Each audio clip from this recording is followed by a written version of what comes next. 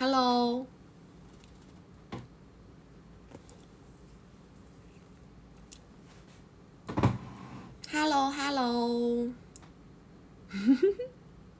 Hello， 大家晚上好。哇塞，哇塞，晚上好，晚上好，大家晚上好。哪里看不到我了？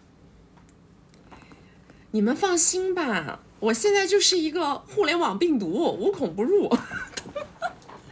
怎么会看不到我呢？无非是在什么地方看到我，对不对？在老地方看不到，总会有新地方能看得到，对吧？还能看不到我？我这么大个大活人，还能给我变没了？啊？还能大变活人？是不是？看不到是不会的，好不好？只是说换个地方看，对吧？是不是这个道理？我们任何时候，不管面对什么，经历什么，一定要放平心态啊！放平心态，对吧？把任何事情放到生命的长河中去看待它，锁定终局，然后稳定发心，那么一切的一切就都不是问题，对不对？你们有没有发现今天的机位有一点点的变化？你们有没有发现今天的机位有一点点变化？机位的变化说明我内心重点的变化啊！提示一下大家啊，机位的角度有点变化，发现没有？来，欢迎大家，欢迎大家，欢迎大家在周四的晚上6点准时来到我的直播间。OK， 最近呢有非常多的风浪，但是最近不是很红吗？有一句话叫做“风浪越大，鱼越贵”，对吧？风浪越大，鱼越贵啊。看不到，完全看不到我是不可能的，大家要相信这件事儿。看到我呢是肯定能看到，只是说在哪儿看到而已。只是说可能以前的很早很早就到了我们圈圈的宝宝们呢，可能就能一直看到我，但是呢一直没有来到我们的圈圈，没有来到我们的大本营的宝宝们呢，很有可能会短时间之内找不到我。只是说可能会找不到，但是大家要相信我是一个永远不会因为攻击而退网的人啊！我这一生只要我不犯法，我一定不会退网，好不好？无论我遭受多么大的攻击，无论我遭受多么多的误解都不重要，但是我一定不会退网，好吗？我给大家保证啊，我给大家保证。来，大家没有关注的宝宝左上点关注，没有加粉丝牌的加个粉丝牌，加了粉丝牌会收到我们直播提醒。我们每周直播3场，周二、周六早上10点到下午2点，周四晚上6点到晚上10点。然后要学习我们金贵的关系，进金贵的社群，找我们1v1或者是预约连麦的宝宝们啊，左上角头像点开到我们首页的粉丝群。大家要随时随地做好我们的直播间可能会关播的准备。OK， 我们一定要随时随地的做好打游击的准备啊，好吗？好吗？所以说大家懂的啊，一定要到大本营啊。然后找不到那个粉丝群的宝宝，直接后台私我们下播以后来回复大家，好不好？我们直接开始连麦啊，我们直接开始连麦了。你是男粉。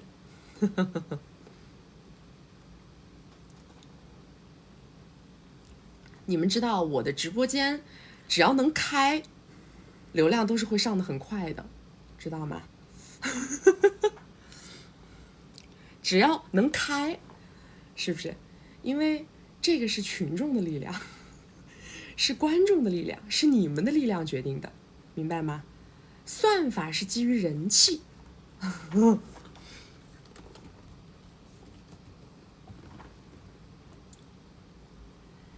来，我们来开始连麦来。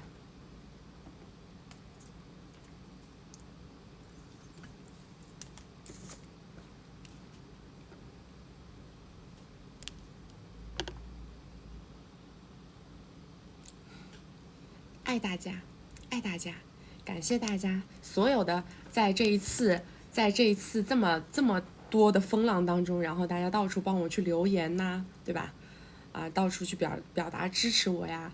有的宝宝们发这个信息啊，发某私某信啊，或者是发视频啊，都在支持我的，我特别特别感谢大家。哦，对，我提前跟大家说一下，我呢马上会发布一个这个有奖的一个活动啊，有奖的一个活动。这个活动呢非常非常非常的奖池非常丰厚啊，奖池非常丰厚。这个活动大家如果想了解的话呢，今天我下播之后啊，你们一定关注你们这个金贵的社群，好不好？我们会在这个社群里面发布我们的这个活动详情信息啊。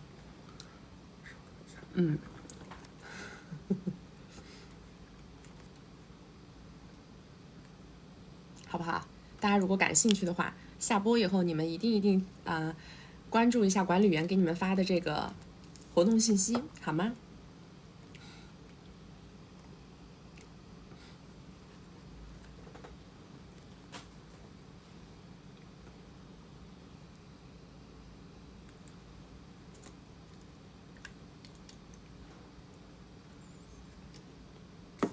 我们的连麦是没有免费连麦这件事儿的我们所有的连麦都是付费连麦，所以说我永远都会站在来连麦的人的角度上为他出谋划策，因为这个是我的职业，这个也是我的职业修养，好不好？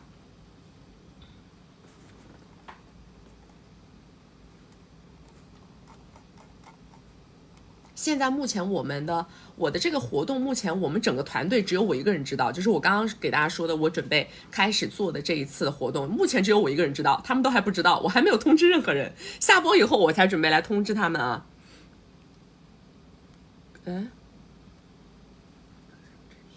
哪里啊？这个哦，可口可乐。Hello， 你好。你这个太吵了，宝宝。你这个太吵了，我听不清楚。你待会儿再来连来。你换个安静的上来，换个安静的上来。啥活动？我说我要开一个这个非常丰厚的奖池的这么一个活动，是针对我们的社群成员开放的。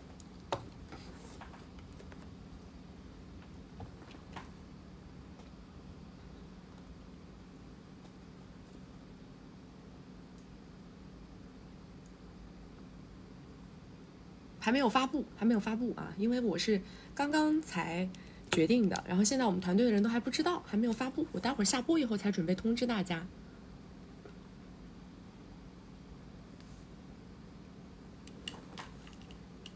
Hello， 你好，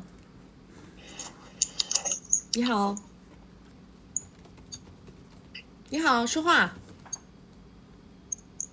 韩宝说话。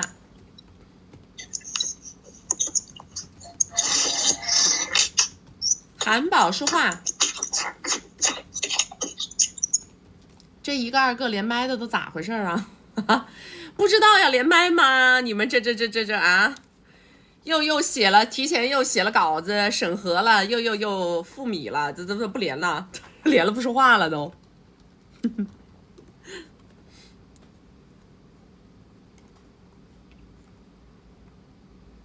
我是从来不投流的，我跟你们讲。很多人现在造我们的谣，已经就是这无边无际的造，是吧？说我们投流，我们是从来都不投的，从来不投。我们就是硬过硬的搞，硬干啊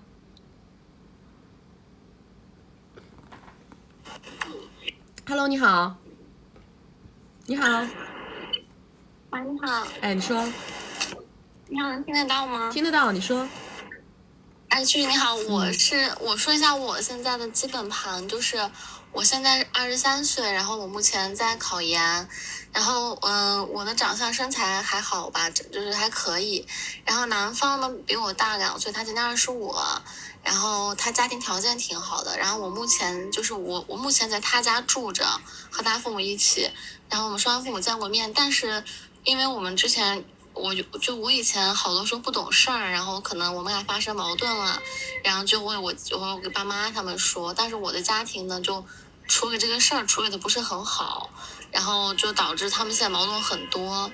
然后我舅舅之前呢也因为跟他这个生意没有做成，就把他给打了，所以我们俩现在的关系就是因为我家里面人搞得很僵，然后我现在不知道该怎么办，我也不知道他会不会跟我下去，但是他这边倒是一直没有说要跟我分手，只是他经常可能对我家里面人挺有意见的，在我面前反正经常说他们不好，然后我们俩经常因为这个吵架，所以我想问问这种情况应该怎么解决。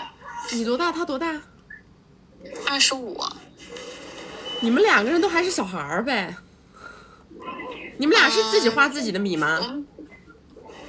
你们俩是自己花自己的米吗？还是要花家里的米啊？没有，就是我原生家庭不是很好，条件不是很好，所以我跟他在一起2年，一直是花他的米，然后他是没有工作的，他是花父母的米一直，但是他反正这1年就没有再怎么给我花过，刚开始还好一点，现在就没有怎么给我再花过这些钱了。你自己现在有工作吗？没有，我现在在考研。你考研，也就是说你自己所有的这个生存能力全部是靠这个男生在支撑。对。那你有什么话语权呢？你没有任何话语权呢。那这个男生应该也不太会去跟你结婚呢。我们反正双方已经见过好多次父母了，然后我现在也在他家里面住，他家里面人对我都挺好的。那有什么用呢？基本处于一个生活状态。那有什么用呢？越这样越不值钱。反正我家里面有说觉得我现在最好是离开他家回自己家里面来，说这样越待着越不好。对啊，越待越不值钱呢，就是这么个事儿啊。你吃别人用别人的喝别人的住别人的，完了以后你还全家一起说他不好，然后那你还指望着这个男孩子跟你结什么婚呢？不会的。但是为什么你可以住在他家无所谓？因为对于男方的家长来说，他认为他们是占便宜的行为，你明白吗？就是男方家长是不知道他和我家发生的一些事情的，不重要啊，他自己心里有对我家他自己心里有杆秤，明白吗？他自己心里有杆秤。你要的终局是什么？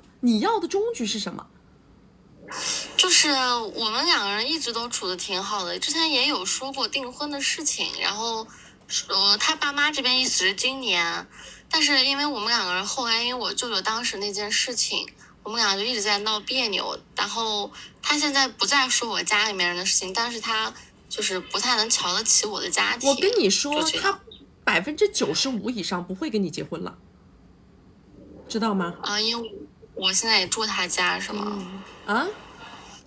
因为我现在也住他家是吗？就是对于人家来说你没有什么价值啊，对不对？是不是对于人家来说你没有什么价值？是我反正现在就是一直在和他们家人在一起。那我现在最好的就是回家是吗？你还是自己回，但是问题是你又没有经济能力啊，大姐啊，你爸妈也不能够给你支持，是不是？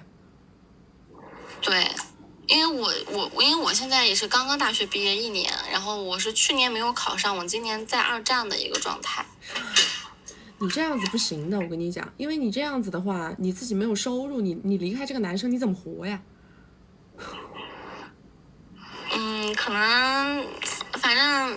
可能一直想是要结婚吧，所以我一直就很在想会不会结婚而已。你想太多了，小姐，你完全是在做梦，你知道吗？你完全是在做梦。从现实情况上来说，这个男孩子是不会跟你结婚的。因为他当时我来他家住也是他父母把我一起带过，我们双方父母见过面之后，他把我从我家带到现在这个带到他家这个城市的。不是，没有说这些东西没有意义，知道吗？男孩子啊，他23岁的时候，他可能会有这种所谓的单纯的因为爱而冲动而去结婚的这种打算，但是他但凡是经历了一些社会的磨砺之后，他很快就会认清现实。他一旦心里产生了认为你对他来说完全是一个不门当户对的选项的时候，他一旦接触一点点外面的花花世界，他就会认为自己非常的愚蠢，他是不会，就是在衡量利弊之后，他是不会选择你的。好吧，好，谢谢。你还是自己要想办法赚米呀，小姐啊。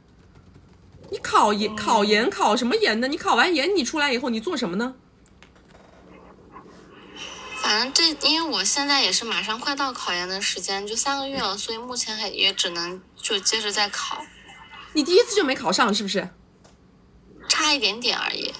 你考了研以后，你还是要想着自己赚钱的事情，否则的话，哎呦，你这个男生你也离不开，说实话，你只能等着被甩，就极其被动啊。对，现在是这样，我家只有这一个选项啊，小姐啊。也不小姐，你知道吗？你所谓的你爸妈跟你说什么啊，让你回家一点意义都没有。你回家以后，他们就他养不活你。对，是这样。你回家干什么呢？你在这住着吧，你在他这住着吧，起码你还不愁吃喝，有人短暂的可以把你养着。对，他父母对我很好，就这样。我建议你啊，在他家呢，先这样，然后呢，赶紧把自己的收入想办法，然后等待着被宣判的结果。这个就是我对你的建议。好吧，好，谢谢。好吧，好，拜拜。那边被关了，啥事都还没说呢，那边被关了。我今天已经预料到这个结果了，知道吧？我今天已经预见到这个结果了，因为现在说白了就是关我不需要理由，关我不需要理由，知道吗？没有，不需要什么合情合理的理由，不需要，要关就关了，就这样。所以我才跟大家说，大家一定要到我们的大本营。不到我们的大本营的话，你可能会在某一个平台上面，短暂的可能会找不着我。不是说某一个，我跟大家说啊，大家，我通过我现在这件事儿啊，我想跟大家讲一个道理，就是你们不要去迷信这个世界上任何一个所谓的单一的势力。你们明白我意思吗？就是你们的生活当中啊，会遇到很多所谓的强权者啊，所谓的好像手拿着一些资源的人，其实他们没有你们想的那么强大。就是任何一个人，他不可能像他说的那么牛掰。所有的结果，它是一个综合化的结果。我今天如果说平台，比如说他1个月干嘛的不让我说话，它是一个多维度综合化的结果造成的，而不是在这个平台上生存的任何一个单一个体造成的。你们明白我的意思吗？可能你们会觉得啊，是不是那个谁谁谁弄了你，是不是那个谁谁谁搞了你？我想告诉大家的是，任何一个单一个体它不具备这样的能力，明白吗？所有的事情它最终的发生，它是多个点位的综合交织最后的一个结果。所以说，无论我们是被打倒也好，还是我们站起来也好，它都不是一个单一维度可以决定的，它一定都是一个多维度的运作结果。我会让大家看到，面对这样的事情，我会用什么样的方式方法去解决，对吧？我们不能说把所有的东西归结于啊，是不是某某某，是不是那 A 弄了你，是不是 B 弄了你？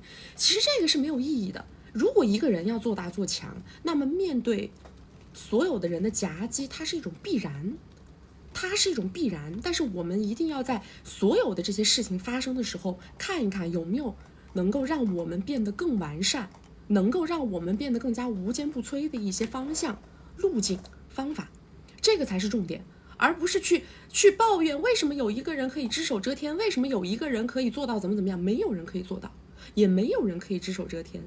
所有的东西它一定是一个多维度交织的结果。所以说大家，如果你们在，比如说你们在你们的系统内，你们在你们的体制内，你们在你们的事业版图内，你们不要觉得有谁针对你，有谁就把你怎么样，除非他是整个集团内部的最高决策层，否则他是不具备这样的力量的。我们到最后还是要靠我们自己的硬手段来解决一个又一个的问题。你有没有业务能力？你能不能让所有的人支持你？你能不能让大家喜欢你？你能不能为所有的人带来价值？这个就是我们最终要考虑的。当你能够为这个大的生态圈带来价值的时候，任何一个单一个体它都是没有办法去攻击你的，因为它没有这种力量，知道吗？来，大家没有关注的宝宝左上点关注啊！没有加粉丝牌的加个粉丝牌，加了粉丝牌会收到我们直播提醒。我们每周直播3场，周二、周六早上10点到下午2点，周四晚上6点到晚上10点啊！要进我们大本营的宝宝们啊，左上角头像点开到我们首页粉丝群，小助理会在粉丝群里面给到大家找到我们大本营的方式方法，好吗？如果说大家找不到粉丝群的宝宝，后台私我们下播以后回来回复你们啊。短暂的波动是很正常的，也不是我一个人受攻击，受攻击的人多了。来下一个，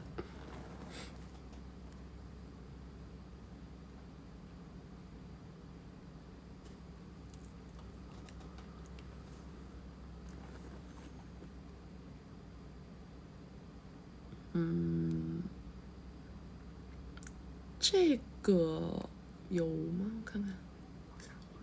OK。Hello， 你好。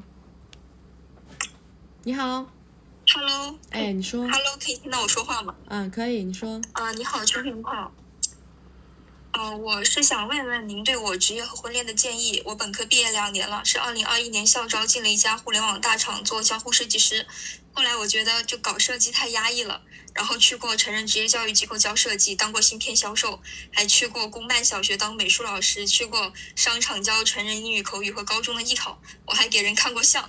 基本上就是能干的都干了，每一份工作都不超过3个月，中间还换了4个城市，没有攒下什么钱，之后才选择留学申请上了几所海外的高校，拿到 offer 之后自己开始创业，去做留学和考研的账号，然后还做那个 AI 绘画的培训，干了4个月，攒了一笔学费，然后也向父母借了一点钱，现在在香港读研究生。我的目标是希望能够留在香港的大学做项目行政类的工作。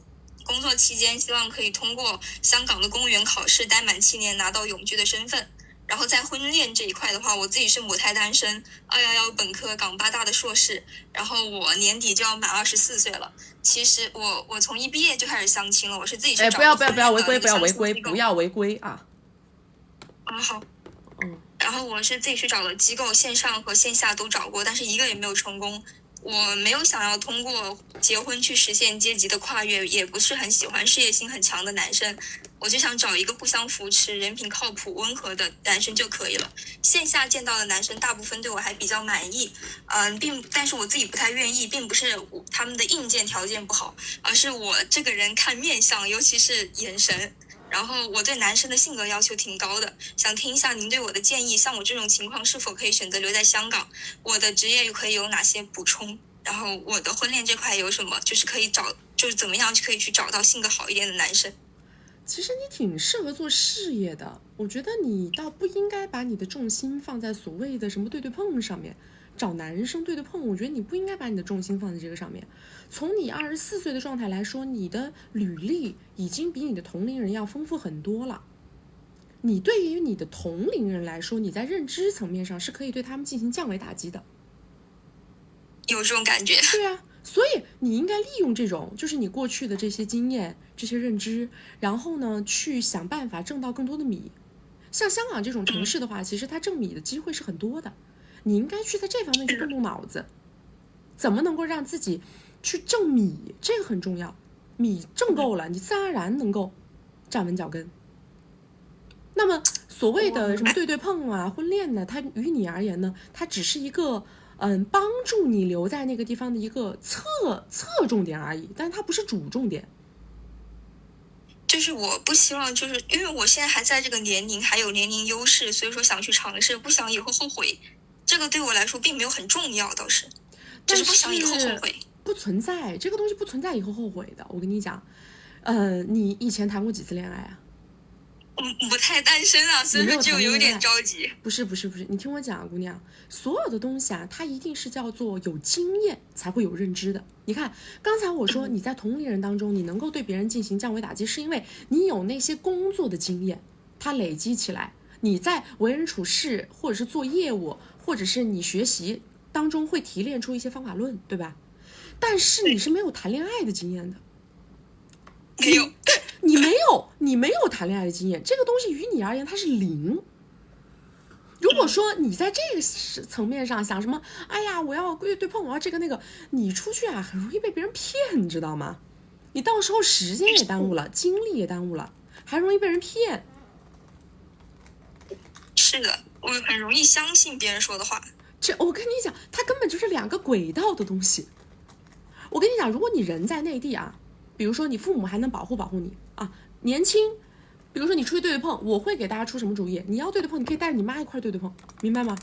你带着你妈一块，她直接帮你做审核，条件不达标的直接 pass 掉。这个时候你的母胎单身会成为你的大的优势。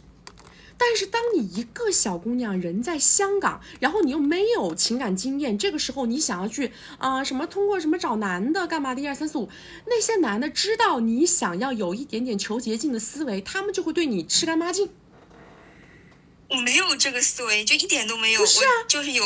他会觉得你想走婚恋，不就是想依靠你的年轻，然后稍微的往上爬一爬吗？要不然你走什么婚恋呢？完全没这个想法。那你走什么婚恋呢？因为我是希望就相当于是有一个人陪着，有陪伴的这种。这个跟你耽误时间有什么关系呢？你刚刚说，你说我怕把我的这个什么时机错过了，那错过了什么东西呢？什么时候还找不着个人陪了？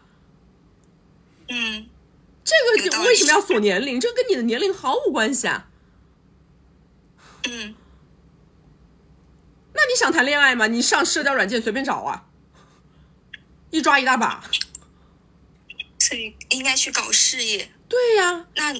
那您觉得我是在香港的话，我应该是就比如说留在大学做工作，还是说去公司做原来的交互设计师？要以这个为你的方向。我做什么我能挣米，这个是方向。好。别的东西都是假的，知道吗？这个是方向。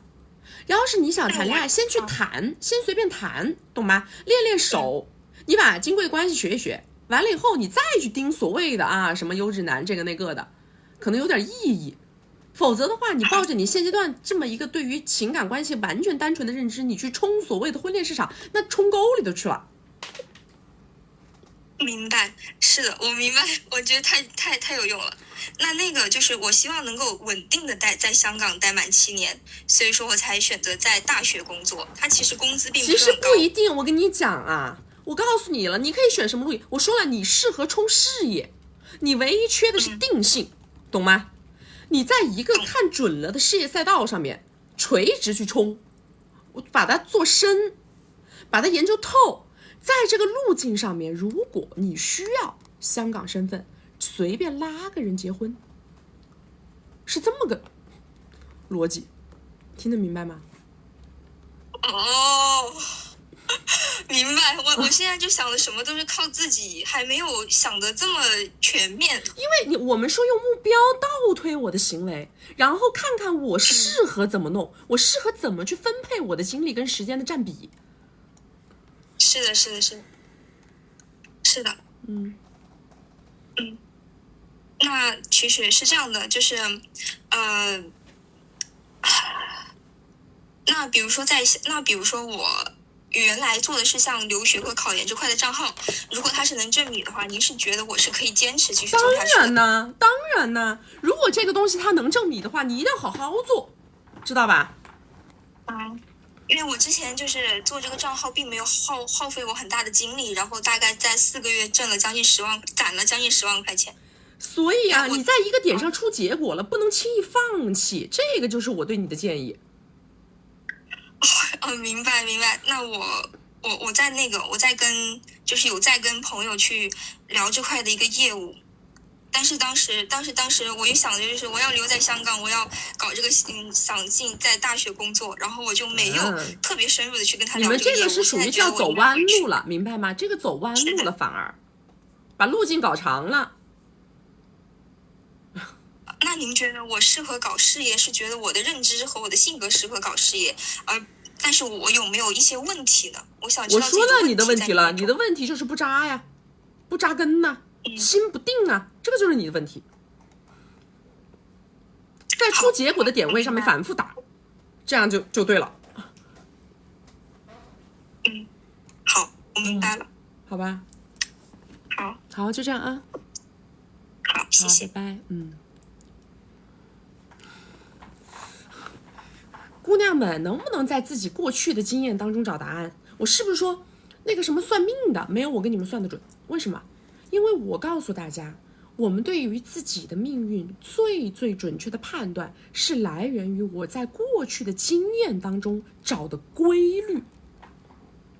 我在过去的经验当中，我就是每次做事我都能拿结果，那说明你就是个做事的人，对不对？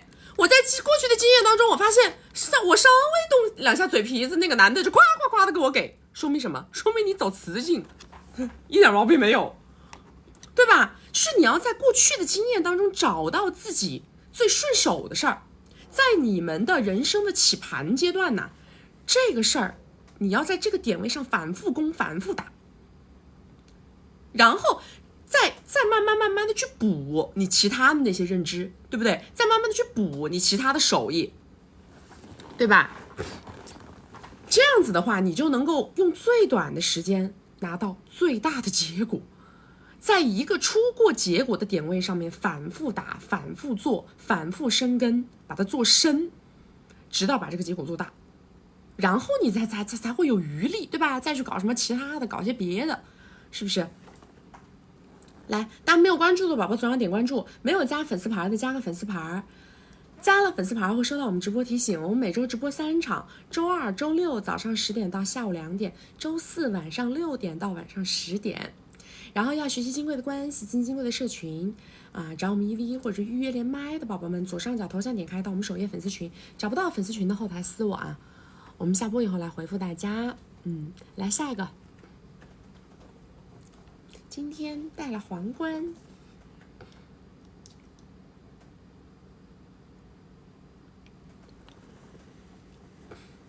Hello， 你好。你好。哎，你说。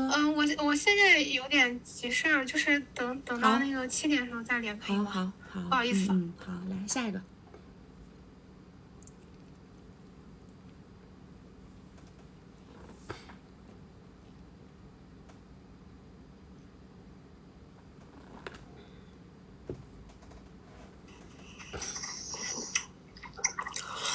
可以听到吗，蛐蛐？可以，你说。我想先跟你表白，你今天好青春，好美。然后，而且我觉得对于一些，比如说像我成长环境中，可能家庭里没有一个很靠谱的女性长辈，能给一些人生建议的情况下，感觉你的一些观点输出对我特别有帮助。你说。然后。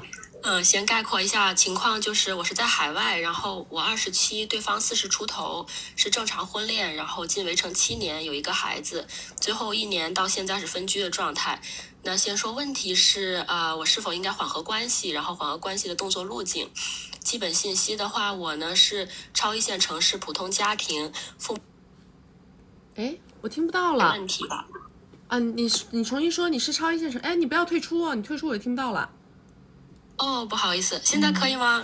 好说。因为我本来想录一下，结果好像不太可以。OK， 就是我是超一线城市普通家庭，然后父母扯快乐症，原生家庭有点问题。本科呢就出来留学，当时的心态就有点像找依靠式的感觉吧。然后20出头就和对方进围城生子，长相身材都还比较不错。对方是有点属于家道中落的2代那种感觉，在海外靠自己打拼，然后很奋斗能干。他就在国外属于正常的工作吧，但是分居前很大方，收入也全部基本给我和孩子，所以生活水平一直还不错。然后双方的问题呢，就是我进入围城时候年纪太小，小作，然后又卑又亢，对方是属于非常能照顾人，但是比较大男子主义，控制欲强，然后自以为是，嘴硬。双方相处就有点像他是爸爸，想照顾，但是又想管着我那种感觉似的。然后我也从一开始比较崇拜依赖他，到后面反抗，有些厌烦，然后生活又缺少沟通。10点半的话，一开始很和谐频繁，后几年就然后1年半之前就我们分居，是因为当时对方事业和身体都遭遇一些烦心事，然后我们之间问题也爆发，对方就开始先 open relationship 那种感觉，然后比如聊 S 啊，然后分居，他去他父母那里住。然后一开始我很崩溃，在情绪化的时候我做了那个扯快乐正的动作，但是对方没有回应，也不出庭，然后后来就干脆不了了之。然后期间对方会在沟通不畅时嘴上说要去办手续，但是也没有行动。然后最近的话，就是感觉可能双方心态就是1年多互相转了一圈回来，然后又放下了对抗情绪，发现对方还是有不错的地方，然后又都是孩子父母的因素吧。最近2个月有感觉对方也想缓和关系，然后开始恢复了一些像家庭出游啊、孩子学校活动等等的，但是就是气氛比较不自然，然后不知道该以什么模式相处。另外最近发生的插曲就是前2天有一个不太重要的追求者男嘉宾快递了花到我门口，还被他看到，然后他嘴上又说要办手续，然后我就给他发信息示弱呀、解释等等，然后他就又这2天就有搬回来住一些。然后我就想问，我们该以什么样的方式相处，怎么和对方沟通，然后关于这1年的其他关系该怎么互相翻篇还有双方家人朋友等的缓和，因为当时闹得挺不愉快的，然后他又是一个比较爱面子的人。然后另外我该以一个什么形象呢？是像当初很吸引他时候那种很天真单纯的感觉那种状态，还是说因为这1年有发生一个挺大的改变，我也变得成熟很多？然后最后的话是以跟他2个人的关系，还是以家庭孩子为切入口？你1年挣多少？大概是这样。你1年挣多少？我是因为疫情那段时间，口罩那段时间就在家带孩子，所以后来我又在读一个硕士，所以现在还在读书。所以到现在你们这1年，他也是一直在负担开销吗？就是住的话这一大块，然后还有孩子的一些课呀、课外等等的费用，就是算一部分吧，对。那其他的部分是谁开销的呢？其他我也有一些积蓄吧，还你有我用积蓄家里开销。这男的现在1年挣多少？往家里投入多少？他现在应该200个左右吧，然后现在的投入，以前基本上都投入家，因为他以前他们家在这边嘛，所以其实生活负担不大，所以基本上就是他挣的都在开销掉。像分居前的话，基本上都会往家里开销。现在这1年的话，可能就占他的1/3这样吧。你觉得划算吗？你觉得？因为我也是，我这问题也一直在想，因为可能是我也接触了一些人吧，这1年我觉得也有那种自身很有光环的职业上，但是因为孩子的问题，我觉得就是对，就是你会有一个比较吧，然后还有也接触一些大哥一样的人，但是我就感觉也是因为孩子的问题吧，就所以我是想问你的一个问题是，你到底能不能认知到你们这段关系到底是谁的价值更高？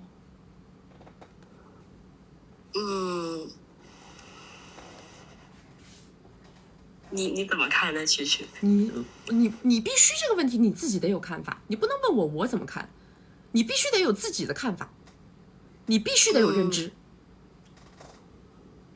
你自己认为在这段关系里谁的价值更高？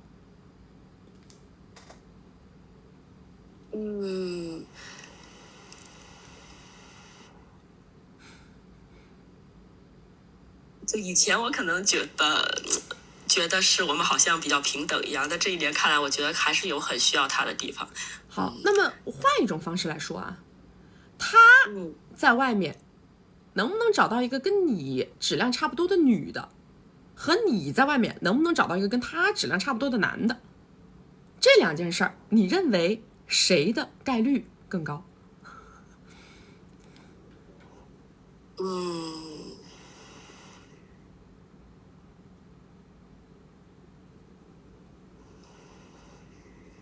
我觉得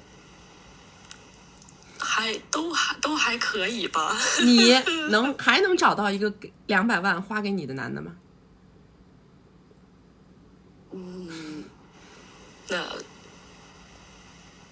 那可能是不行了吧。因为我想，我为什么要问你这些问题啊？因为很多女生她看问题压根就不客观，就是你们在一段关系里从来就没有客观过，你们一直都是非常主观的在认为，哎，你凭什么？哎，我就应该，哎，就是你们那个判断呐，它没有切实依据，没有数据做支撑。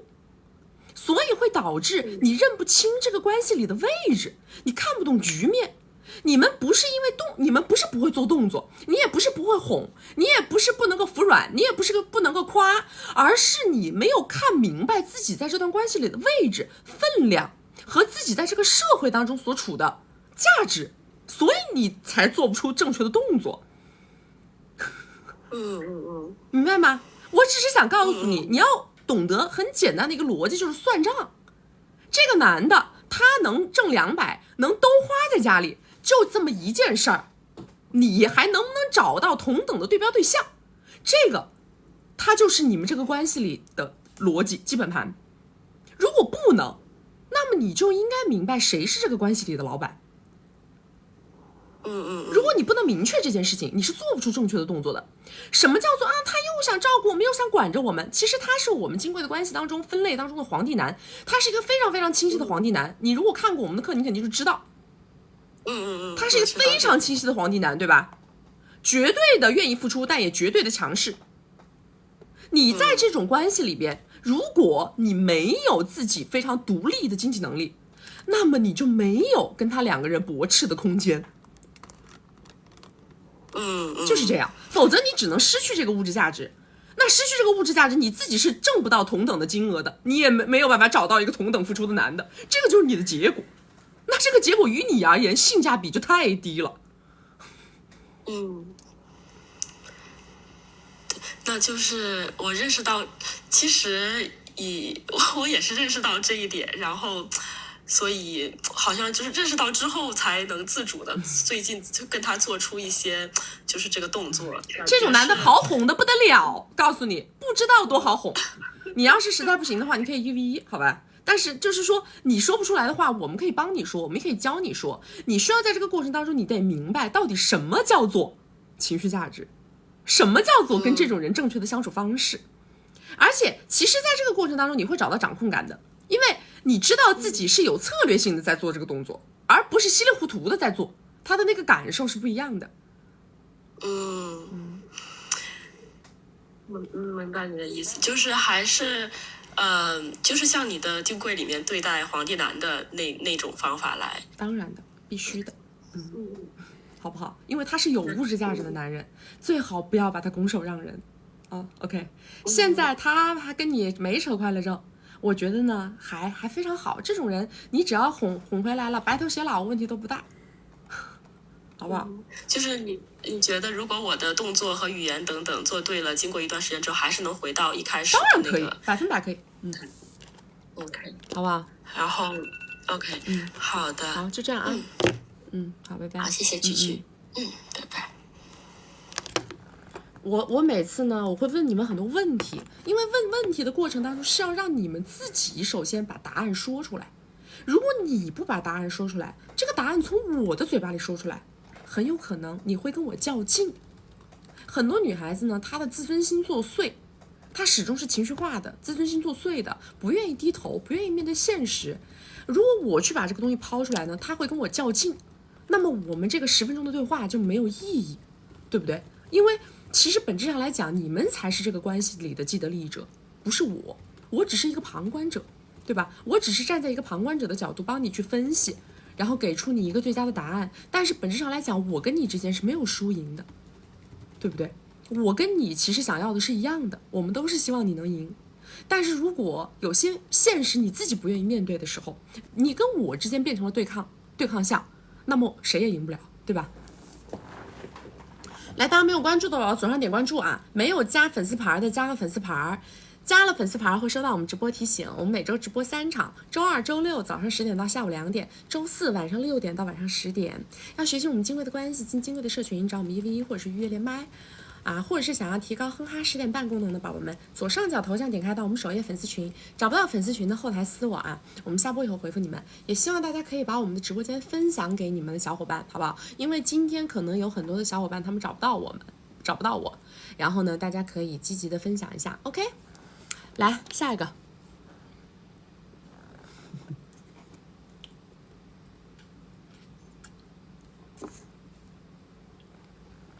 欲戴皇冠，必受其重。说的真好，你们啊太懂我了，你们太懂我了。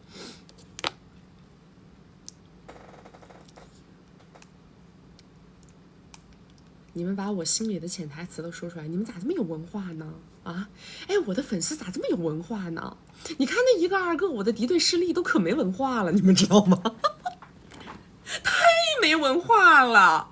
哎呀，一堆街溜子，我的天哪，一堆街溜子。然后先前有个那个专门讲军某事的一个男的，然后我吓一跳，我说哇塞，我说这还是个高知黑粉。我再一看，哎呀，也是个什么职校毕业的。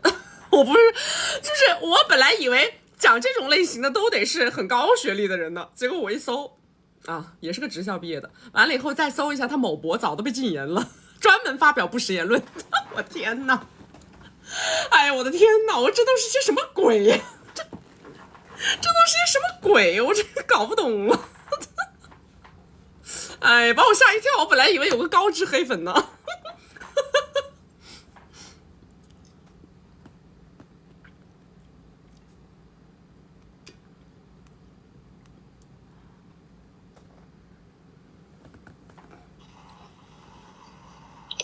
Hello， 曲曲。哎，你好。你好，曲曲啊，你说。特别喜欢你的价值观，然后认知也非常高，确实，就是我也常常感叹自己年龄太大了，遇到您太晚了，所以我觉得直播间的各位年轻的女孩们，你们真的特别特别的幸运，大家能听到曲曲一定要非常的珍惜。我今天的问题是事业赛道的选择问题，和关于你的问题。那我的年龄是比较大，现在今年是40。那原先我的工作是比较稳定，在500强的煤气大厂，大概40到50个这样子。那工作能力其实也是老板很认可，但是因为在大厂，我意识到自己没有机会往上走，所以当时去年是希望自己的事业有所突破，就去到了更高的收入更好的公司去跳槽了。可是运气不好，不知道要怎样讲，就是遇到了行业下滑，然后整个部门的大裁员，所以我作为入职不到1年的新人，那毫无悬念的就被选中了。现在已经失业有6个月，期间能够匹配的大厂相同的职位机会非常非常的少，那我也没有接受相应的降薪的 offer， 所以目前受行业的限制，我同时在尝试的别的行业也因为技术的门槛达不到，所以就没有办法去做其他的选择。现在我面临2个方向的选择，一个是等待时机，那等我的行业周期有起色，需要招募了，我再去匹配，但是这样的风险是我真不知道时间要多久，而且现在有一些政策原因、商业原因。那第二是我的年龄继续等下去，其实后面我也意识到年轻的力量竞争对我来说是非常的大的，特别是在这样一个工科相关的领域里边，其实是存在着一些性别的差别对待的。在我原先一直在大厂，所以其实好很多。我现在出来以后，我发现其实很多企业都有这样的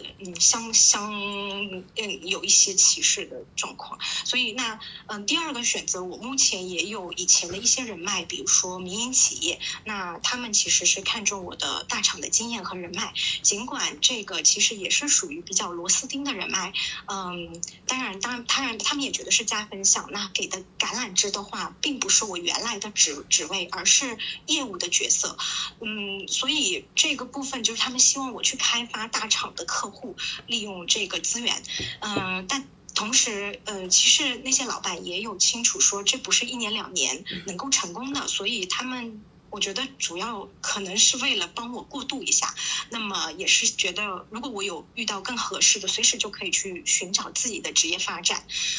我其实自己个人方面，我不太敢轻易的答应，因为本身我一直是处在一个甲方的角色，一直是被乙方给端着的，没有做过业务。那我的也咨询了，也跟一些朋友交流，他们也觉得我这个人性格特别直，不太能够胜任得了业务的岗位。如果是去开拓大客户这个事情，就对我来讲难上加难所以就是那我也是考虑到做业务其实有它的优势，是在于前景其实比我现在的偏技术的管理岗要更宽阔，那接触的眼界和人脉也会更广阔。如果我能够胜任的话，其实回报也是可以比我现在职位是有更大机会的。面对于我现在没有更合适的机会情况下，我确实会有一种想豁出去冲一把的冲动，但是担心的也是说我业务明显是有短板的，那么同时我这个年龄再去换赛道可能也是一个难度，然后我也害怕去做了以后如果不出成绩，那是不是会影响到我跟原来这个老总的本来维持的一个很好的关系。因为我觉得我经历这些，其实我也一直听曲老师讲的乐观积极，做了选择就不回头，但是因为我刚好经历了我去迈出去这一步，然后也证明了自己，最后结果不是很好，我就会有一种觉得自己的能力在一定程度上会不匹配那个对这之前的一个薪水，所以这个自我价值说实话是有一些缺失，然后也真的是会有一些打击。那么我也回头看到我原来在舒适期的同事们，其实现在都过着还不错的生活，那我就感觉自己这努力跳槽把自己又跳到了一个死胡同。所以我真的非常希望曲能够以更高的认知视角来帮我分析一下应该怎么去选择规划后面的路。其实首先第一点啊，我觉得你不应该说自己运气不好，就这句话首先我就不认同。你再想想到底是运气不好还是认知不够，到底是运气不好还是认知不够？我只能讲是不是为什么一跳就跳到了一个下行行业？因为我在选择的时候刚好是上行的，但是它突然之间就下行了，这个大家都没有意识到，然后没有一定会有人意识到。如果说那句话是怎么说的？我们赚不到自己认知以外的钱，对吧？那么我对于这个行业的所谓上行本身就是个误判。这个里面难道没有人判断准的？没有人判断对了的？全是判断错了的。是的，我同意。所以说，第一点，我们没有运气不好的，我们所有的决策失误都是因为认知不够，对吧？好。然后第二点，你说为什么你现在其实说白了就是低的不愿意去嘛，高的又不要嘛。它其实对的，薪水是什么？薪水是你的市场价格的标签儿，对吧？你这个人呐，到了人才市场，你也是个商品嘛，对不对？人到了人才市场，你就是个商品，别人一定会综合维度去评判你这个商品值多少。对吧？你贴再高的一个标签，还要有人买才能证明你值吧？这个是事实啊。是的，对吧？所以说现阶段，那么它就是一个综合维度的综合评判指标，那么可能市场就给你贴了一个新的标签，对不对？只是说贴的这个新的标签不吻合你对你自己的心理预期，但是这个是现阶段的市场给你的出价，给你的 offer。首先你得认。就这个事儿啊，他不能不认。但是呢，有些东西是这样的，其实如果我是你的话啊，我是觉得一定要坚定的尝试去做业务口的。如果我是你的话，为什么呢？真的吗？因为你明知道这个是你的短板，也就是意味着这一块的东西它是能够波动你的市场价格的。这块东西它就是绝对严重波动你的市场价格的。因为你原来那些让你看不见自己的短板的东西，你已经知道它的价格了，你已经知道它的新的价格是什么了。那个价格给到你了，你这不是不愿意接受吗？就是对。所以只有有那些你没有触碰过的东西，它才有可能重新的去定义你的新的市场价格呀，就是这样子的呀。那如果说你就是一个走雄性赛道的，你就是一个走雄性赛道的人，你就得一直在路上，一直的去补自己身上的这些不够的地方，然后把自己打造的越来越全面，你才有可能不断的在这个市场当中赢得更高的价格呀，否则的话你是赢不了的。我其实也思考过蛐蛐会给我这样的一个建议，但是因为我也是接触的身边的朋友都觉得我不适合，我觉得他们给了我很大的这个东西啊，我跟你讲，然后你们的问题是在于提前设限，其实适合与不适合压根就不重要了，因为你现在没收入，你明白吗？对，真的现金流啊大于一切。我告诉你，这个人他没有现金流了，你心里不知道多慌。你无论是多是少，总而言之你总有收入。你们一旦脱离了这个所谓的职场，你身上所有的优势会越来越没有，而且所有的劣势还会随着时间的增长越来越增加，对不对？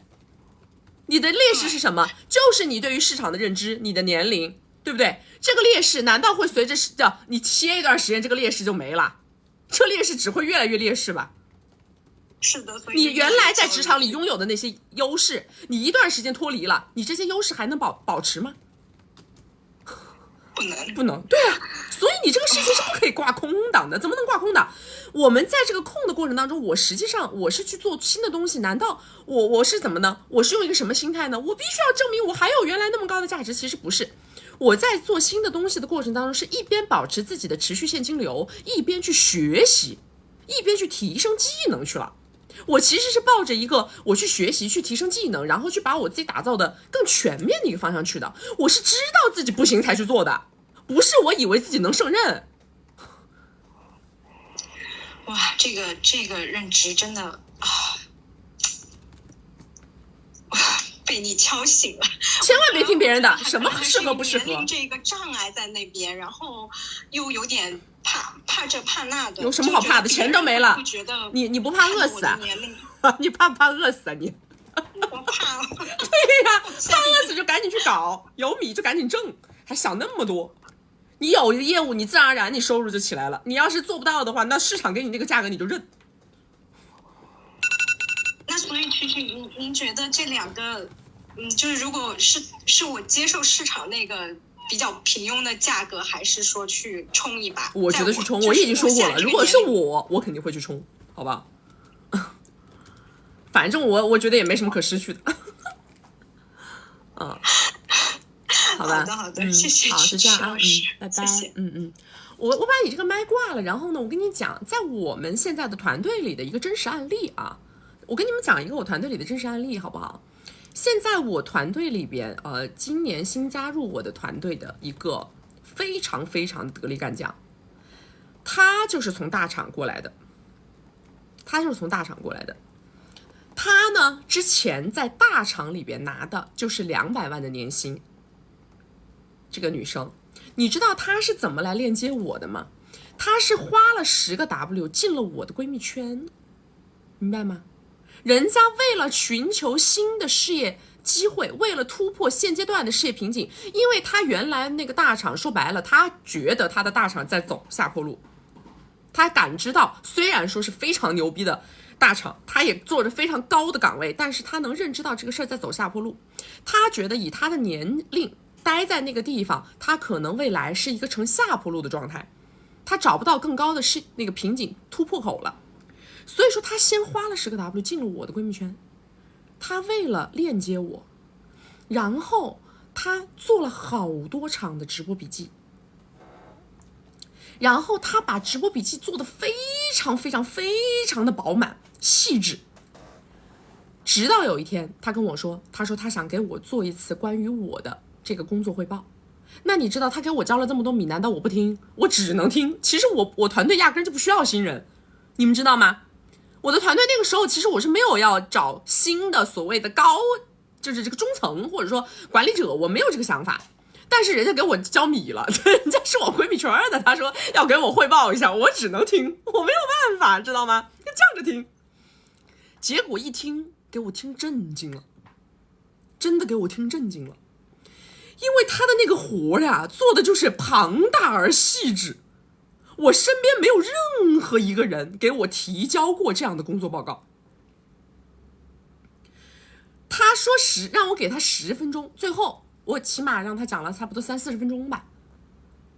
然后这个女孩她就进了我的团队，但是她当时来之前，她跟我讲的是我不在乎钱，你说多少是多少。这个呢，其实不是她内心的真实想法，但是她这句话管不管用？非常管用，对不对？因为她让我觉得她是有十足的信心来干好我的这个工作的。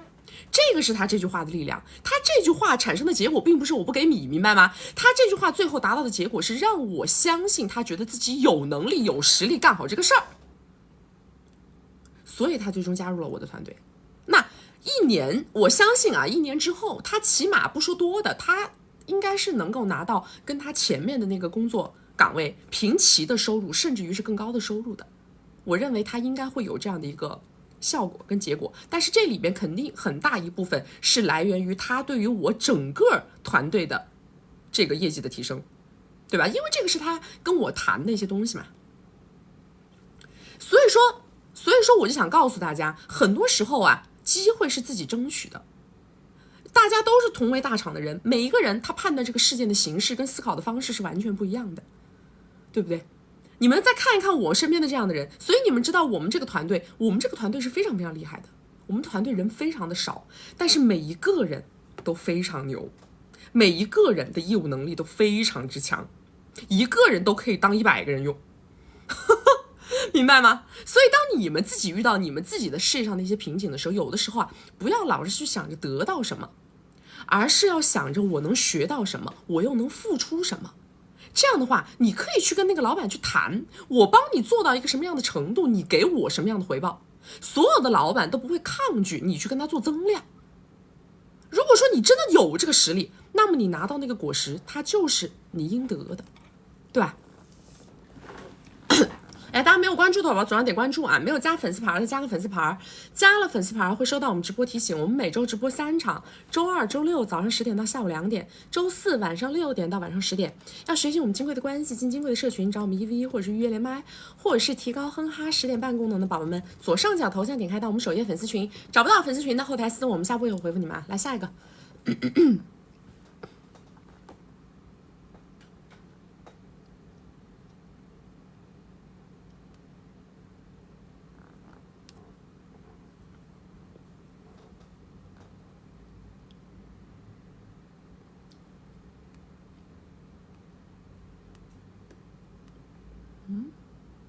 Coco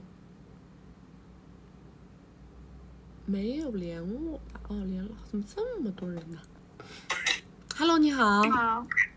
你好，你好，哎，我很喜欢你啊！我觉得你特别真实，然后实实在在的帮助了很多女人避坑啊，就不像别人那样比较假。我先说一下我的情况啊，我是36岁，然后扯了快乐证，有娃，大学老师，自己有公司。资产的话呢是1000个啊，1000个，然后现金大概500多吧。然后呢，他的基本盘呢是41岁，也扯了这个快乐证，有娃跟妈妈。但是呢，他是那种就是投资啊、电资那种的，不知道金融行业还是什么啊。就是他自己的资产我是不太清楚的，但是我感觉他大部分的是投资人的钱，就账上可能有个几千万这种嘛。然后我们认识3个月没有发生关系。然后呢，我因为资金周转借金了，他借金了200个给我，然后我知道你说的借不算是付出，对吧？然后我后来跟你说嘛，然后我用他的资源呢，我又赚了100多米，后来就发生了呢，但是一次呢就有了以后，他也不太想要嘛，然后我他不想要，我就觉得不要勉强嘛，对吧？然后呢，他就说，他把我的公司给他代金2000。然后他就继续借米给我200个，然后如果不同意的话，就把钱还给他。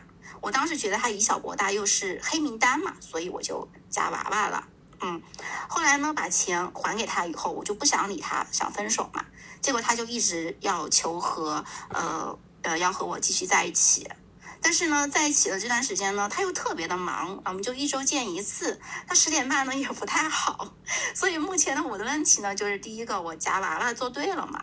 我有时候还会纠结啊，因为我是有点宗教信仰的这种吧，我有点纠结。第二个呢，就是还要继续跟他在一起嘛，他是不是有风险，或者是他从宗局退的话，是不是根本就没办法结婚？结婚？怎么就聊到结婚上面去了呢？因为我们当时就是恋爱也是抱着结婚去的嘛。这个男的他是什么黑名单？就是失信执行人那种。那你还想着跟他结婚？你咋想的呀？但是他说随时可以还了，啥？他说随时可以还了，这话说的。那个老许也这么说，那个老贾也这么说。这话也能听？也就100-200吧，但他账上都是有几千万的。哎呀，不是这个问题，他干嘛不还呢？他100-200。他说的是不想妥协啥的，就别人一直找他要无底洞那种。什么呀？他不欠人家的，别人一直找他要无底洞。他是这样子跟我说的。那不是扯淡吗？这不纯扯淡。对，然后我查了一下，我觉得不太靠谱。然后呢，我当时觉得他借我200，对吧？然后肖宇章用我的公司来贷2000，就是以小博大这样子的。你千万搞不得啊，小姐啊，搞不得。哎，你怎么知道他账上有几千个呀？因为他给我看过他的财务那个报表那些。你可千万别啊！你别傻不愣登的啊！他这绝对是以小博大。有什么不是有哪个正经大佬，人家一上来给你看这玩意儿的？我知道他不是大佬，因为我知道大佬什么样子的，但是我当时就是想的是，因为我们是恋爱关系嘛，然后我觉得他还是有诚意，就是什么呢？当时我们俩还没有发生，然后他就借了我200嘛。你别扯淡了，千万别扯淡啊！我跟你说，你千万别扯淡啊！千万别扯淡，这个人绝对不行啊，绝对不行。这个不叫付出是吧？啊？这个不叫付出是吧？就是他借给我200是吧？这个叫不叫付出？这个不是这个事件当中的重点。这个事件当中的重点是他凭什么让你拿你的公司去贷2000个啊？因为他当时说的是，我都拿我最大的诚意给你看了。你别扯淡，就这一件事儿不可以，就这一件事儿充分说明这是个骗子，是吧？那说明他账上几千个都是这么骗来的，拆东补西。所以我当时就是不知道，我觉得我做对了的，对吧？哎呀，这个人不要来栽了啊！就是不要跟他在一起。不要来往了，不要来往了。现在的话呢，也有很多人追我，那我就是多养鱼，然后挑选对我有诚意的，是吗？对，小姐，我想问你个问题啊，你什么公司你能贷出2000个呀？他是这样子的，他把我的公司可以做大流水，然后半年时间他就可以贷2000的。那搞得到时候你跟他一起失信了，哎呦我的妈呀，你可千万搞不得呀！妈呀，你别吓我呀！不是，我知道这个是搞不得的，但是我就跟你说，我现在和他还要不要相处？因为相处毛，我跟他想分手了嘛。不要来往，不要来往啊！不要来往啊！不要来往，好不好？你挣了100个了，拿那100个慢慢搞，好不好？就是他还给我画饼说赚到钱要给我买房啊什么的。你自己赚自己买，全是这鬼骗子啊！就是不要跟他在一起。是的，我已经重复3遍了，你还问？好，我明白了。就这样。你们怎么回事啊？这么想更改我的答案呢？那就别问了，自己写个答案完事了的。你自己想搞什么，直接搞就完了。来，请问，问来问去，翻来覆去的问一个问题。我告诉你们，我只要判断了是骗子的男的，没有一个出过错。我跟你们说，包括我自己被骗的那次。哎，怎么回事啊？这是电压不稳了吗？怎么这个灯没了嘞？你看，好嘞，把我脸上的黑眼圈都搞出来了，这灯没了。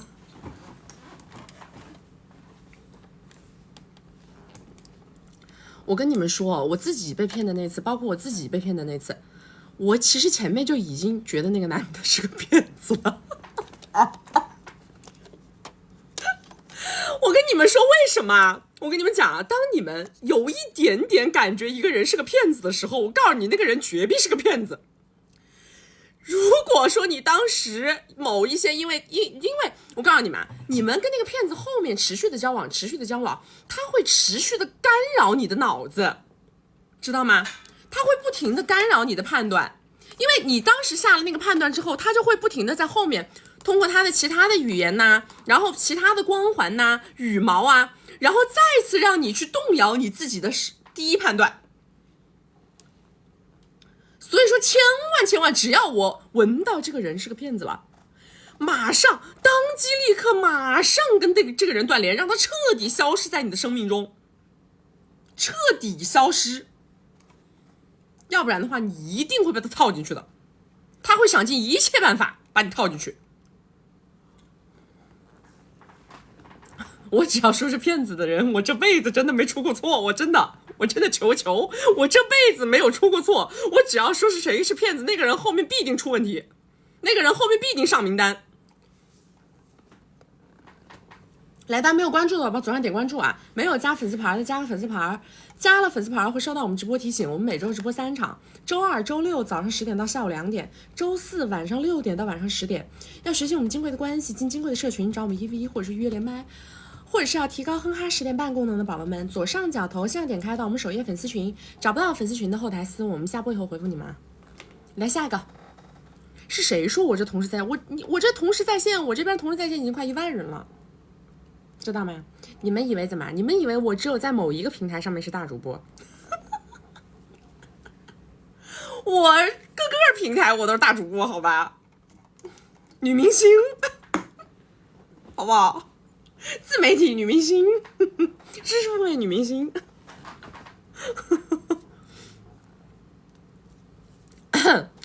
大家帮我分享一下我们的直播间啊，因为今天好多宝宝可能找不到我，今天可能有好多宝宝都找不到我。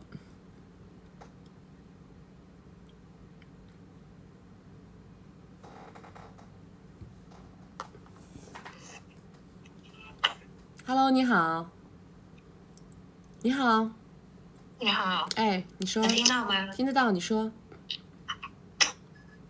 是这样，我说一下我的基本盘，我是咱们金贵的学员，坐标3线，然后身高170， 38岁，长相的话7到8分，然后才艺的话乐器舞蹈都比较专业，现在年收入大概40到50W。然后已经扯了快乐证，有一篮球，有一粉球，然后自己开公司，口罩疫情的情况大概损失了300W 的现金，然后像就是对碰的软件，认识的男嘉宾大我15岁，有2个篮球，爸爸，然后固定资产2000W， 但是都是租赁出去的。手上现米不多，因为他的前任搞基金行业亏掉了大概家里5000W， 扯了快乐证，然后认识1个月，付出了7W，其实我是在就是上了咱们金贵的关系之后，才开始接受男生的。我之前接受的教育是不能这样的，对，女生要靠自己，对。然后现在呢，我的情况是有2个，第一个就是男嘉宾可能想进围城，第一个我觉得有没有必要，但是他答应呢，就是进围城之前可以给我全款一套房，大概120W，但是他还想跟我一起，就是想我带球过2年，我觉得有没有这个必要？这第一个。第二个就是我事业这2年有可能能够突破100W 以上，对，现在有一个很好的机会。我本来是要放弃了，但是听你周2的课的时候呢，说可以提前做明年的计划，然后我做了一下计划，我觉得我是有可能能够实现的，所以我又想拼此劲，所以我现在有些纠结，想得到你这边的一个建议。你是想拼雄劲吧？对，你这个事儿，我跟你说啊，我觉得你可以去尊重自己的第一感受。如果你觉得你跟这个人没有必要去进围城，就是说明没到这个份儿上，知道吗？就你对这个人的评估、认知，你们2个人的感情基础没有到达让你需要去为这件事情去琢磨、去做决定的那个地步上面，那么就让子弹飞一会儿。那我要不要跟他在一起呢？可以在一起啊，在一起有什么关系呢？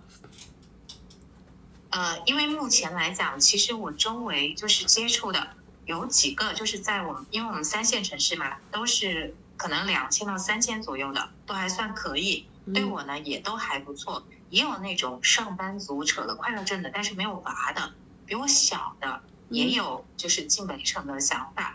所以我就有点纠结，就是好像好多机会，但是又不知道把握哪个。你的事业，你刚刚说你一年计划要做100个的，你现在要把精力放哪儿啊？你到底？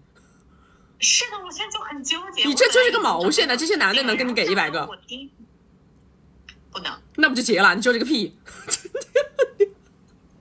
就是还是走雄竞是吗？当然了，你的这个100个，你好不容易你听了一场直播，哎呀，我可以做出年入100个的目标指标，我不好好搞，我怎么能搞得100个呢？就是我现在是有机会，大概在这2年搞100个以上。对呀，那就好好搞啊！这些男的嘛，谈着呗。就是不要花费太多的精力是吗？对呀，你的精力不是你都是2个孩子他妈了，对不对？怎么咱们找真爱呀？可是我真的还是有点恋爱脑。哎，可以恋爱，恋爱是为了让我干嘛？是为了让我心情愉悦，让我情感稳定，让我有更充沛的精力去搞事业。怎么我2个孩子他妈，我指望那个男的对我一眼万年，看上我这张脸？就是我现在的感觉，因为我在集中的上个月的整个时间都在对对碰。然后呢，对对碰中间碰到的所有男的对我印象都非常好，我就导致我觉得我可能能走一下雌竞，然后也可能拿到结果，但是不能。小姐啊，一点都不打搅你呀，好好做你的事业。这些男的让他们自己去递橄榄枝，让他们自己去付出就完了。好不好？好的。想啥呢？你准备专门盯男的搞雌竞？你疯了？对，我甚至都之前是想着明年我就干脆辞掉工作，大概拿个20W，然后好好进入围城。是不是脑子坏了呀？啊，脑子坏了吧？属于是。啊，是的，我现在意识到了，因为我是第一次上次听了完整的直播，然后你说的那个。就是你定的目标，然后我拆分，我发现我也有可能能够翻个倍，甚至更多。对呀，好好把这个目标完成，这不是多靠得住、多稳妥的个事儿。是的，因为我想一想，好像现在这些男的对我其实也有我光环的作用。当然呢，在3线城市的这个，要不然呢？我说了的，就纯粹凭你是2个孩子他妈，爱你爱的要死要活，有这么个搞法吗？对，你能挣得更多，他们只会更爱你，好不好？好的，谢，那我知道了。好，就这样，对，拜拜，好。我跟你们说了，人是渠道，情感是技能，我让你们学金贵的关系，让你们懂得了，是吧？如何通过给男人提供情绪价值，让他对你进行付出，但是不是为了让你们去偏移你们的重心的，我这个只是作为你们的一个技能存在，懂了没有？一个技能，这只是一门课。我给你们上的金贵关系是一门课，跟你们学画画、学唱歌、学会计、学律师证是一样的，你就这么理解这个事儿，懂了吗？它最终就是一切为我所用，一切为我赋能，最后这个我要立足到自我价值的成长点位上，不能把这个重心搞偏移了。哎，学了个金贵的关系，哎呀，我前面38年没有接受过男的给我送的礼物，没想到学了以后这1个月那男的给我花了7个 W， 我突然之间觉得，哎呀，这事业不用搞了，我去搞男的吧，1个月可以搞7个，1年可以搞80个。你这个账是这么算的吗？啊，你这把我气死了，难怪别人说我3观不正，都是你们害的。啊，你们是要气死我吗？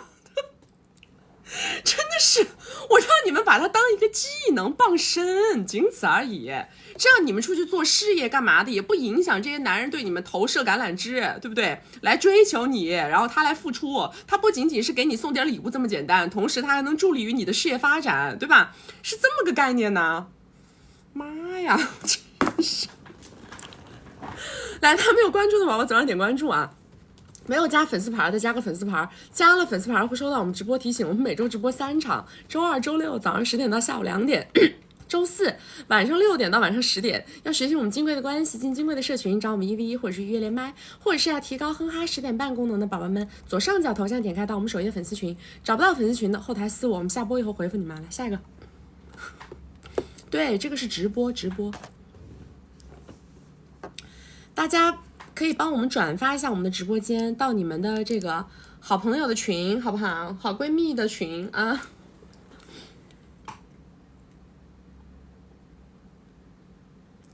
Subject。Hello， 你好。你好。Hello， 哎，你说。是我吗？是的，你说。哦，我说一下，我年龄51岁，是一般的大学毕业。你的声音听起来一点都不像哎，你51岁。对，是。哎呦我的妈呀！我感觉我的声音听着比你都老10岁。你说。你说啊。男嘉宾是54岁，985毕业。孩子现在在美丽国，就是大学已经毕业了。3年前呢，我们全家去了那边生活，因为我们婚姻呢，期间一直争吵，所以常年拉扯，多次想扯快乐证，但没有成功。老公去年年底在美丽国找到了工作，而我因为婚姻关系的不舒服呢，去年就回来了。目前呢，他们父子俩在一起，那就彼此这样僵持着。那回来1年的时间里呢，我也基本上没有提供什么情绪价值，都是他每周打1次电话给我问候一下。上个月呢，他打电话给我，我也没有接到，我也没有回电话给他，他就到现在也没打给我。那回来1年都是他主动联系我，我对他心里还是有比较多的怨恨。那10年里的这段时间一直争吵，而且他一直当着孩子面吵，所以导致现在就是孩子还是有一些问题，也没有动力去工作或者继续学习，就是躺平摆烂。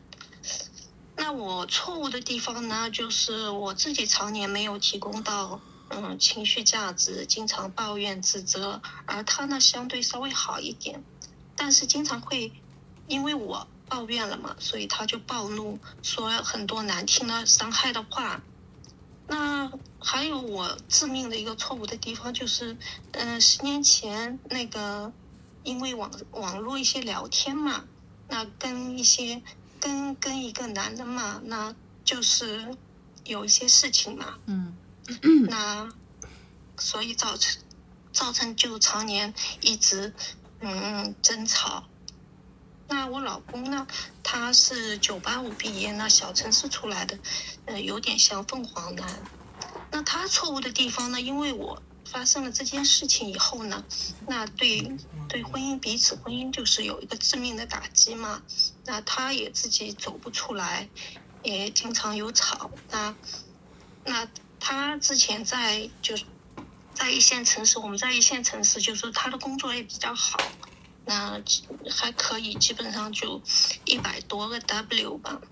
那他的也是一个致命的问题，就是前些年就是把一线城市的1500 W 的房子就卖了嘛，因为我们准备去美丽国了嘛。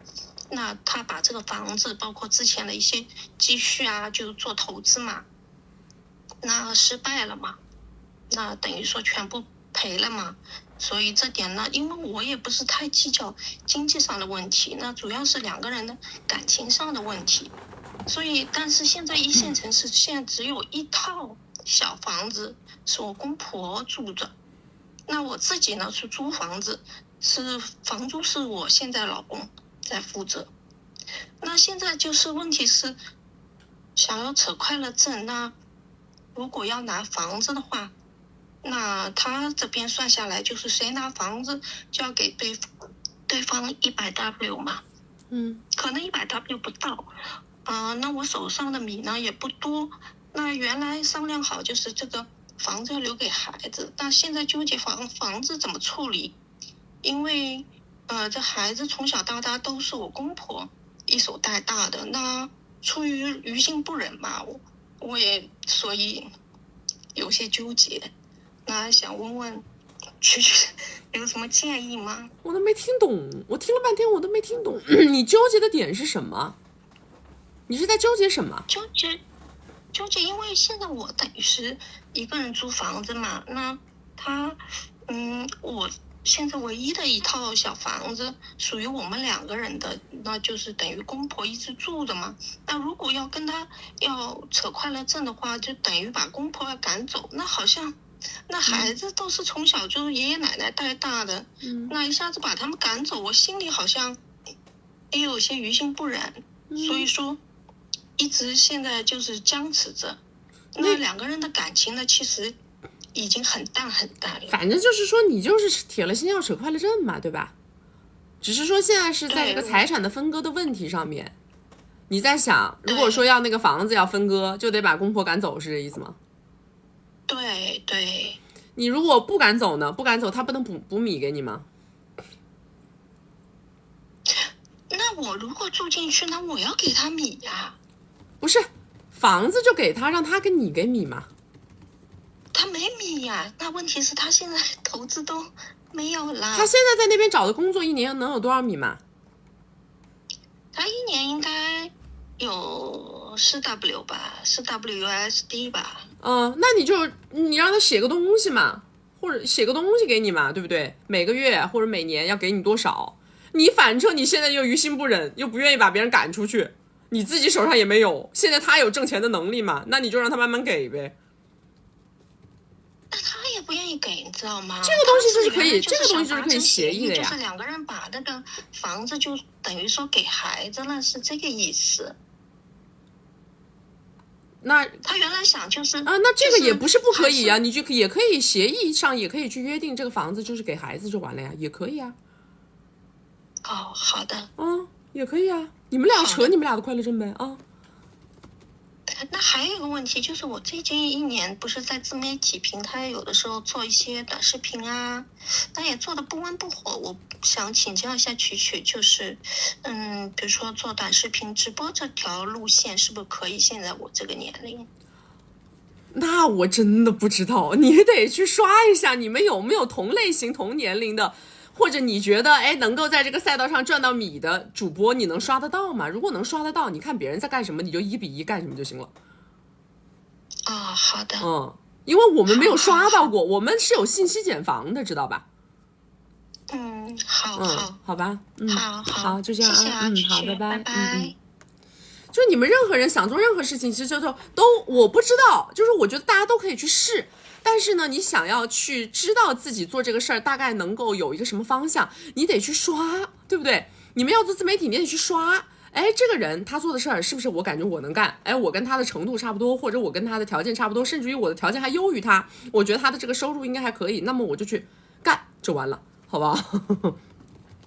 来，大家没有关注的宝宝左上点关注啊，没有加粉丝牌的加个粉丝牌，加了粉丝牌会收到我们直播提醒。我们每周直播3场，周2、周6早上10点到下午2点，周4晚上6点到晚上10点。要学习我们金贵的关系，进金贵的社群，找我们1v1或者是预约连麦，或者是提高哼哈10点半功能的宝宝们，左上角头像点开到我们首页粉丝群，找不到粉丝群的后台私我们下播有回复你们。我们的连麦是预约付费连麦啊，是先预约，然后预约上了以后，再到平台上面来送礼物，送价值800 RMB 的礼物，然后再来连麦，连10分钟。所以不要问我为什么要跟什么人家三观不正的给主意，因为我们这是付费连麦，好吧，我们没有免费连麦的啊。我们大家就是大家付了费了，我就是不管客户是什么样，我都得跟他给主意，好吗？来下一个啊。早800年都涨价了，你啥时候的事儿了这都。所以说大家连麦之前先想一想自己的这个男嘉宾值不值啊？值不值这个810分钟 ？Hello， 你好，您好，听得到吗？听得到，你说。今天是有2个学业和事业上的问题想请教您一下。我今年23岁，本科双一流高校刚毕业，外贸7分吧，职业方向是想当一名律师。这段时间本来一直在考研，前2天我爸带我参加了一个饭局，他朋友的儿子给我在超一线城市某个律所里面介绍了一份工作，是他儿子的朋友说愿意带我，然后我问了一下我爸的儿子，我爸的朋友的儿子，说我现在考研对律师有没有必要？因为我报名的是某211高校嘛，他儿子给我的建议就是直接出来工作，他说律师行业更看重的是人脉跟实际工作经验。读211研究生意义不大，除非985研究生可能可以考虑一下，所以他更建议我把这2-3年的时间用去拓展人脉和工作上面，会对今后的发展更有帮助。我现在纠结的点是，如果不考研究生，一方面我其实有点学历焦虑，毕竟是在那个超一线城市嘛，然后怕我现在自身本科这个学历的话，会限制了今后某些方面的发展。因为我听他们很多说，律师到后期都会转去当讲师或者教授之类的。其次就是，如果我现在不考研，今后再去的话，应该基本是不可能，因为这个律师证它是有1年的职业期的，我不可能到时候就是考了一个全日制去读完，然后再考一遍，因为相对来说非全的话，它的含金量是没有那么高的。就是现在的话，你这个朋友的爸的朋友的，你爸爸的朋友的儿子，他是干嘛的？他是职业规划师。职业规划师，那你听他的呀，这不比我专业，那你肯定听他的呀。那人家职业规划师都跟你给建议了，你跑来问我，我不是职业规划师，乖。那就直接听他的吗？对呀，人家是干这个的，你不听他的。但是我之前并没有跟他们见过，怎么说呢？还是想找一个比较信任一点的，长辈一点的这种来，就是听一下你的。我觉得你未来是不是想做律师？对呀，那人家肯定给你的建议是好的建议啊，你就听人家的建议就完了呀。人家肯定是基于大量的案例跟你说的建议啊，对不对？难道是跟你胡说八道的？人家是干这行的呀，人家是这个行业里边的职业人士啊。不是，他是链接了，就是他涉及了很多行业，他可能刚好就是了解这方面的。你不是说人家是职业规划师吗？他绿泡泡发来给我的这个备注是职业规划师。他1年挣多少你知不知道？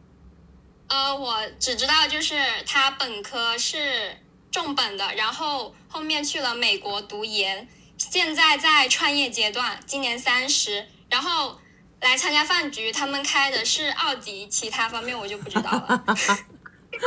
是这样。我觉得啊，你呢可以按人家说的先去工作，因为你就算是工作一圈完了以后，你还是可以回来考研的，知道吗？但是如果回来的话，考的是非全，他说含金量会没那么高。为什么考的时候就不能考全日制的呢？全日制的话，就是要你去读嘛，但是那个律师证它是有期限限制，是只有1年。不重要啊，你现在不是这个重要吗？你就是先按照人家说的那条路去走了以后，如果你觉得走得好，你就不用回来考研了呀。如果你觉得在走的过程当中发现确确实实研究生学历太重要了，你再回去考研就完了呀。好。那我还有第2个问题就是，曲玉姐，您是建议我去超一线城市，还是留在我现在所在地的新一线城市发展呢？你刚刚人家不是说跟你找工作了吗？我爸就是新一线城市这边，我爸也有一个就是合伙级别的律师，也可以带我。哪里律师这个东西还是要有点关系，我建议啊，在有关系的地方做。就是找那个关系更深的。对对对，哦，哎，好的好的，好吧。嗯，然后别的就是我听那个职业规划师，对，你就听人家的啊。哦，还有问题吗？那我现在这个学历真的不会说。哎呀，你试试不就知道了吗？你去工作的时候试试不就知道了吗？好的好的，好，就这样，谢谢学姐。读书是为了什么呀？你们啊，我跟你们说啊，我当初是为什么去读书的？是因为我感知到我的能力已经有点承载不了我的现金了，知道吗？为什么？因为我的现金被人骗了。听懂了没有？当我的现金被人骗了，我发现我的能力不够了，跟不上我手上的现金流了，对吧？我的能力不足以去控制我手上的财富了。我需要怎么样？我需要去拔能力，拔认知了，我需要去拔高我的认知了。所以说我要去读书，对不对？我去读个研，我是抱着目的去读的这个书，抱着目的去学的这个习。所以我去学这个习的时候，我认为每一个知识点于我而言，我都是能够拿到，就是我以前的一些事例当中去做复盘总结的，不是死读书，光读书有什么用啊？你们想想，为什么那么多大佬他们上了哈佛，上了什么耶鲁这个那个的，他们会中途辍学出来创业啊？为什么？因为不是为了读书而读书，是为了解决问题而读书，知道吗？当他觉得我好像现在读的这些东西已经足够去解决问题的时候，他就不读了呀，对吧？什么时候他觉得我现在做的这些事儿好像我的脑子里的脑容量不够了，我需要新的知识来解决我现在的问题了，他可以再回去读啊，是这样的。来下一个来。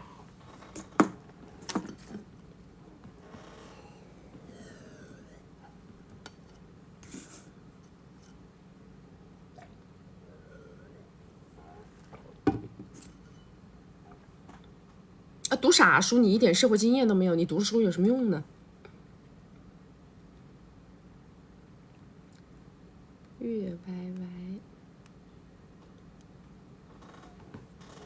，Hello， 你好，你好，Hello， 你好，曲曲，我关注你很久了，你说，然后先说一下我的基本盘吧，我今年29岁。本科1.73米，长相8分吧。收入的话，之前是80W 加，现在的话，因为我刚生完孩子，所以几乎就没收入了。然后资产的话，现金的话是300W，车加房子我名下的是800。然后男嘉宾是33岁。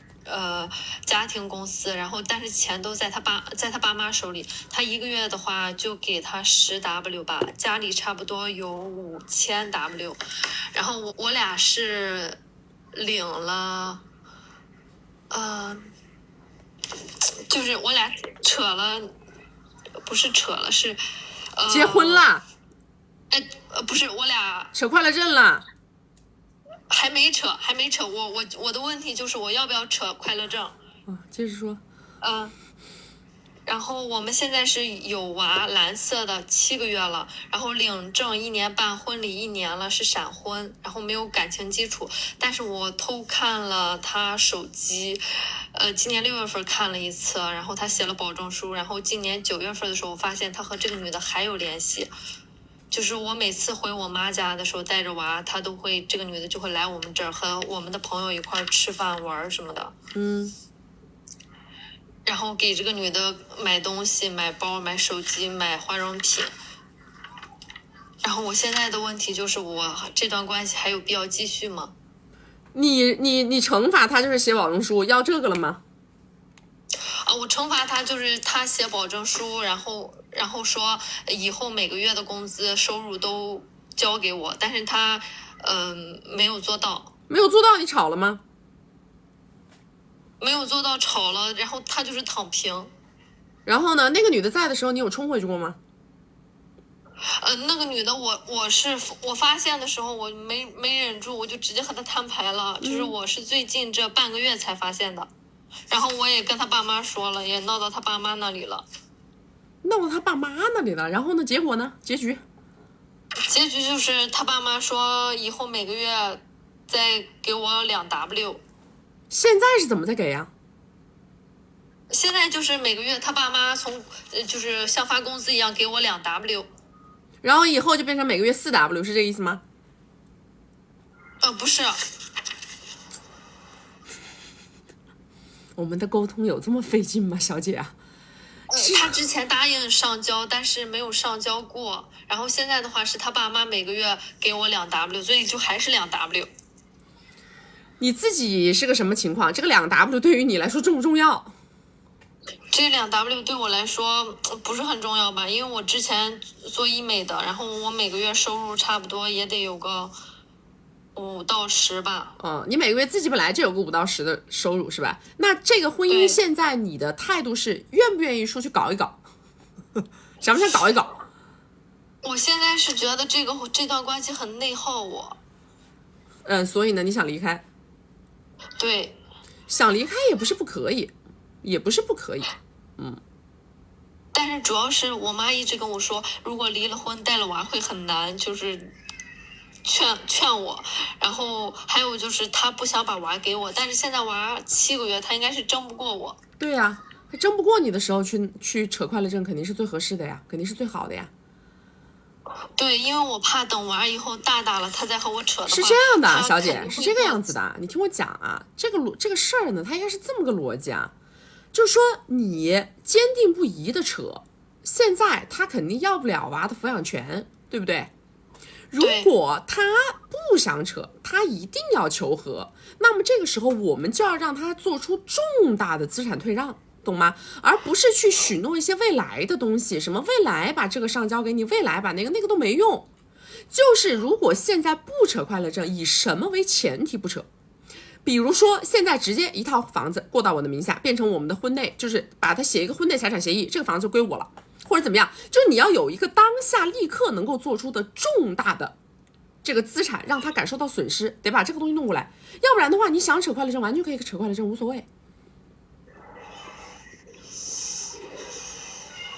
我感觉他挺抠的，够呛会转给我。那就不用管了呀，那你就按你的来呀，按你的来呀，扯快乐证就好了呀。你多大？29。哎呀，你这不是娃也有了，对不对？自己收入也不低，也还没老，想怎么样怎么样。反正你让那个男的，我跟你说，你让那个男的改了那个毛病，那是不可能的啊，这你就别想了。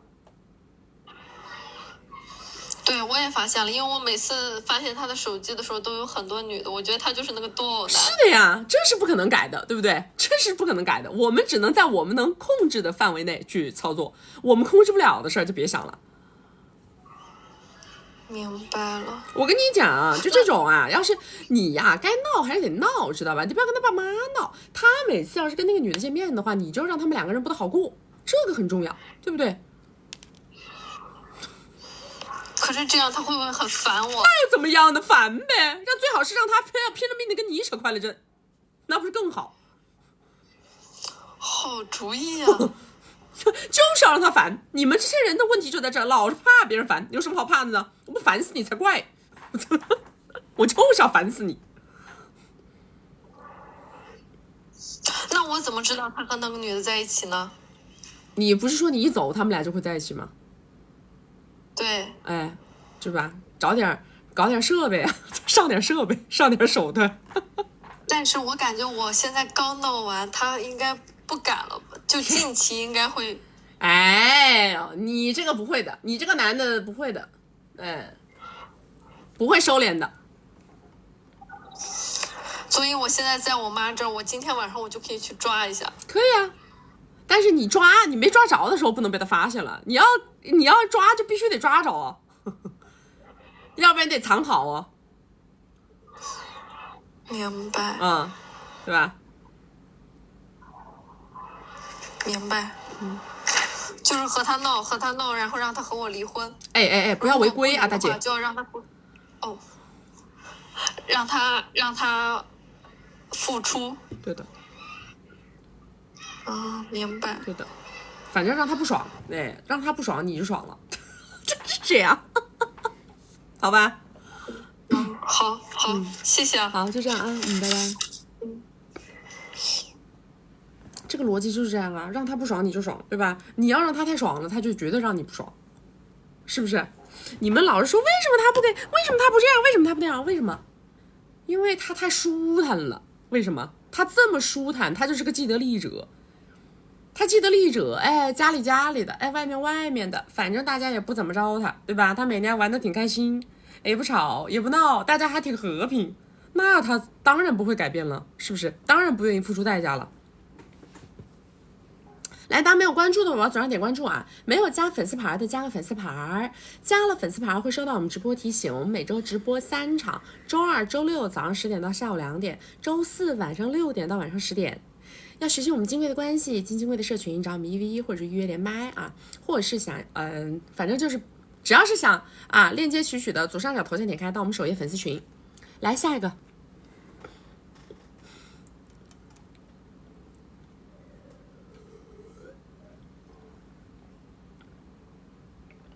今天不是创纪录了，今天是因为某个平台关了。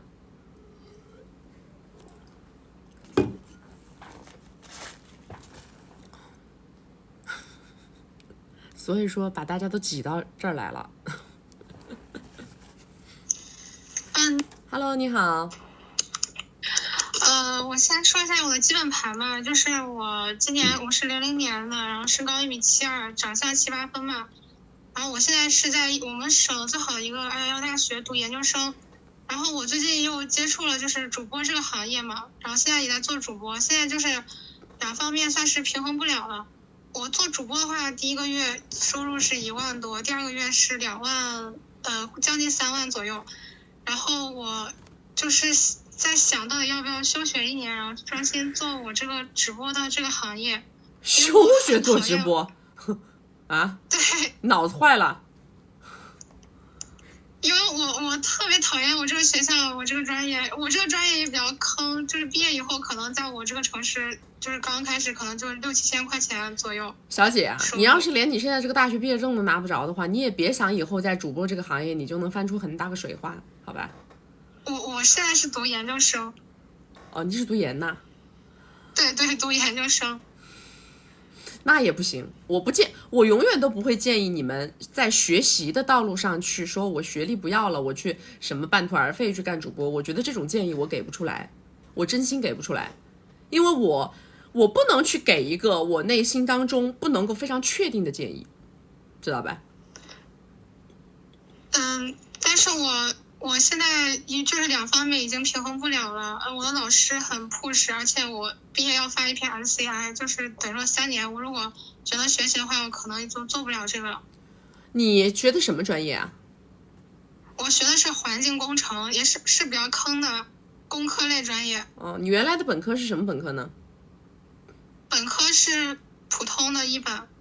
那我觉得这样吧，姑娘，咱们这样好不好？用行动推动决策。你现在总共干了2个月，是不是？对。好，那么我们就这样子，如果你第3个月能把第2个月的收入再翻一番，那么你就按你的想法来，你就不读了。如果你第3个月没有办法把你的收入再翻一番，我想休学，我也没想不读，就是休1年。不，休学一样的呀。我认为这个决定你要像这样做。无论怎么样，一定要给自己一些约束，给自己一些条件，自己跟自己也要签合同，明白吗？不要轻易的去做这种选择，因为这个也是一个非常重大的决策。重大决策我们是需要用行动去推动决策的，不要脑子稀里糊涂的拍脑子做决策。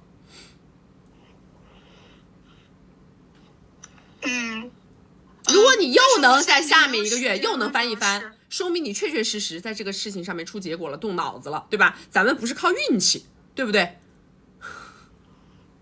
但我每天已经没有时间了，老师每天让我去实验室，我都没有时间直播了，已经现在。想尽一切办法挤时间，觉也不要睡了。就是我不睡觉的话，我在宿舍还会打扰我室友，我可能只是12点之前就有时间播。你可以自己出去租房子啊。但是1个月那种房子很少啊。有啊，这个大把嘛。你们那你也不你在什么城市啊？我在就是郑州。你这房子也不是很贵吗？你赚的米完完全全够你租一个小房子啊。找个月租房有什么难的？可以。就是那等于说我下个月如果是能就是翻一翻，等于下个月如果能挣5个 W 的话，我就去学1年。可以，那可以，对不对？用行动推动决策，用数据说话。2个月实在时间有点太短了啊。应该挺难的。难不难？那不就要看你自己的本事了。3、4个可能可以，但是5个我觉得可能不太行。你不要问我，如果你心里有答案，那你就按你心里的答案做，好不好？如果你问我，我的建议是这样，我的建议还是要给自己设定一个数字目标。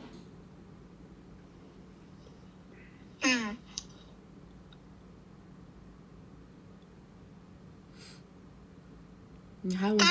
但是我如果到时候达不到的话，那我可能就是也没办法挣钱了。但是我这个专业，如果你这么想去做主播，想放弃，那么你就不用问了。我跟你讲，姑娘是这样的啊，我们想做一件事情的时候，要为我们自己的决策负责，这个是最重要的。就是我做任何一个决定都可以，但是我要确保这个决定是我自己做出来的，别人的建议永远都只能打辅助。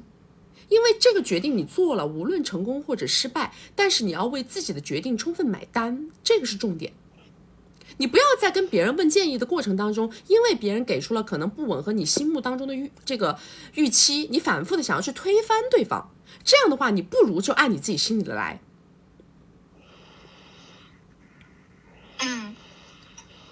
因为你要为你自己的决策买单，无论最后是成功是失败，你都要为这个决定买单，这个才是重点。那么这个决定本身是没有绝对对错的。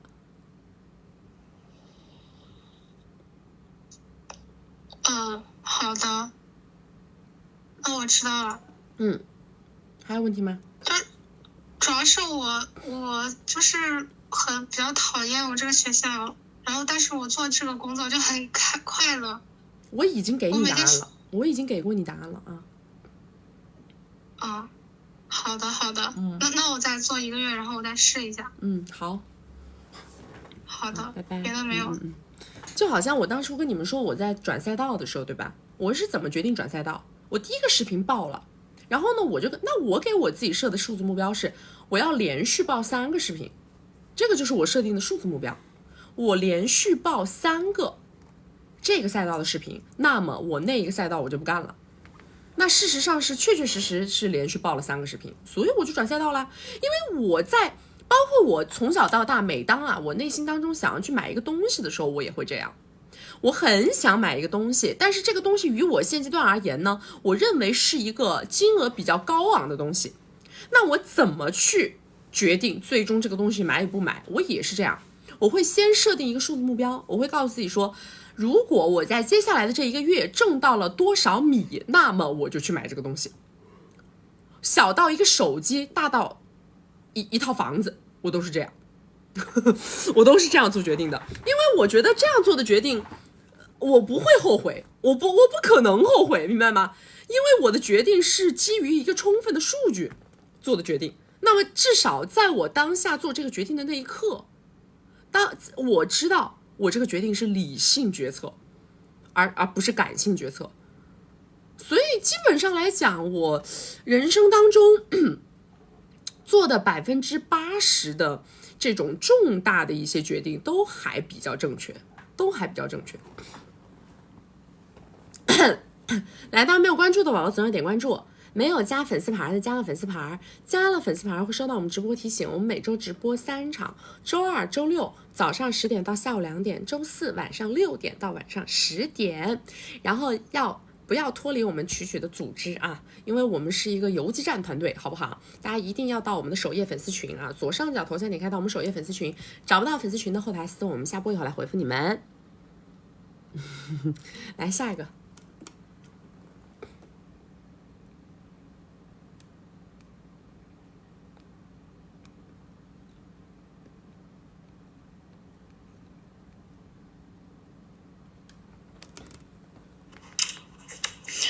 你好，听得到吗？听得到，你说。我就是看了你的课程，真的是为我的感情生活改变很多。我先说一下我的基本盘。我现在是28岁，本科在一起，这是我跟现在男嘉宾在一起之前，年收入是20多个，然后后来通过朋友介绍呢，一起。就是我们在一起以后，我就来到他的城市，目前是4年多了，有一个篮球，兔子现在还带着一个球，然后现在是暂时没有工作，也没有收入。男嘉宾呢，目前是34岁，3、4线城市，地产行业的，但是因为他国籍的关系呢，我们现在都还没有进入城，然后。是1胎怀孕后期发现他就是会经常劈叉，然后有 PC 起跳过几次，但是我就是暂时经济上离不开他，然后也有球嘛，所以感情上就是很内耗。然后最近发生的这件事情就是我就是看了他手机，发现他最近频繁的联系他的前女友，喝多了就会给前女友这种，我就用他手机跟他前女友聊了，就希望他们不要再联系了，然后就发现这个前女友就对我们所有发生的事情都非常了如指掌，然后他就说我是一个贪图米的女人，然后就是一个带球机器。我听了以后其实挺震惊的，我就是震惊他居然会把所有事情都跟这个前女友说。然后这件事我后来找他聊了，他也知道我看了他手机，但是他就是好像是完全没有愧疚心跟内疚感的，也没有表示说不会再联系，然后就是会冷战啊，然后还分房睡，就是他平时其实生气的时候很凶，我就不太敢跟他相处。他平时相处的时候就会还嫌弃我笨，就会用一些言语打压我的那种。表达过他一个人养家很难，希望我也能为这个家努力，然后他就觉得我像一个那种花瓶，就什么也不会。他比我大6岁嘛，但是他就是总是还是要我迁就他，他就像个小孩子一样，要我照顾他的情绪。所以我现在就是有几个问题是，我还要不要跟他进入围城？如果进围城的话，我要怎么调整我的心态跟他相处？是顺着他还是就是说不管他什么，然后是一个什么心态，我怎么去处理对待这个事情？不是，这男的愿意跟你进围城吗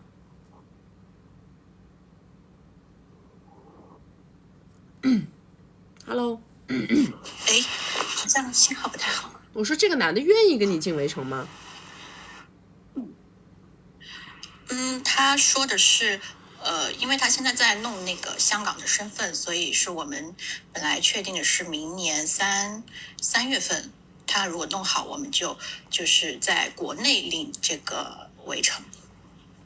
但是，这个男的说白了就是这就是个饼啊，他也没有一定要跟你进围城啊，在这件事情上面，你并没有所谓的非常强的选择权呢，在这个地方。对，就是这个原因。你问的这个问题，它本质上都是不成立的一个问题。你在这段关系里极度的弱势，没有任何的地位，没有任何的价值，而且随时随地面临被抛弃，你还谈什么所谓的什么我要不要跟他进围城啊？你这个命题它都是不成立的呀。因为他跟他爸爸说的是等身份弄好以后，然后就进。这不重要，他说了什么都不重要，他跟天王老子说了也不重要啊，对不对？重要的是你到底能不能舍弃这段关系啊？我目前就是不太能。你不能舍弃这段关系，你还问什么要不要跟他进围城啊？人家能跟你维持这段关系，你都要谢天谢地了呀。那没有这个问题啊，没有所谓的我要不要跟他进围城，没有这个问题啊。如果他要跟你进围城，你不该炸边了？你不是欢天喜地的，你不是这个状态吗？你压根脱离不了这段关系，哪里存在所谓的我应不应该进围城这个问题呢？就是我也想过自己要出去，就是工作什么的，然后呢？然后就脱离他这段关系。然后呢？你的行为是？我之前是做主持人，然后以前接商演的话，一个月也是有几万跟米的。然后呢，他是不让你出去工作吗？现在因为就是一直带球。你现在几个了？2个？对。他每个月就是他每个月给你给多少？现在还正在带球，一个月得我一般会定时问他要10个 W 左右。如果你想要支棱起来，那么呢，你就等这个球卸货了以后呢，你就彻底的不要再带球了，然后呢，你就好好出去工作，好不好？你什么时候能找回自己的经济实力了，找回自己的生存能力了，那个时候你再来谈还要不要跟这个人在一起，什么推不推围城啊，这个那个，因为你现阶段没有谈这个的基础。现阶段你完全是不可能脱离这个男人生存的。那我们谈这些东西不是纯粹的是属于自我安慰，对吧？那我现在是要怎么一个心态跟他相处呢？因为你什么心态跟他相处？丫鬟心态。但是我觉得他这个人好犯贱的，就是你不理他，他还反过来会舔一下。舔你又怎么样呢？能代表他给你更多吗？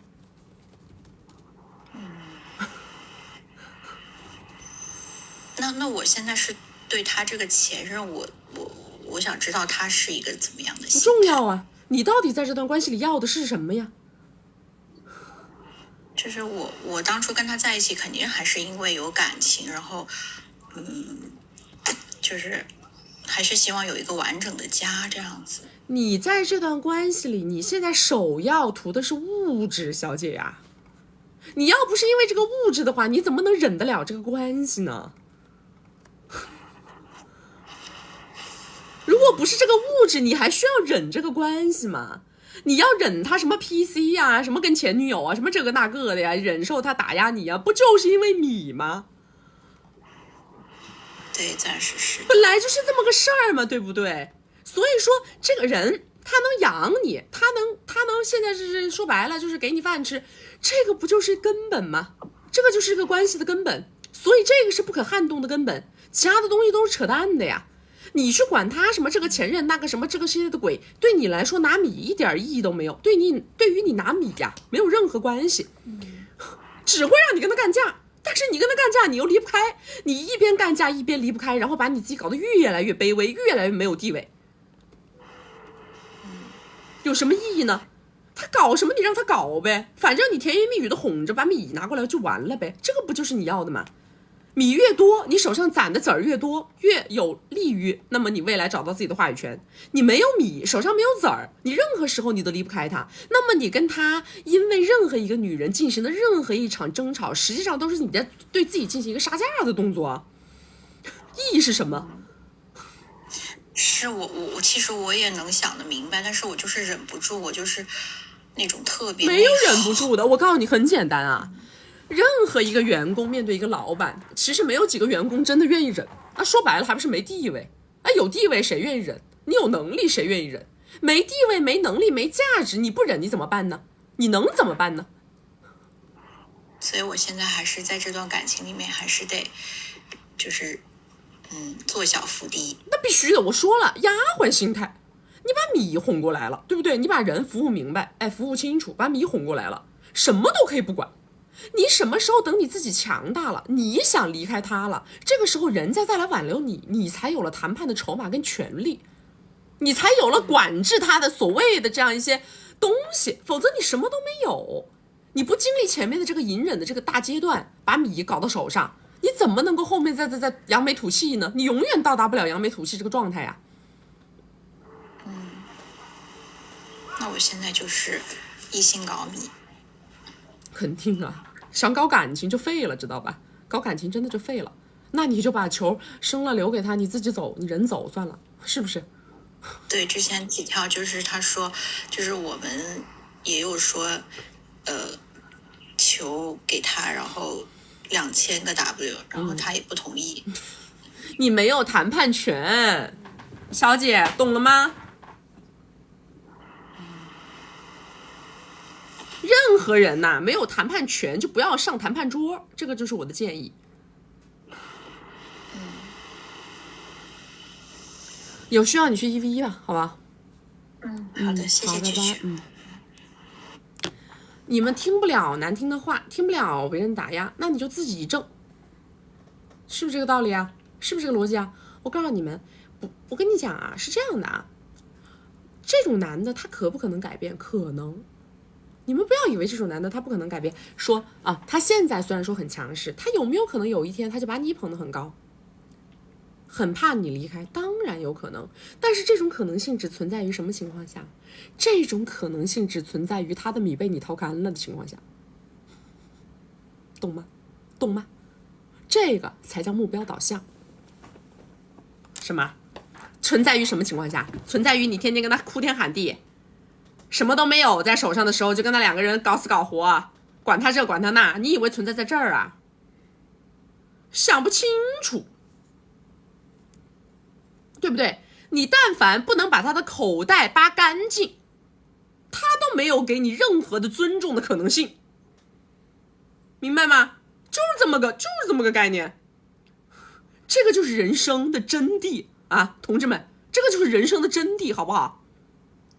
一天到晚的谈感情有什么用呢？你跟他谈感情，他不跟你谈感情，他跟你谈的是地位，谈跟你的权利，对不对？谈的是谁能在这个关系当中掌握话语权，这个是他跟你谈的。你天天跟他谈感情，你的感情值个什么呢？啊，在他这里屁都不值。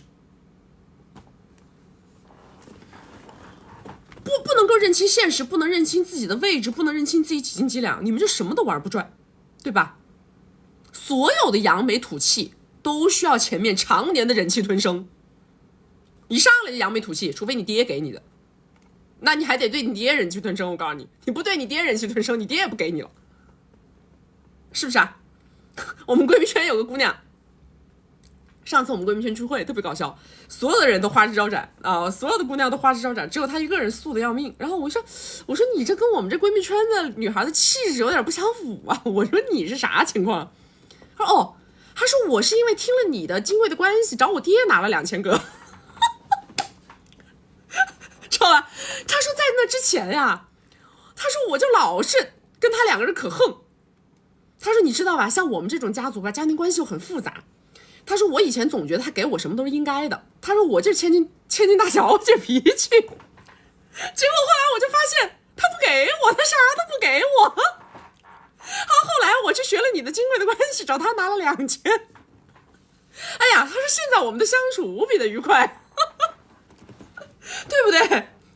所有的扬眉吐气都需要你的忍气吞声去换，对吧？哎，每个人都有爸爸，有的人是亲的，有的人是干的，对不对？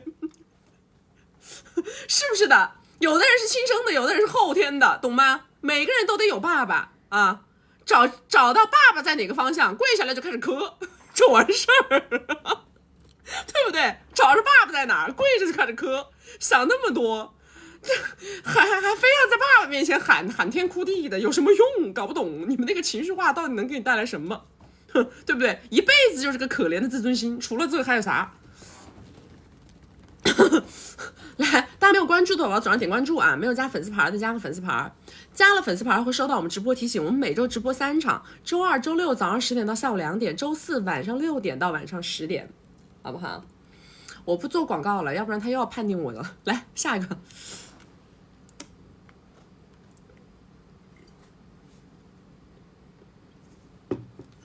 大家到我们首页粉丝群啊！大家到我们的首页的粉丝群，一定要到我们首页的粉丝群，好吗？找到我们的大本营。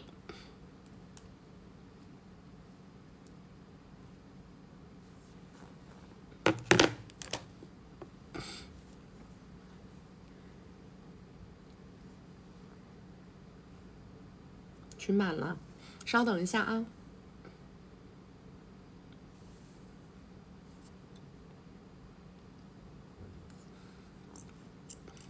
Hello， 你好。你好。哎，你好，君学。哎，你说。哎，你好，我先说一下我的基本情况嘛。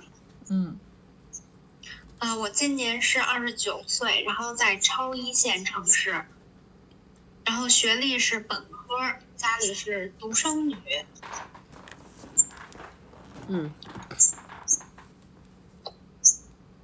你说呀，我听不见了。然后我现说。然后我现在一年自己的收入大概是20个，然后一年，我也是1年以前，然后看了你的直播，然后也看了你金贵的关系的那些课，然后现在是我认识了一个大佬，然后和他在一起了半年，他付出了大概有50个，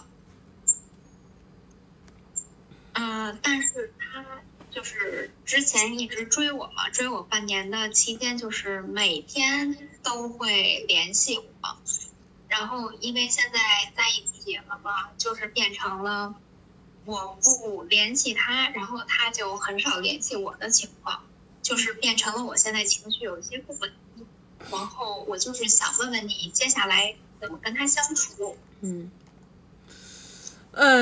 就相当于是这个50个 W 是他追求你的时候付出的，还是在一起之后付出的？在一起之后。是怎么付出的？就是给的现金。是什么理由？什么时间段？就是他说的是那个给我换一个车嘛，换一个100左右的，然后他说我现在经济情况也不是太富裕，就先给你50。所以说50是一次性的是吧？一次性给的。对，一次性。然后他给的时候他已经说了，他说他经济情况不富裕。对，然后他说我先给你50。那个时候是你们俩已经在一起多久了？在一起1个月。在一起1个月的时候，那1个月的时候都是他主动跟你联系的吗？对。然后在那1个月之后，他做了这个付出之后，立刻就变成冷淡了，还是说做了这个付出之后，又隔了好长时间才变成现在的这个状态的？又隔了很长时间，变成了现在的情况。隔了这么长时间中间，你们是怎么相处的？你们的相处形式是什么样的？就还是打电话发微信，然后我主动找他的时候，他也很热情的回应我，但是没有其他的付出了对，但是就是我不找他的时候呢，他也没有那么主动找我。但是你只要主动找他，他就能够回应，他的回应还是比较好的吗？对，还是比较好的。然后现在也是这样吗？现在也是这样的，但是我就是自己情绪有一些不稳定，我也不知道怎么跟他相处。就这样相处呀，你现在只要你找他，他都是比较热情回应的，你就正常这么相处嘛，然后你再骑驴找马嘛。对，现在情况就是因为我还是挺想要那个就是走正常的关系的，但是我又不知道我接下来要去怎么操作，我还是比较依赖他给的情绪价值。情绪价值？对他给你什么情绪价值啊？就是以前每天相处的时候都还是会给我一些工作上的建议啊，然后每天早安晚安啊这种。然后你自己的事业情况是什么样的？一年就20个。我自己事业情况是我在体制内，然后家里是超一线嘛，然后我这个体制内的工作也相对于比较有光环，但是我会和我的朋友自己去做一点别的事情，然后就是还是可以能够平衡到一年自己的支出。他给你50个让你去换车的时候，你换了吗？我要换个100的车嘛，就是现在还差50个，他没给嘛，因为毕竟现在我开的就是50-60万的车。然后他当时是怎么说的呢？就是说那个我给你100个，那你喜欢这个车你就换一个，你就买呗。然后呢，他只给了50，后面50是怎么说的呢？后面50就是到现在为止我没提，然后他也没提。但你就提呀，这都到年底了，直接提这个事儿啊，一锤子定生死不就完了吗？是不是很简单？一锤子定生死。你看你这个磨磨唧唧这个样，你就一锤子定生死，知道吗？你要想知道这个人到底是怎么回事儿，你就把这个事儿拿出来提就完了。你说这都到年底了，你说我想换那个车，我到时候过年的时候就可以开了，你说还剩下那些米，你什么时候给我？就这样问。所以就是我主动联系他，也一直主动联系他也是没有问题的，是吧？什么东西？就是我现在一直去主动联系他也是没有问题。有什么问题？没有问题，只要你主动联系他，他的回应都还是热情的，你就这么主动联系他，没问题。好，谢谢曲曲，我知道了。好，就这样。然后我就继续骑驴找马，是吧？对呀，你该干嘛干嘛，反正你不联系他，他也不联系你，那也不影响你个啥。所以就是这50个，我就是跟他见了面以后再提，还是说我打电话的过程中就可以？最好是见面啊！这个我们经过里头说过了的，关于重大的这个事件，一定要见面聊哦。好，我知道了，谢谢曲曲。好，就这样，拜拜。你们也别怪男的啊，他们那个热情转淡，你知道吧？你们自己啊，把这个我们的连麦录下来，自己听一下，回头你们再看看回放，知道吗？你想一想，那个男的呀，他跟你两个人对话的过程当中，他感觉怎么样？他费不费劲？知道吧？真的，有的时候啊，人呢都是向往着生命力、生机、快乐，对吧？灵感，他想要一个女的干什么呢？对不对？就是让他觉得啊，我又年轻了，哎呀，我觉得我又找到了一个青春的感觉了，哎呀，我找到爱情的泡泡了，对吧？他要的是活力的东西。你们这讲话呀，把个人快累死过去。你说那个男的跟你讲话，他费不费劲？是不是费劲巴拉的？每天就感觉拽了个拖油瓶。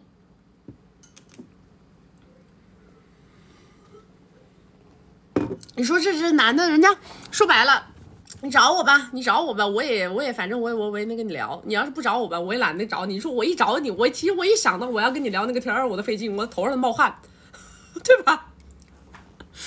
哎，自己啊要把自己能量调平，知道吗？首先要让自己每天啊对着镜子啊多笑一笑，对不对？哎，然后呢，自己平时知道自己有什么短板，自己在这个表达上面是不是觉得自己不太好，那么我们要去跟，对吧？要去学，要去背，要去记，是不是？一定要有，就是点对点的对自己有一些提高。你们要跟大佬接触，这个东西不是基本功啊，是不是基本功啊？你那个半天呐搞不出一句话的人，你说你那个大佬对你能有几天的新鲜感？他不会有几天的新鲜感的，你倒不出来货呀，是不是？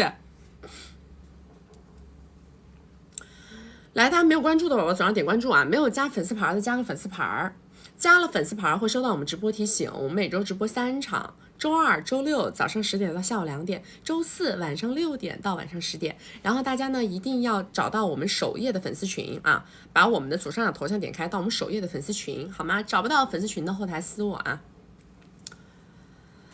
哎，来下一个。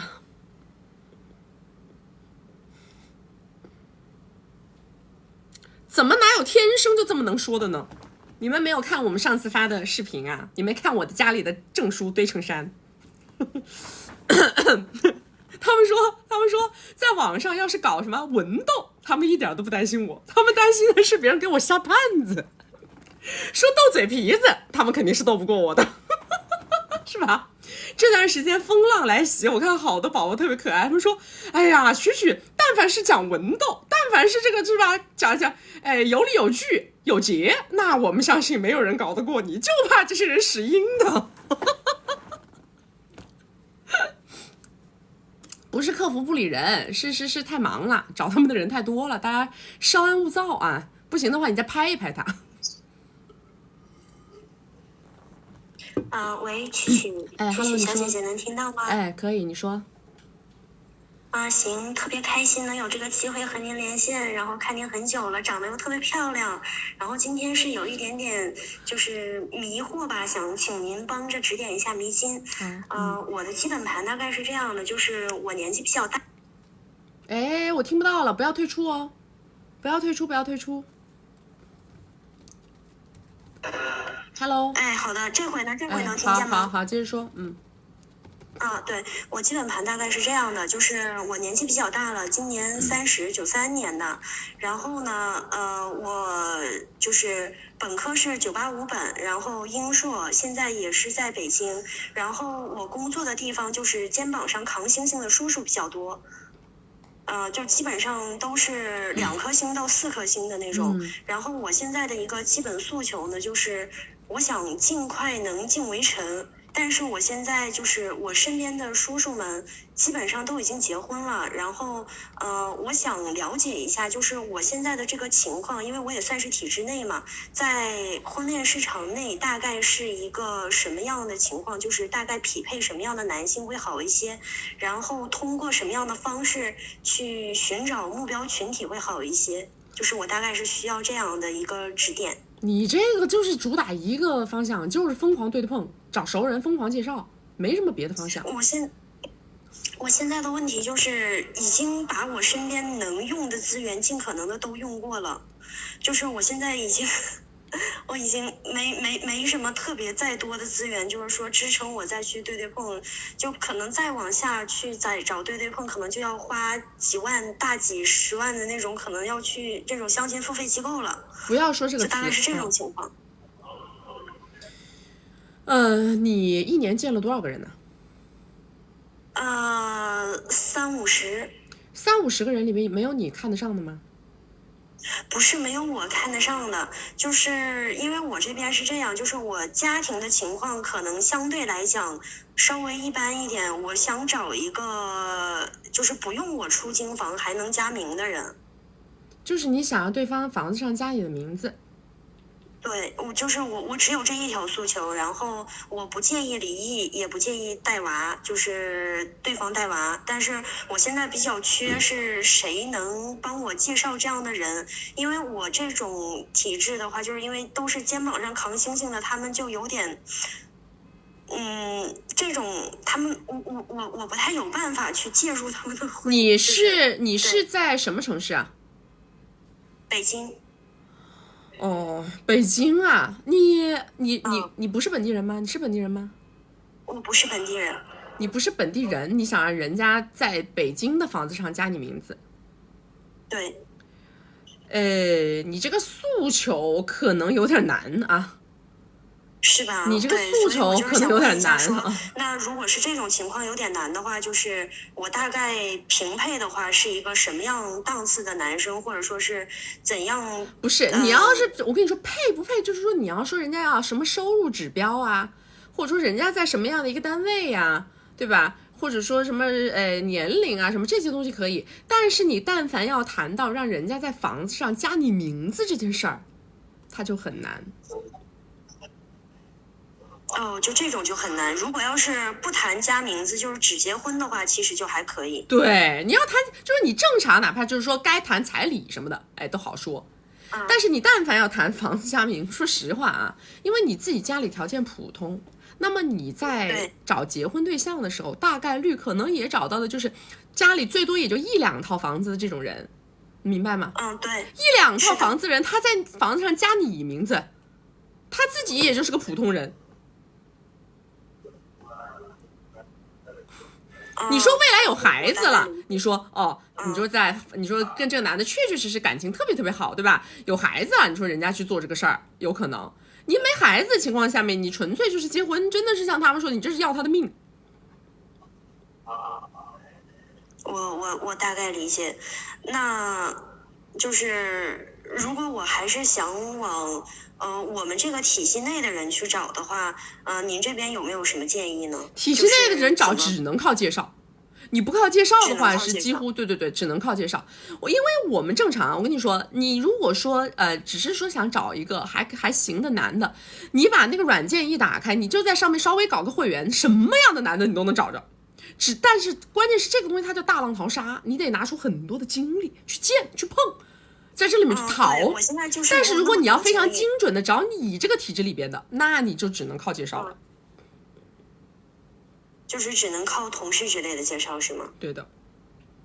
哦，行吧，我现在就是觉得软件不太靠谱。没有所谓的靠谱不靠谱的，软件是最大量的筛选，但是软件的唯一的问题是你需要花很多的时间去筛选，因为它量太大了，什么样的鱼龙混杂都在。大概了解。那您这边有没有什么其他的，比如说比较靠谱的对碰渠道呢？我们不搞这个东西的，我们这个没有这个，我们没有这个服务啊。没有这个服务是吧？对的，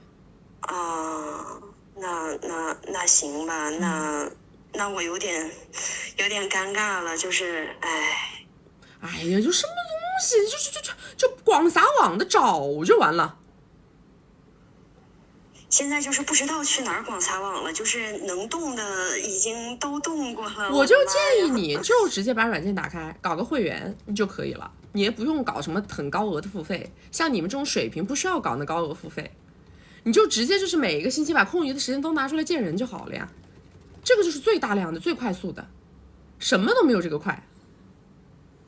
那您觉得我这个档次找一个没贷款的，就是能全款买房的人跟我结婚，但是不是全款买房，叫做人家本来可能就在那儿有房，这种是比较现实的，知道吗？不是说他现在还有能力全款买一套房，有能力全款买一套房的那都是外地过来冲的精英男，精英男的眼睛都是长脑门上的。那就是说只能找土著是吗？土著相对来说会好一点，因为人家可能能看中你这个什么职业光环，也人家自己本来家里有房，他自己的话可能收入也跟你差不多啊，收入平平，这样的可能性会比较大。但是我是建议你不要各种设限，设这个线，设那个线，设那个线，设这个线，最后什么都找不着。因为我除了房子和这个之外，我没有别的线了，就是其他的我觉得我都可以接受。那你注册 APP 啊，我都说了呀，软件啊，软件上什么样的人都有。行吧，那懂了，那好的，行，那谢谢区区，感谢。你们要是不愿意费劲，那就没办法。我跟你讲，没有什么所谓靠谱不靠谱的。我们知道很多的人，国内的、国外的很多都是在软件上面认识、结婚的，非常非常多，非常非常多。这个量级一点都不低，我跟你们说，一点都不低，因为用户量太大了，知道吗？太多的人了，所以他什么样的人都会有，但是他就是要靠你很多的时间去筛，没办法。你们说实话啊，那些真正的所谓的对碰机构吧，他还没有办法给你提供那么多的量，真的，他们的量其实是很少的。你给他付了多少费用，他能给你也就点对点的推荐那么几个人，那么几个人哪那么容易成呢？什么软件都是一样的，没有什么太大的差别。你们直接去搜社交软件。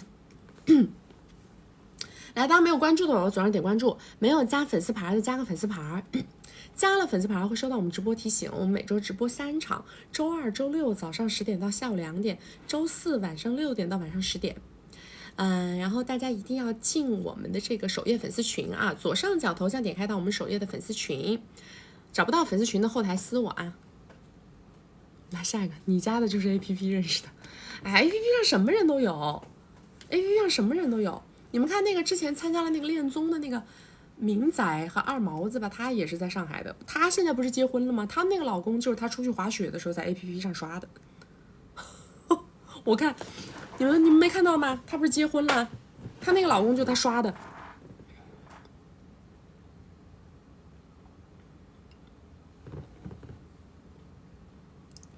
找我不容易，把所有的平台都要找到。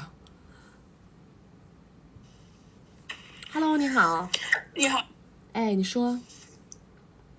你好，我先简要介绍一下自己的情况。我现在是30岁，然后我颜值是1到1.5分，然后呢，我的这个主要的问题就是其实我的这个目标就是专心的去搞事业，然后现在自己也是有一定的方向已经定下来了，包括在这个我现在是定居在海外。宝宝，你稍等一下，我刚刚是听晃了吗？你说你颜值1到1.5分？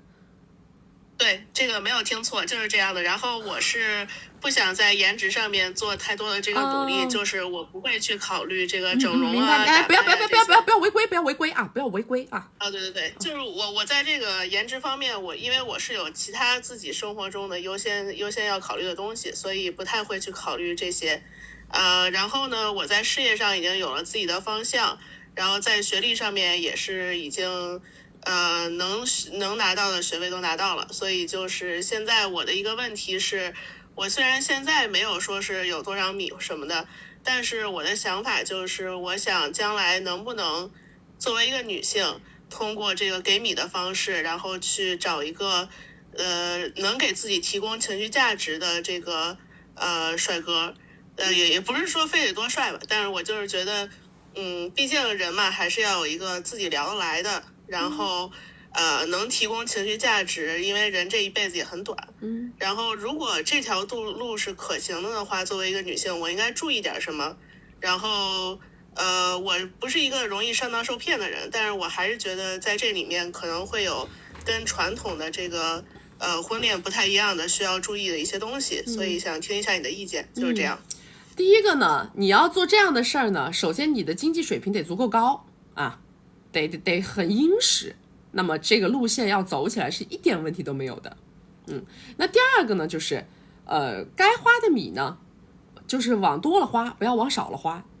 第三个就是，如果要结婚，一定要有婚前协议，要把这个协议的内容呢，尽量的把它做到细化啊。然后就是这样，没有什么别的，完全没有问题。好的，那我明白了，谢谢你的这个意见。还有问题吗？没有问题了。好，拜拜。好，再见。这不是很正常的个事儿，对不对？而且我跟你们说啊，我也是这种观点，就是我也认为一个女生如果自己很有米，很有挣米的能力，有自己的商业帝国，如果说你想去找一个年轻的、帅的、身体好的，给我提供情绪价值的，我认为啊。如果是走这个路径的女生，不要抠抠搜搜，这个就是我的想法。我会这样子去告诉你们，找这样的男人同等。如果你们成为了这样的女大佬，我也依然认为，如果你们要去找这样的男的，也不要抠抠搜搜。为什么呢？在我的价值观体系里边，我认为啊，一个人他来遇到我的时候，我一定要让他是心甘情愿的跟我在一起的。这个心甘情愿里面包含了很多的成分，你们明白吗？这个心甘不是说，哎呀，你看中我的米，不看重我的人，这也看重我的米，这也是一种看重；看重我的颜值也是一种看重；看重我的认知也是一种看重。但是你一定要是心甘情愿的，在我身边的。如果有一天你觉得我不值，你一定要离开我。这个就是我的想法。如果你觉得我不值了，那么你一定要寻求一个你认为值的人跟他在一起。因为如果你觉得我不值，你还去伪装，你还去委屈，这个时候你跟我在一起，我才认为这是对我的一种侮辱。我认为你这是在侮辱我，就是这样，这个就是我的价值观。对不对？我们好不容易我混到了这个生物链的顶端，我为什么要让一个就是他觉得跟我在一起不值的人，然后在那哎呀苦哈哈的吭哧的，然后在那自我摧残的那样跟我在一块呢？我不要，我找不着了吗？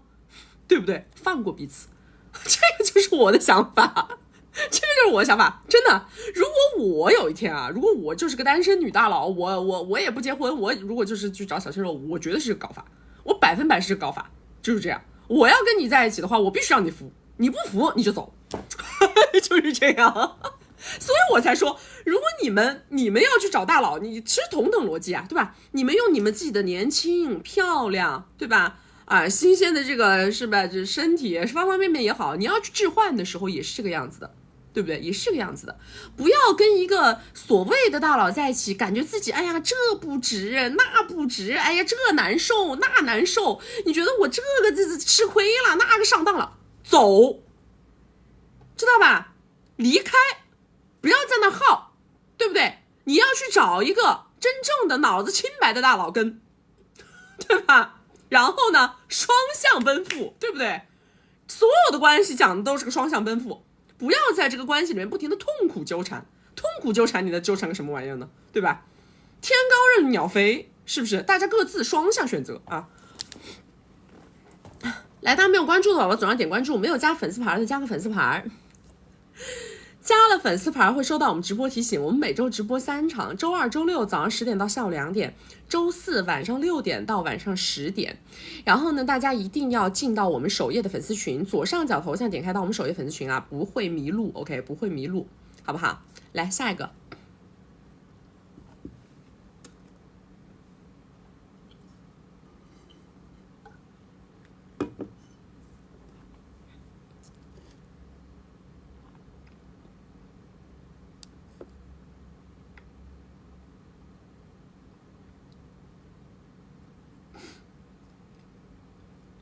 小鲜肉可以是围内嘛？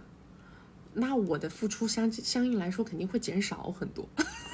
也不是说你们知道我这个人的是吧？在我的脑子里吧，没有绝对的行与不行，它完全是个性价比的问题，对不对？在我这没有绝对的行与不行，是吧？我要是独占，我吃的是个独食，那我肯定为他愿意付出更高溢价。我要是不是吃独食，我要吃的是个大锅饭，我肯定是吧？我旋转自助，我的是不是旋转自助？我那个付出的那个金额相对来说那肯定低很多，是吧？咱们就是有一说一，我也不包装自己，对吧？Hello， 你好。Hello， 你好。Hello， 曲曲你好。哎，你说。听得到吗？听得到，你说。非常就是非常在这个时候认识你啊。如果我感觉我要是早10年认识你的话，可能我的生活会比现在好很多。然后我也是那个1v1的用户，然后我说一下我的情况。就是男嘉宾，今年是49岁，然后扯过快乐症，有2个娃，然后是给了那个前任，今年他们就是3个人9月份的时候就移海外去读书了，然后我跟他呢在一起是6年，目前的话就是在一起生活1年半，就跟他母亲一起住在他家。然后男嘉宾目前的资产的话，可能是在一个小目标以内。6年总共付出，目前的话是200个 W。前4、5年的时候，其实是很少付出的，就是可能1年就10-20啊。因为当时我跟他刚刚在一起的时候，他其实是就是刚开始创业，也卖了一部分的资产吧。然后也是总是在情绪里面没有开口要过。追我的时候呢，就说要一起生娃，要买房，但是到目前都没有达成。然后我呢是28岁，长相应该是7分左右吧。然后我的原生家庭呢比较一般，是在一个5线的城市，然后学历也一般。目前我是在南方的公司，就是小打小闹做一些业务吧。今年预计收入应该有50个 W 左右，然后我目前自己是没有资产，现金的话有250个左右。然后我自己说一下我的那个工作的这个就是从之前到现在。以前是跟他朋友在一起创业的，但是中间因为要跟他在一起，然后他朋友不同意，所以我就跟他闹掰了。后来呢，我就自己在外面找了工作，大概年收入是25到30左右吧。然后跟他在一起的前期呢，他就说不会，他不会再进围城。然后当时我也还小，所以就觉得觉得说爱我就好了嘛，所以的话也没有太过去在意这个。然后中间呢，这几年我一直有提过就是要生娃嘛，但是呢他就一直推说我年轻不着急什么的，因为他当时年轻的时候呢他是渣了，所以如果要的话就可能要去 DIY 这些的。然后等到今年呢他就说他不想要娃了，对，然后我就今年一直在推要买房子，他就说市场不好。然后因为在以前刚开始可能前2年的时候，我就是有要求他买了一个公寓嘛，当时他是不同意的，但是后来我就跟他闹，然后后来他就有买了一个目前市场价值可能在300个 W 吧，然后但是呢写的是在他的名下，那我就说如果现在不买的话，那就把这个过户给我。他现在就是不同意，说因为这个公寓太多人知道了，是在他公司的人买的，所以的话他就说接下来这2-3年呢，就是1年给我100个 W， 然后凑个几百个 W 之后呢，就再去买。但是呢，他最近又自己在老家，就是想要买别墅，然后我让他买的时候，他就说没钱。然后我今天有几个问题想要，就是让曲曲帮我看目前的这个情况呢，要怎么去选择会比较好？因为我今年也28了嘛，所以就各方面压力也很大，家里也一直在催，所以我也有考虑就是要进围城，但是我感觉我比较难遇到喜欢的人，所以我在想，如果是今年如果是不买房的话，那我要不要从他家搬出去？然后目前的这个选择呢，就是我要怎么去选，对我来说的话是比较好的。然后第二个问题就是说，因为我一直以来自己是想要走雄竞的嘛，但是从现在就是在他公司里面，是要自己去另外找一个赛道去走，还是说在他公司的业务上面去深耕，就是再去找一些，因为我现在是没有具体是去说就是做什么事情，主要就是有业务然后就去做这样子。然后第3个就是因为我现在住在他家呢，就是他妈妈一起就是很多观念的不同，虽然他表面就是表现出来的都是挺好的，但实际上总是在背后说我很多不好的事情。你快速结束了吗？对，这个男的没价值啊，这个男的1毛钱价值没有，稀巴烂啊，这个就是我对你这个关系的判定，没有价值，没有价值。所以说这种人，你跟他多耗1分钟都是耽误时间，这个就是我对你这个关系的判定，太稀巴烂了。啊，抠的要死，抠的要死。我就建议你呢，现在手上也有存款，赶紧走，这就是我对你的建议，赶紧立刻马上撤退。然后呢，该上班上班，该对碰对碰，反正你对碰，找一个1年能够挣个什么30-50的男的，应该还是找得着啊，还是找得着。因为说白了，这男的6年花200个，合到每一年的话也没多少米，合到每一年20出头。你还不如自己出去找份工作，然后找个正经男的结个婚。因为我是刚跟他在一起的时候，他其实那个时候是他应该是他人生阶段最惨的时候，就是他是卖了资产，然后开始创业嘛，然后就是因为前面他也都是没有收入的，然后是这2年就是公司也比较有起色，所以的话我也是就是今年接触到你就是听到你的直播这些，所以我才会想要就是说去找他就是引导付出这样子，因为我也有过1v1嘛。我真的，你 1v1 引导出啥了没有？1v1 主要就是说想让他买房，然后推进了几次他都是不肯，但是他就说了就有开了口说接下来每年给我100这样子。每年给你100，不应该先拿100过来吗？这才能证明他真的会给。你不能说等到明年年底再看他明年这100给不给吧？不是，他是可能就是1年中，然后会不断的给我10、20这样子，然后给到100。不扯淡行不咱？然后咱能不能不扯淡？然后他是从去年10月份开始说给我100，然后是他自己主动说的，然后到目前的话是给了就80吧。但是我从工作中呢，就是从他那里拿到的，可能就是大概有50的样子。是这样的啊，小姐，我跟你说啊，我们说了的，就是说不能够进围城的，或者说不能带你跨越阶级的这种稀巴烂的关系没有存在的必要。你这个男的跟你的关系，我依然判定成是稀巴烂的关系，虽然他看起来是一个1对1的关系，但是他也不脱离这个稀巴烂关系的本质。因为这个男的他就是个，他的内核就是个抠，而且他认为你也不值，你在他眼里压根就不值这个价，他也不会跟你有求。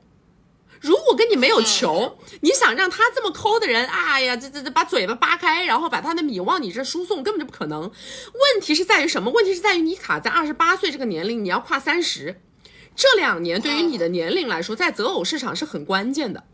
你如果说过了30，你又没有拿到大的现金结果，那你的这个在择偶市场里，你的这个价值就锐减。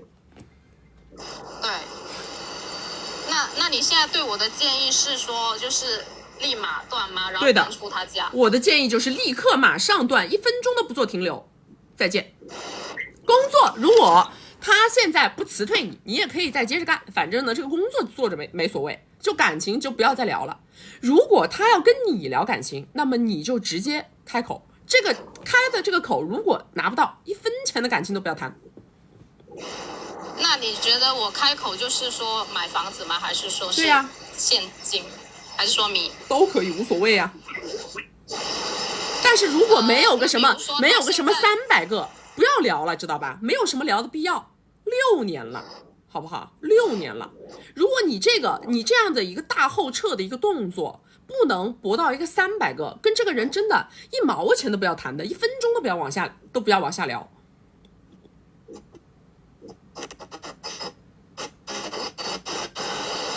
那还有就是今天有发生一件事情哦。我们时间就到了。中午的时候我出来呢，就是我们时间已经到了。中午的时候到了是吗？对的。好的，谢谢。为什么我说300个？因为他前面买了一套公寓，当时就是被忽悠了，对吧？他让这个男的买，结果呢，这个男的买了一套自己名字的公寓，跟他1毛钱的关系都没有。这他妈就是连哄带骗，这属于是什么性质啊？连哄带骗的，这属于是。所以我才说300的，没有300的话，300是一个完全非常合情合理的数字，明白吗？因为当初那套公寓就值这个价，这不是连哄带骗是什么？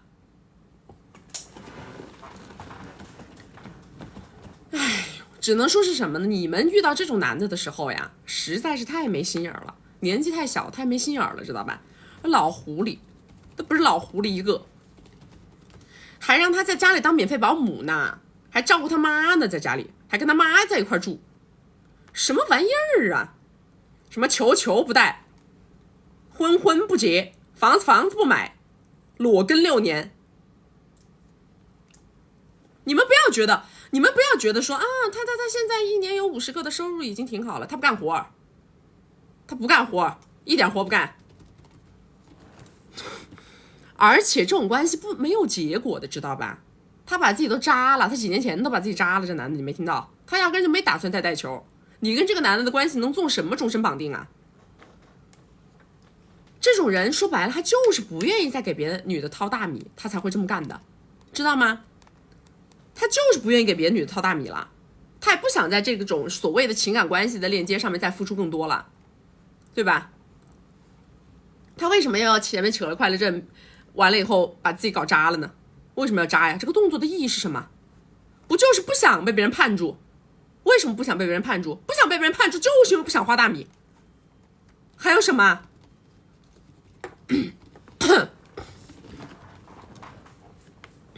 来，大家没有关注的宝宝左上点关注，没有加粉丝牌的加个粉丝牌。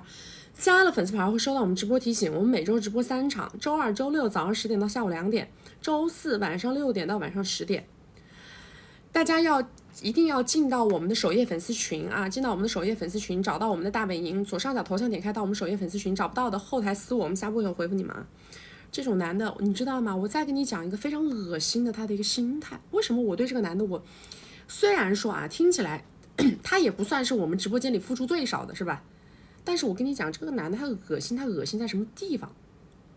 我告诉你他恶心在什么地方。他跟这个女孩在一起的时候，这个女孩22岁，知道吧？22岁到28岁中间的这个过程里边，因为这个女生她是年轻的、懵懂的、无知的，对吧？说白了就是被你牵着鼻子走的。在这个过程当中呢，这个男的还会给她画带球的饼，是吧？我们可以带球，未来我再去解决这个问题什么什么的。我原来虽然渣了，但是我还可以再DIY。他还在给你画这个饼，知道吗？但是为什么他现在这个饼都不给你画了？你知道吗？为什么他现在这个饼都不给你画了？因为他知道你再过2年下桥了，你青春不在了，你没有绝对的市场价值跟市场优势了，懂不懂啊？他不需要再拿这种饼来套你了。他后面他自己算的一盘好账，知道吗？他经济实力起来了，对不对？你呢也什么东西都得靠着他。他房子呢先给你悬个胡萝卜，完了以后他再去找别的女的，你有什么办法？他一边把你套着，一边跟你说啊，我回头一年给你给100，你又觉得啊有那个100有那100，我再跟一根。完了以后他再去找个22岁的骗，他再去找个22岁的把他笼着。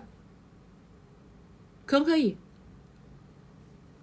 他要不是啊，说觉得你的年龄已经濒临了这个，他已经觉得我就是要找年轻的，我要把你踢出我的框架了。他要不是到这个点位上，他是不会彻底的断了你想要带球的念想的，你明白吗？他的任何一个语言呐，一定是透露着背后的一重动机的。22岁到28岁，你最黄金的6年被他占到了。现在你要下桥了，他才跟你说实话，我不可能跟你带球，懂不懂？他心想你要走你走好了，对不对？你在22岁到28岁中间最黄金的这6年的时候，你有大把的选择权呐，对不对？他能骗你，还有别的男能骗你呢，他不得骗得高明点？他现在就是骗都懒得骗了，狐狸尾巴不想藏了，懂吗？来下一个。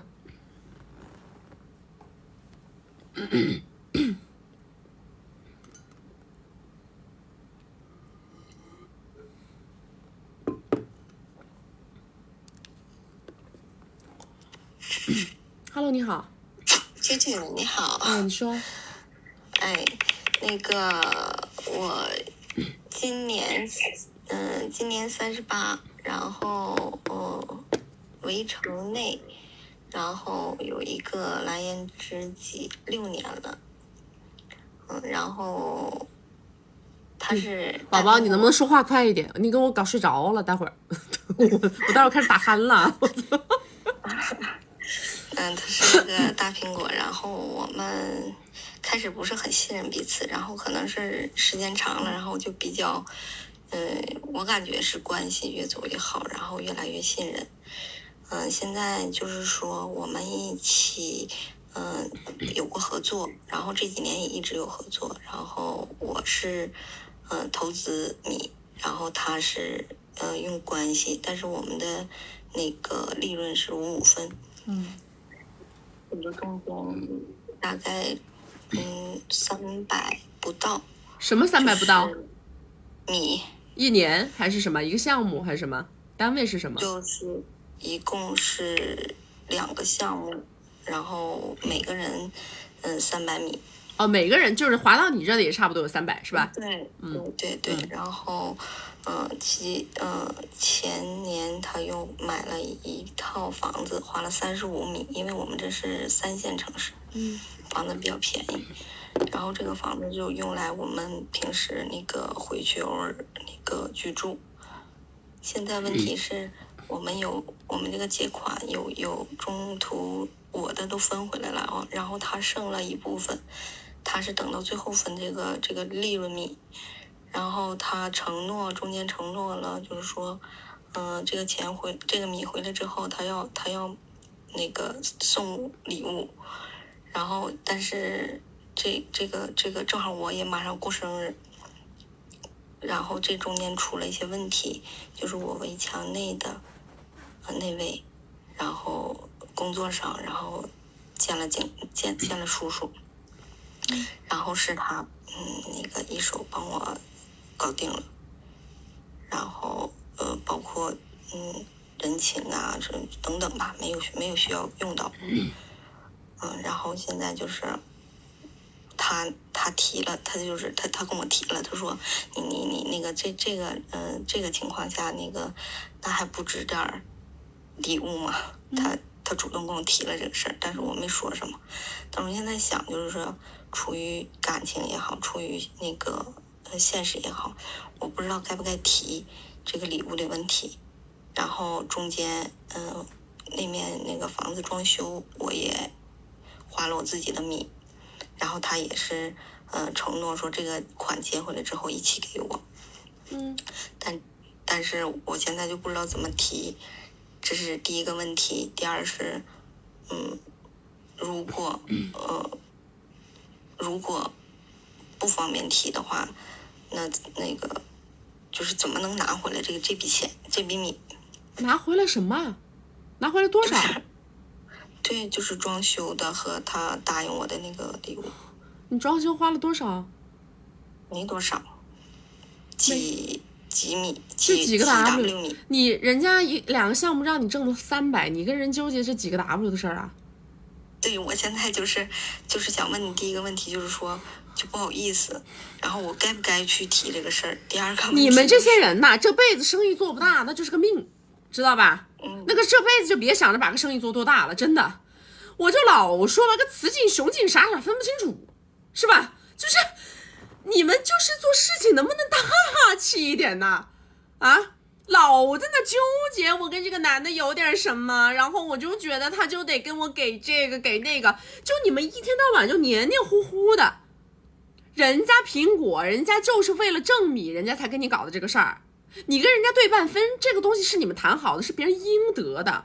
应得的那个玩意儿叫天经地义的东西，那个不代表你的情商，也不代表你对于这段关系的维系，知道吗？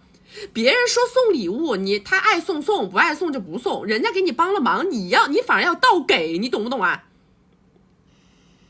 对，一码归一码呀，大姐。对，我一直在想一码归一码，所以就一直很纠结。你纠结个毛啊！你多花点钱的事儿，纠结个屁！纠结。但是他没用我，他直接就带我去做这件事情了。做什么呀？你给呀！你送他东西啊！我给他们要他自己拿的米办的这件事情。所以啊，那你还说什么呢？那人家确实给你花米了呀。对。那你还说个毛线？你还纠结？你纠结什么东西啊？你在纠结什么？所以就不该提了，对不对？有什么好提的？你就应该给别人送个大礼，他要与不要那是他的事儿，你的心意得到位，对不对？对，而且我也在想，这中间他给我也买了一个那个房子嘛。哎呦，真是个稀巴烂！你们这些女的做生意啊，我看着我要吐血，真的我要吐血，真的，哎呦，我都不知道你们是在哪里搞这些路子，就是，哎呀，也是命好，啥玩意儿都能被你遇上了，是不是？我无话可说，好吧，我真的无话可说。我心里面是确定我是想怎么做，然后我也有主意、想法，但是我就特别想听你的意见和建议，特别想。我特别不想跟你说话，你们能不能不要找我说话了？不要找我说话了，我特别不想跟你们说话，烦死，真的是。不，你要是说了之后，我真的是很确定了。你说你挣了300个，人家今天对，人家给你，我告诉你是个人呐。我上次就跟你们讲过这个点了的，感情归感情的事儿，业务归业务的事儿，明白吗？在感情层面上，我就是该怎么撒娇怎么撒娇，这些都没有问题。我选择人的时候，选择一个有付出意识的人，这都没有问题。但是到了业务层面上，只要这个业务落听了，赚米了，我这里边的这个公关动作呀，只能多做，不能少做。他只要他今天给我买个房子，我不是说那是什么装个修的问题，知道吗？人家给你买个房，你恨不得要给别人搞块表，懂吗？就是这个逻辑，它是这样子的，就是你们在这个过程当中啊，他送你点什么，你送他点什么，他送你个10几个 W 的，你送他这个10几个 W 的，然后把这个关系绑得越来越紧。下一次人家就不是说一个600个 W 的买卖了，下一次可能就是一个2000 W 的了，然后再一人1000，你还是一样的，人家花100，你花150，懂不懂啊？是这么个玩法，不是说哎呀这个钱挣了，我把往怀里一捂，然后就不能往外掏。哎呀，你再给我，哎呀，我们俩有这个关系，你要给我送礼物，你要给我搞这，你要给我搞那，然后呢，你他妈当个貔貅，你们这怎么做生意？我真的非常不理解。哎呀，明白了，就这样吧啊，拜拜。好嘞，啊，别来了，再见，哎，再见，哎，我真是烦死。哎呦，我跟你们说，真的，我被你们这些人在气恼一血了，知道吧？也不知道是个什么命，真的不知道是个什么命，还能有这样的苹果关系，还能做这样的业务，哎呀，你说，当你已经逼得别人说出一句"我给你帮了这个忙，还不值这个礼物吗"，你都已经把别人逼出这句话的时候，你知道人家心里给你减了多少分吗？是不是这个道理？这话能从人家嘴里出来的时候，你已经稀巴烂了，懂吗？你在那啊？我的礼物呢？什么时候？人家直接说啊，我这跟你帮这个忙不值个礼物啊。人家虽然说没骂你啊，他心里已经给你骂死了，知道吧？他把这句话一说出来的时候，那个心里已经把这个人减分都跟他减完了。哎，他跟你心里想，头发长见识短，他绝对心里就是这么想的。咋办呢？这事儿已经这样了，算了吧。他绝对心里想的是你头发长见识短，你信吗？哎，大家都挣了。上次那个女的也是的，是吧？上次那个女的，那男的让她挣了70个 W， 然后那男的约她出去玩，他怪男的说开标间，那男的约她出去玩，开了个标间，他不高兴，他说应该开2个房间，你为什么给我开标间？然后完了以后说人家男的第一天请她去吃100-200块钱人均的饭，第二天就带她去吃120块钱的路边摊。上一次那个女的，你们记不记得？你在不在？再出来给我挨一遍骂，我都骂一遍不解气。我真是骂一遍不解气。前脚让他挣了70个 W， 他后脚怪人家带他出去玩的时候开了一个标间，然后还怪人家请他吃饭，为什么前脚吃100-200，后脚吃120？我的妈呀！我都不知道，我骂你们，我都不知道从哪个口子开始骂起。知道吧？从头到尾都是槽点，我都不知道从哪个口子开始骂起。我真是，做人能不能大气一点呢？啊，我们做女人能不能大气一点？别管我跟这个男的是什么关系，对不对？该给的好处只能多不能少，对吧？这个就是你们行走江湖的利器，是不是？一个女人，什么叫雌雄同体？你在做事情的时候，你要体现的比所有的人都大气。这就对了，对吧？哎，谭毅，我该撒娇撒娇，哎，没毛病。我该美，对不对？哎，我该哄，是吧？我该搞情绪价值，搞情绪价值。但是我到了买单，到了分润，我到了这种环节的时候，我不得体现的我很大气，我很有格局，对吧？一天到晚的抠抠搜搜的。我跟你们说实话，我长这么大呀，我身边过眼的女人无数。谁能出大结果，谁出不了大结果，就这一个世上，我把你个命跟你看死，知道吗？我身边那些抠的女孩子啊，真的几乎是没有拿什么大结果的。就是人家不管给他帮多大的忙，不管帮他办多大的事儿，不管让他挣了多少米，他永远呐就是个抠抠搜搜那个样，看着就烦，恨不得把他拉黑，真的。但是啊，只要是女孩子出来，我说，哎，我非常爽气的，是吧？哎，人家给我帮了忙，人家给我带我挣了米，人家带我进了圈子，我这个出手一定要让别人觉得，哎，这女的真大气，我以后的资源就会越来越好，你这个日子就能越过越红火，对不对？你链接到的资源全部都是这种很大气的。人抬人，懂吗？人抬人，人才能够有江湖地位。你说你这个样子，别人都不愿意夸你，都不愿意抬举你，你说你还怎么玩？你本来就搞不赢男的，本来这就是个男纯市场，你本来就搞不赢。来，大家没有关注的宝宝左上点关注，没有加粉丝牌的加个粉丝牌。加了粉丝牌会收到我们直播提醒，我们每周直播3场，周二、周六早上10点到下午2点，周四晚上6点到晚上10点。如果大家想要不迷路啊，害怕迷路的宝宝们，一定要到我们的首页粉丝群，左上角头像点开到我们首页粉丝群，找不到粉丝群的后台私我，我们下播以后回复你们说，姐姐如果以后情感干不了了，咱就干商业吧。那些男的更是要把我搞死搞残。我要是搞商业，把他们的嘴里的肉都跟他们抢完了，他们更是要不得了。哎呀，现在那一个个的都跟个国小妇似的了，一个个的跟那个骂街的泼妇一样。本来我就是我干我自己的，他们干他们的，他们都不依，我还要去抢他们嘴里的肉吃。来下一个。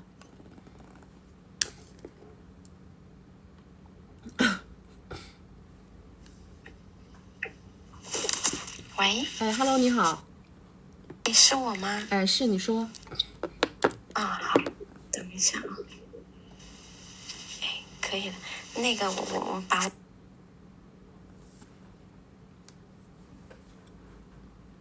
Hello， 我听不到呢，我听不到呢。Hello， 不要退出哦，你不要退出哦，你退出我就听不到了啊，你退出我就听不到了，小姐。Hello， 喂，哎，你说。哎，不行，我听不到啊！来，下一个来，不要退出啊，不要退出，你们一退出我就听不到了啊。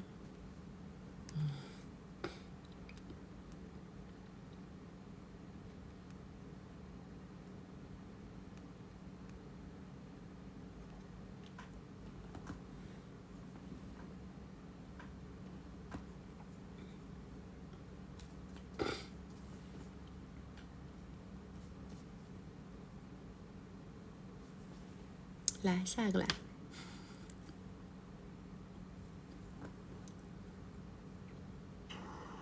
Hello， 你好。你好，听得到吗？听得到，你说。听得到啊。你说。太激动，太意外了。等待过程我还挺紧张的，我是1个多月以前呢，我才接触到你，然后我很快我就报了金贵的关系和哼哈，准备奔赴1000多公里去参加哼哈，真的非常认可你。然后呢，我老家跟你是一个省的，老家离得比较近，真的感到很骄傲和自豪，能有你这么优秀的人，这么有奉献精神，然后你又特别年轻，我觉得真的是神一样的存在，因为我很少佩服人。别这么，现在不能捧了啊！咱们主打就是接地气啊，接地气。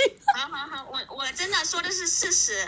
那我就是因为我说一下我的情况，确实有点激动。我本来是想直接报1v1的，但是我觉得你是我的定海神针，我还是想跟你先联系一下。等到后期我线米够了之后，我也想去参加你的生日会，希望能提升自己，以后能参加你的闺蜜圈。现在还是觉得自己还是可以，还是差很。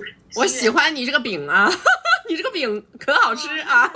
就是因为你真的也打开了我的很多认知。那我说一下我自己，我是今年是30岁，然后我是独生女，我是未婚未育，老家是一个小县城的，然后我父母呢，就是说都是很正常普通的一个家庭，他们都是农村的一个家庭，但是呢，我父母两边的家庭都是属于人品非常正，然后非常勤劳的这种人，也比较老实，所以我父母在从小教育我的过程中呢，从来都是批评式的教育，就是我们家的家风是非常好的，导致了我的话呢，就是非常的没有安全感，因为他们的要求也很高。那我个人呢，也是一个很独立的人，我是读的是一个2本，高考也是考了500多分，然后从17年开始呢，我的年收入有30个以上，但是现在的话呢，工作上是一直没有提升。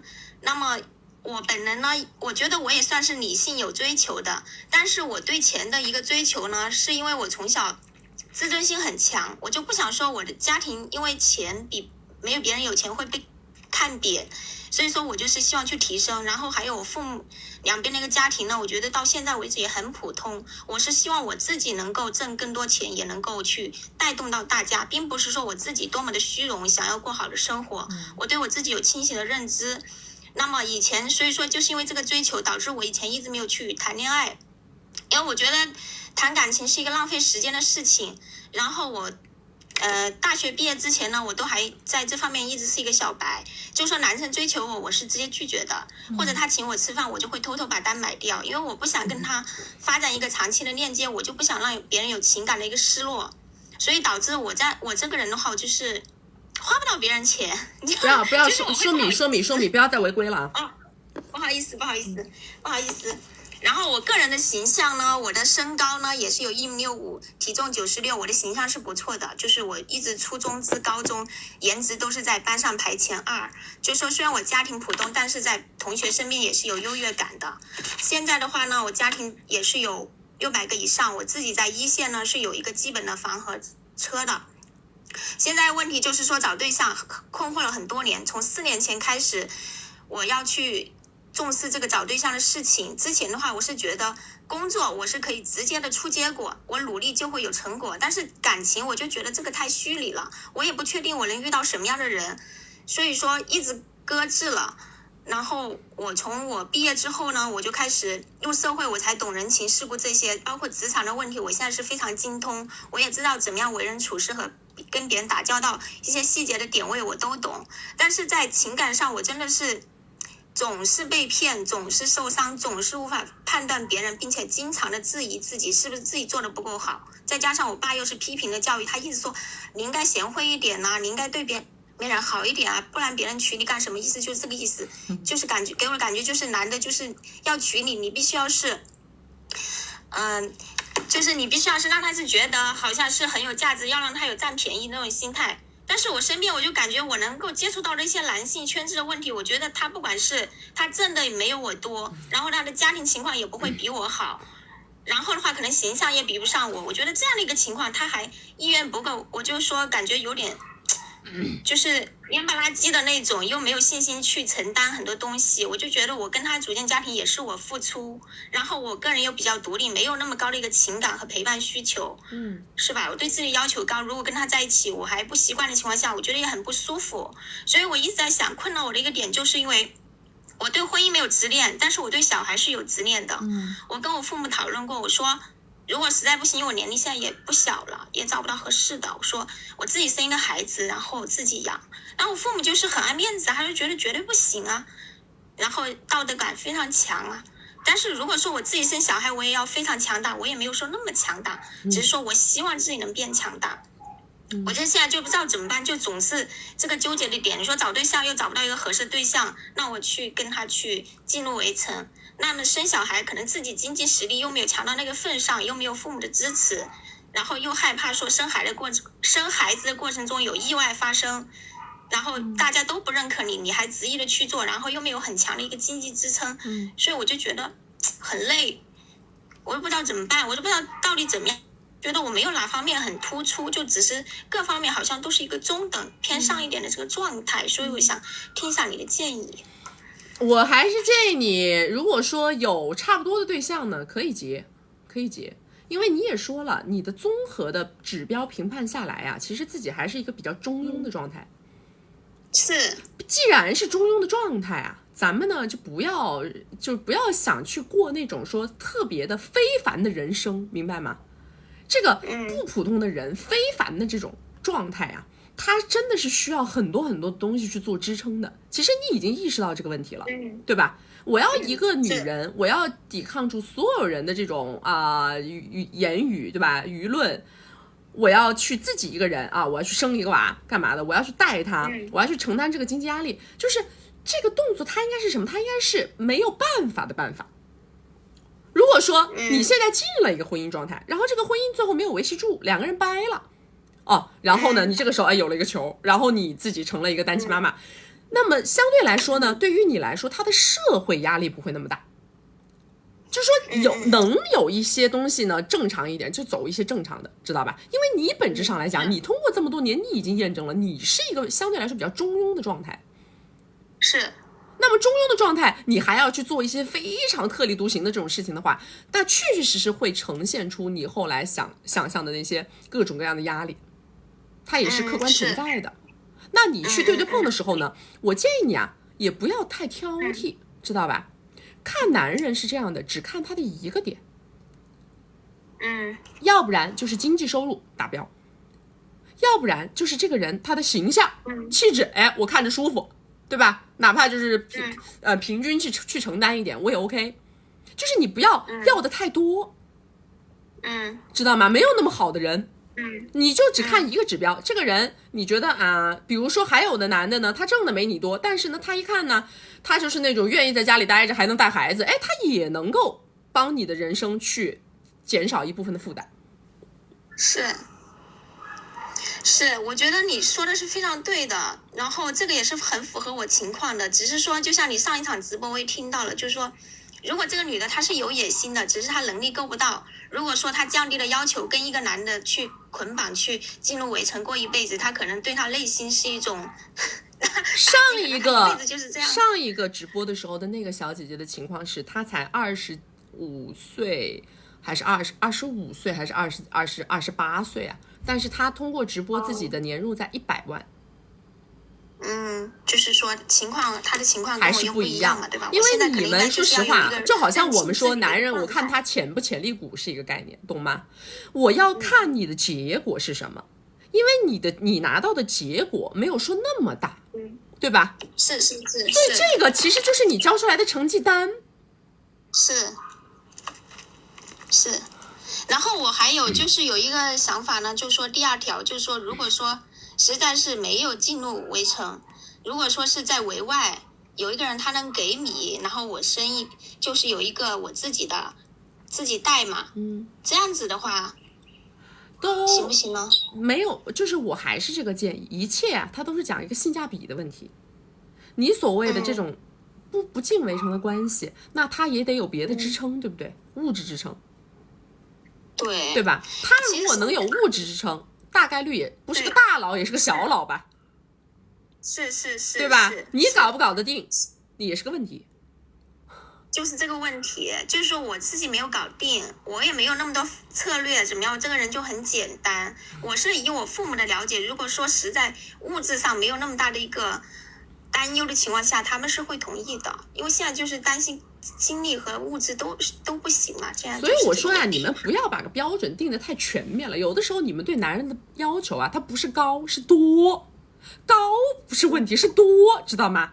你又要求他的形象，又要要求他的年龄，又要求他的身高，又要求他的收入什么，他找不着，绝逼找不着，知道吧？你就看你最重要的一个点位，把那一个点位看明白就好了。好。然后呢，我还想问你，就是说我有看到那些就是说跟那些大哥在一起的女孩，我就感觉她可能就她的一个形象啊，就是家庭情况啊，学历可能不一定会比我好哈，但是她能够让别人那么的喜欢。但是我就感觉我真的是做不到，我觉得我真的是很欠缺。我就感觉那些大佬，就因为我舅妈工作的环境都是很多大佬的嘛，都是几个目标以上嘛，我就感觉他们都很理性啊，很精明啊，因为越是挣到钱的人，他的认知越开阔，是吧？他越知道你是为什么而来找我的，那么你想要什么，但是别人就是能够搞定，但是我就真的是这方面欠缺。这种东西那可非一日之功啊，是吧？好不好？你要是真的对有目标人物，你可以去1v1，没有目标人物不要1v1啊。好不好？要有目标对象再去1v1 ，OK。时间到了，我可以问最后一个吗？我们时间到了啊，你的问题也都比较泛，我也很难说给你一个非常精准的答案。好，拜拜。我跟你们讲啊，就是你们就几个很简单的点位，我告诉你们，能够得到男人的付出的女人，很简单，首先你得愿意接受别人的付出，明白吗？这你得敢于接受别人的付出，你得敢于让别人帮助你，对吧？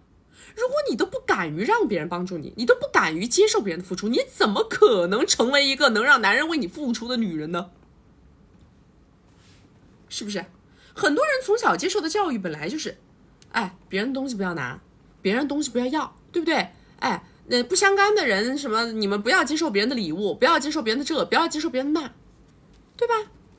你如果是这样的人，你怎么可能拿到任何的男人所谓的付出？别人有毛病，你不要他非要给啊，你不要他非要给，别人有毛病吗？对吧？你们看，就我有的时候我们有帮一大哥干嘛的，我那一通撒个娇干嘛的，你们干不干得出来？首先你自己评估一下，对不对？是不是？你首先就评估一下你干不干得出来？你首先你能不能开口说一句我想要这个，可以吗？最简单的一句话，不跟你搞复杂了，你就这一句话，你现在扪心自问，我能不能说，我的嘴巴吐不吐得出来这句话？你首先自己问一下自己，我吐得出来这句话不？你们会不会有一种我要吐出这句话的时候，我突然就感觉这个地方有一块石头就给我压着了有没有？会不会？对吧？你不是很复杂，没有什么很复杂的东西，我跟你们讲，很简单的。我想要这个，能说吗？来，自己再对着镜头练一练。我想要那个，你给我买你给我买行不行？我就这3句话，你们能不能把这3句话给我就从嘴巴里给它吐出来，就用我这个语气给它吐出来，行吗？我也不要你搞复杂了，对不对？你以为是什么很复杂的东西？你首先啊，你那个话要讲出来之前，你就已经自己把自己快尴尬死过去了，知道吗？你是不是要把自己尴尬死？你以为有什么很高级的东西吗？没有的，对不对？你仔细的想一想，我是不是我说的这个道理？他刚刚说为什么别的姑娘都可以，我感觉他们条件都没有好，就我说的这3句话，你此生说过没有？你此生有没有这样表达过？啊，你能不能在别人送你一个东西的时候，你说一句啊，好开心啊，可以吗？就这么简单，收下，好开心啊，我好喜欢，可以吗？你怎么那么好，可以吗？对吧？就这么简单，好不好？咱们今天呢，就这几个动作，你们直接下去自己试一试，对不对？没有什么很复杂的，好吧？来，他没有关注的宝宝，走上点关注啊！没有加粉丝牌的加了粉丝牌，加了粉丝牌会收到我们直播提醒。我们每周直播3场，周2、周6早上10点到下午2点，周4晚上6点到晚上10点。然后怕迷路的宝宝们啊，一定要到我们的首页粉丝群，左上角头像点开到我们首页粉丝群，找不到粉丝群的后台私我我们下播以后回复你们。我跟你们说真的，我原来我上大学的时候，因为我没有早恋过，其实我最早谈恋爱开始就是大学。我上大学的时候，就是男朋友说带我说，哎，我们去逛街呀，就是说今天干嘛呢？我说我也不知道干嘛。他说那我们去逛街呀。然后我就因为那个时候是真的没钱，那个时候是真穷，我就看着他我说啊，你给我买吗？就这样啊，就看着他，你给我买吗？他就说这还用问？那我要带你去，肯定我给你买呀。我说太好了，那走吧，去吧，是吧？出门之前先谈好，要不然到了现场买不了单，多尴尬。来下一个。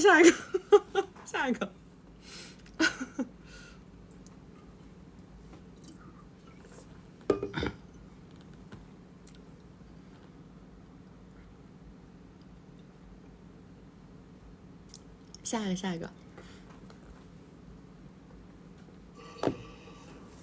Hello， 你好。啊，你好，是我吗？哎，你说。哎，我糟了，我还看到前面很多人在等，我还没把我的稿子拿出来，稍等好几秒钟。是这样的，曲曲你好。我看你的直播的时间不是很长，但是我就觉得很值得我学习吧。然后我现在现实中遇到了一个小问题，就想跟您请教一下。我想咨询的是一个围城的关系。我和我的先生呢都是86年的，然后我们是通过朋友介绍认识的，都是普通人。然后当时因为我那个时候年龄也比较大了，然后接触的时间不是很长，我们感情加速比较快嘛，所以就没几个月就结婚了，了解不是特别深入。然后现在呢是有2个娃，一个蓝色，一个粉色。然后我们是在那个3线城市嘛。学历方面呢，我是研究生，他是普通的本科。然后但是我先生可能我自己觉得他在我们这个城市个人能力还是比较强，因为他就是在我们周边的一个小镇上出来的，然后通过自己的工作还是能够在这个城市立足嘛。然后他是一个就是比较大的企业里面做一个小领导，然后呢我自己是在私企做技术类的工作，收入是差不多的，都是1万多。但是呢先生可能有一些额外的福利。然后婚后呢我就发现我先生呢他是比较喜欢去 YC， 然后不但去，而且他会和一些就是 YC 里面认识的女孩会有一些私底下的交流。倒是具体没有发现说一定会出轨的这种事情，但是呢因为发现这个事情之后我还是很颇受打击嘛，然后感情浓度就降了很多。之前我们感情是很好的，感情浓度就降了很多。然后最近呢又是因为类似的事情，然后我就又追问他，最后他就是直接，因为之前我是提过很多次就是要跟他就是扯快乐证嘛，然后他都没有同意，然后就回避嘛。然后这一次呢他就被我怼着问，然后就直接就说那你要想干嘛就随便你了。然后但我也没有说，这次反而是我没有说要去扯快乐证的事情。但是之后呢我们就比较冷淡了，就是互相没有，就相当于冷战嘛，有几天冷战，但是呢都还是正常的家庭义务还是在做，还是在回家，该吃饭的吃饭，该洗洗，就这样子的一个状态。那我现在的问题就是我要怎么去把我的这个围城的关系给它维系好，因为我的一个目标还是觉得想要把这段关系维系好的。那但是呢我又分析我自己的一个内心我是不能够接受就是完全没有感情的这种围城的关系的。那我还是希望有一个很高质量的一个亲密关系的状态。那和我现在这个委内的这个我和我先生有没有可能，如果可能的话要怎么操作？他的米你管不管的？他的米的话是这样子的，因为我不叫管吧，就是反正是公开的。什么叫公开的？就是他的所有的米他不会交给我管，但是我都知道在哪里。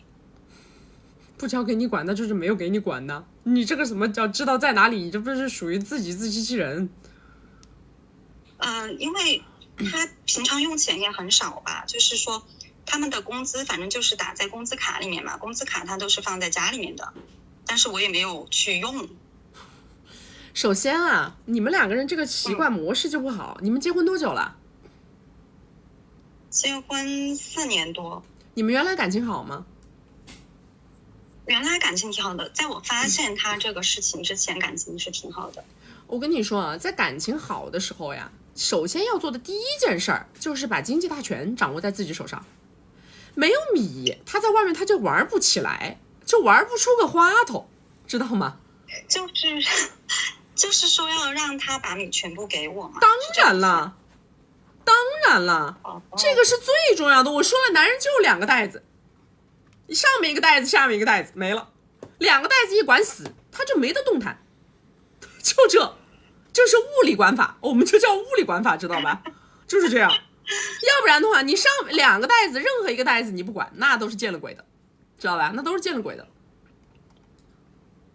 行，那除了就是关于他的这种恶习的话，我再问了，下面一个袋子10点半你俩怎么样？10点半的话，曾经也比较好，但是因为最近2宝才半岁吧，所以就比较差一点。我跟你讲，就这2件事儿，好不好？我跟你们说，你们呐，这都是极为平凡的婚姻关系，极为平凡的婚姻关系。你在这种婚姻关系里啊，什么情绪价值，什么这些东西啊，它都不太用得上，知道吧？情绪价值是一种很高端的打法，高端的打法，我们都是面对高端的人群。对这种普通的人呐，其实就是物理高法，最简单，懂不懂？你该强势强势。就完了，2个袋子给他捏死，没有什么其他的东西，懂吗？他那个什么卡放家里干嘛的？到底里面有没有米，有多少米，你到底知不知道啊？就是他会说呀，家里面有，就是他有多少钱。这因为是这样子的，我们家现在的这个财务状况是，他的工资，他的收入就基本上是和他的消费是持平的，所以这就是问题啊！你说他花不了多少米，他一个男的，他每天要干嘛？就是他的就是包括贷款，各种贷款都是在他的那里嘛，就是收支基本上他如果说有结余的话，可能也就1-2千块钱，就是1分钱的结余都不能有，1-2千块钱，他们在外面找的那女的便宜得很，知道吧？这样，你以为呢？他什么高档次的地方他去得起？不是，但是就是有一点特殊，有一点情况就是他比如去 YC 什么的，我知道他们肯定是不花钱，不花米的。可以，他不花米的你管不了，你先把你能管的全部管起来。他既然不花米，那就更简单了，是不是？你不是不花米吗？你不是都是别人的吗？那你就吃别人的，用别人的，喝别人的就完了的。我能管的每一分我都管起来，然后10点半必须严控。我告诉你，10点半必须严控，10点半这玩意儿不严控，那见了鬼的，知道吧？那你就别想了，那他没有花花肠子，绝无可能，好不好？明白了，就是说，那这种我其实比较也有想法，就是我对这个人还是有一点失望，我就想听曲曲的建议，如果是说这个人确实不行的话，我还是有一点想就是后面去扯快乐证，但是不是现在这个时机，因为现在他的父母在帮我带小孩，我2个小孩需要他的父母帮我带，然后我必须要趁一段时间，我就是打算给自己规划几年的时间吧，然后能够把自己的工作辞掉，还能够维持收入的情况，就可以一边有收入一边带小孩，这种情况的话来跟他扯快乐证，就是说，如果这个人确实是这样的话，你啥时候想好了扯，啥时候想好了扯你就扯，好不好？没人非要你扯，你也不用，你自己什么时候计划，你自己想扯了你就扯就完了。就是说，这个这是前提，就是当然我还是前提是我还是现在想要和这个人，我这不是告诉你的就是这样吗？我告诉你了呀，没有人要你跟他扯呀。就是说现在不用扯，但是他这个状况这种品行是没有办法改的。别说改，我们说了，我们要做自己能控制的事儿，你不要想着那些自己不能控制的事儿。2个袋子控制住，他不想改，但是呢他没有实力，这懂吗？他实力不够，明白吗？要不就是物质实力不够，要不就是体力实力不够，他总有个实力不够。要不我怎么说叫物理打法呢？好不好啊？就这样啊。好，谢谢。你们总老想着让别人改，不要改变别人，要改变自己，明白吗？原来就是等，现在开始不要等，等一关我说了算，不等，等个毛线，等他妈黄花菜都等凉了，真的是。哎呦，你们不要每天就是太游离于这个关系之外，脑子里都不知道在想啥，一天到晚想着不要让他出去玩，不要让他跟那些女的，你让他口袋里没有了，他不就没得玩了吗？他拿什么玩呢？对不对？他拿什么玩？我问你，对吧？我说了，不是让他不想玩，是让他没实力玩，明白吗？这个就是普通家庭最重要的点，明白吗？不是让他不想玩，你们老是希望他从根上不想玩，不是要让他没实力玩，让他玩不了，这明不明白？是这样的，好不好？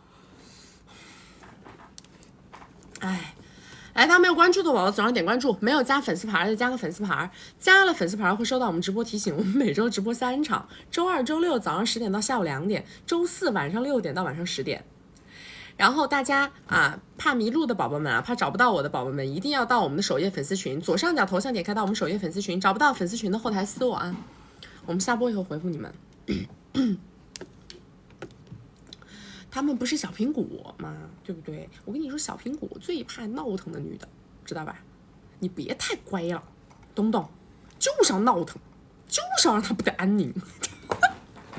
他不安宁，他只能听你的，是不是？因为他工作很重要啊，他得把他的工作、把他的事业给他保住了呀，他得把他头顶上那个帽子给他保住了呀，对不对？那谁让他是小苹果呢？对吧？你都有他这些乌七八糟的这些东西，你说我告诉你啊，你要是不给我履行夫妻之间的责任跟义务，我告诉你，我明天就给你把材料打出来，给你送你们领导办公室，懂不懂？不要在那跟我犯怂，有什么好犯怂的？这是我应该的，这是我应该要求的，对吧？来下一个。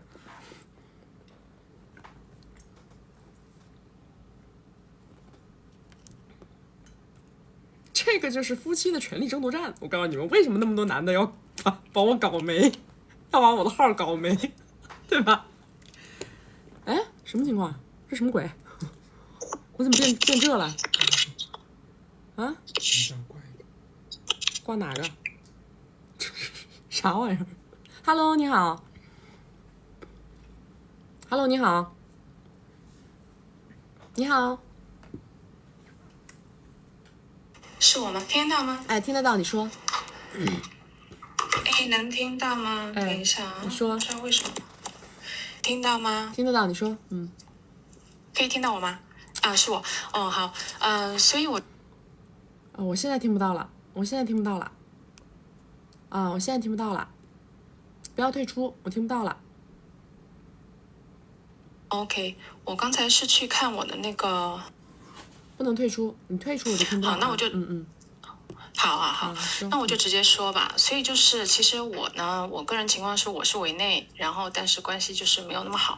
然后最近呢，就是这2年开始，我其实就是没有工作很多年，然后这2年开始就是因为疫情，然后家里的也没有那么好了。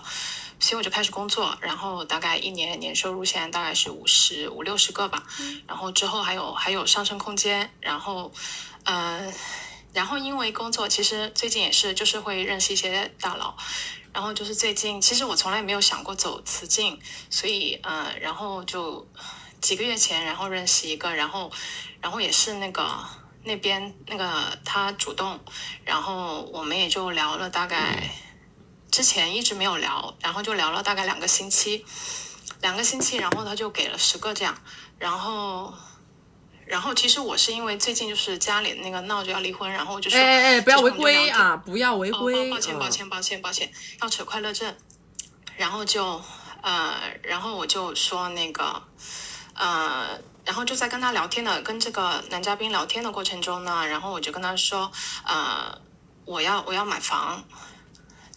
他问我什么计划，我说我要买房，可能这个吓着他了，然后之后就没有那么热情，然后但是我现在就是给他发短信呢，他还是有回，然后平时工作也比较忙，所以其实也没有说太过在意这方面就是的聊天啊什么什么的，但是如果有聊的话呢，我还是会尽量就给到就是会给到情绪价值这种，所以我也是想，就是我的主要诉求呢，就是想问你在在那个雄竞这方面呢，所以就是我也不知道，当然我是希望，我还对这个男嘉宾还是挺有好感的，他人就是挺温柔的，然后是他跟我要的地球号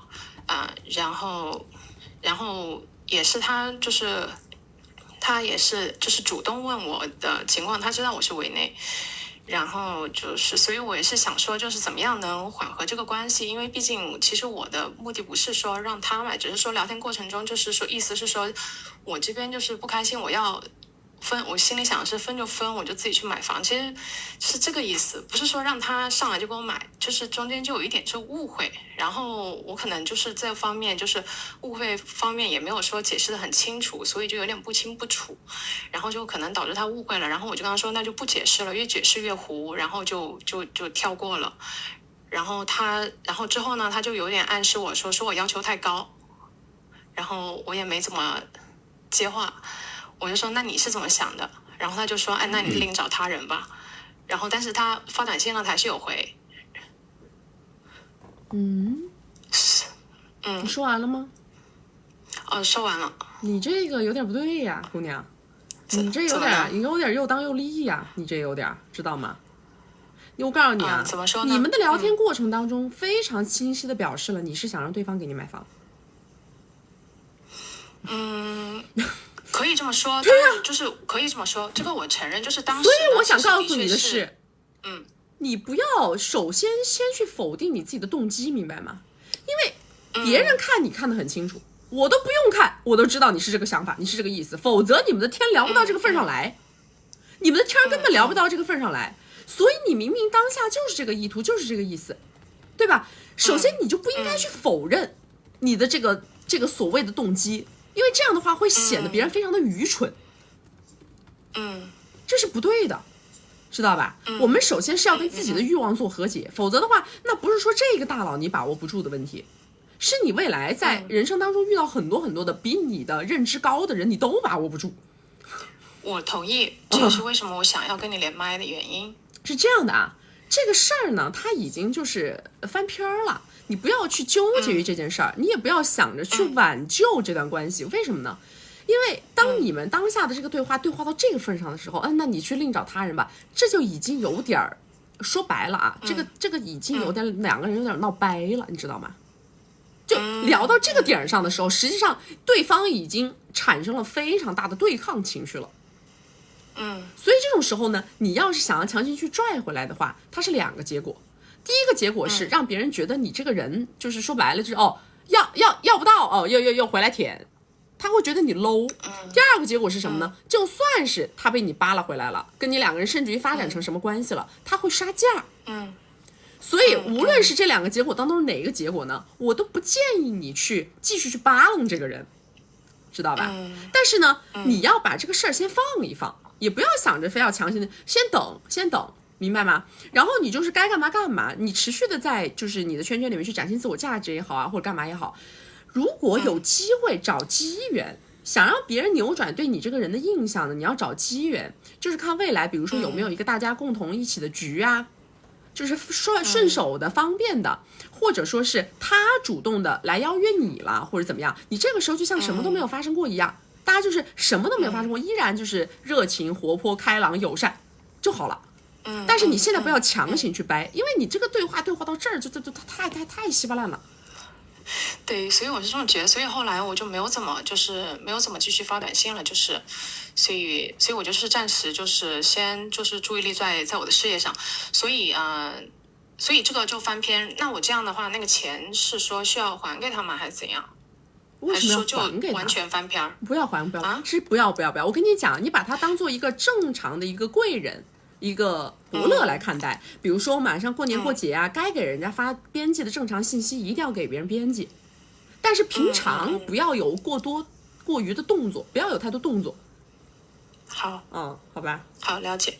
然后另外的话就是，其实我最开始呢，其实是想要发展成，就是其实我主要想法主要是发展事业，所以像这些有时候就碰到一些这种，其实我是希望他们能在我事业上助力，但是有的时候呢，就会我也不知道是不是因为我给错信号还是什么，就会可能就往这方面会去暗示啊什么的，所以其实我是想就是怎么样，就是听听你的烟，怎么样能够就是展现我的就是这一方面，希望引导他们在事业上给我助力。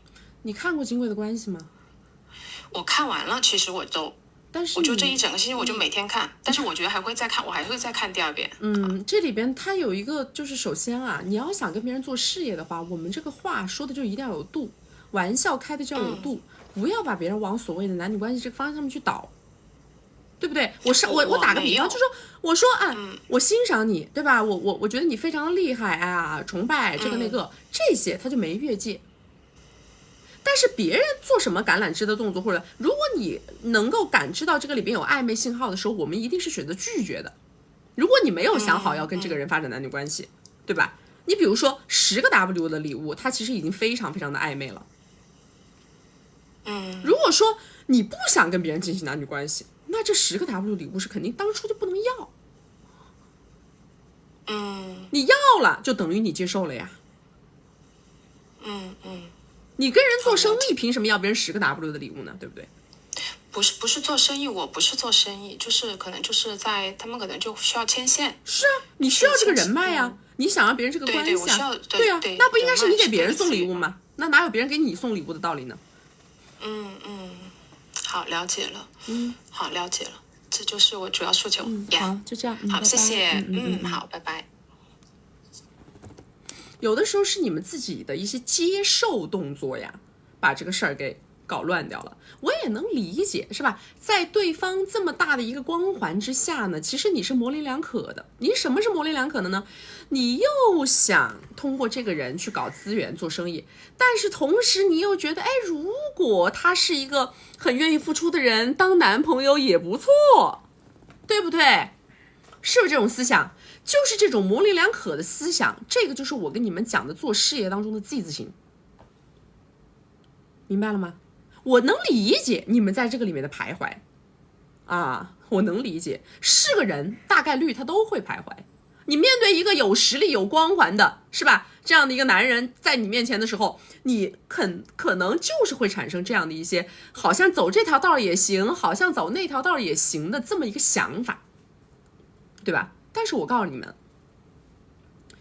是这样子的啊。比如说，你如果觉得这个男人，你要跟他2个人谈恋爱，你是不是内心当中要有一个门槛啊？其实他心里是有门槛的，什么门槛？房子。他心里其实是有一个高金额门槛的，对吧？那么你们一定要明确，如果没有达到这个高金额门槛，他前面所有做的这些东西啊，我是不能要的。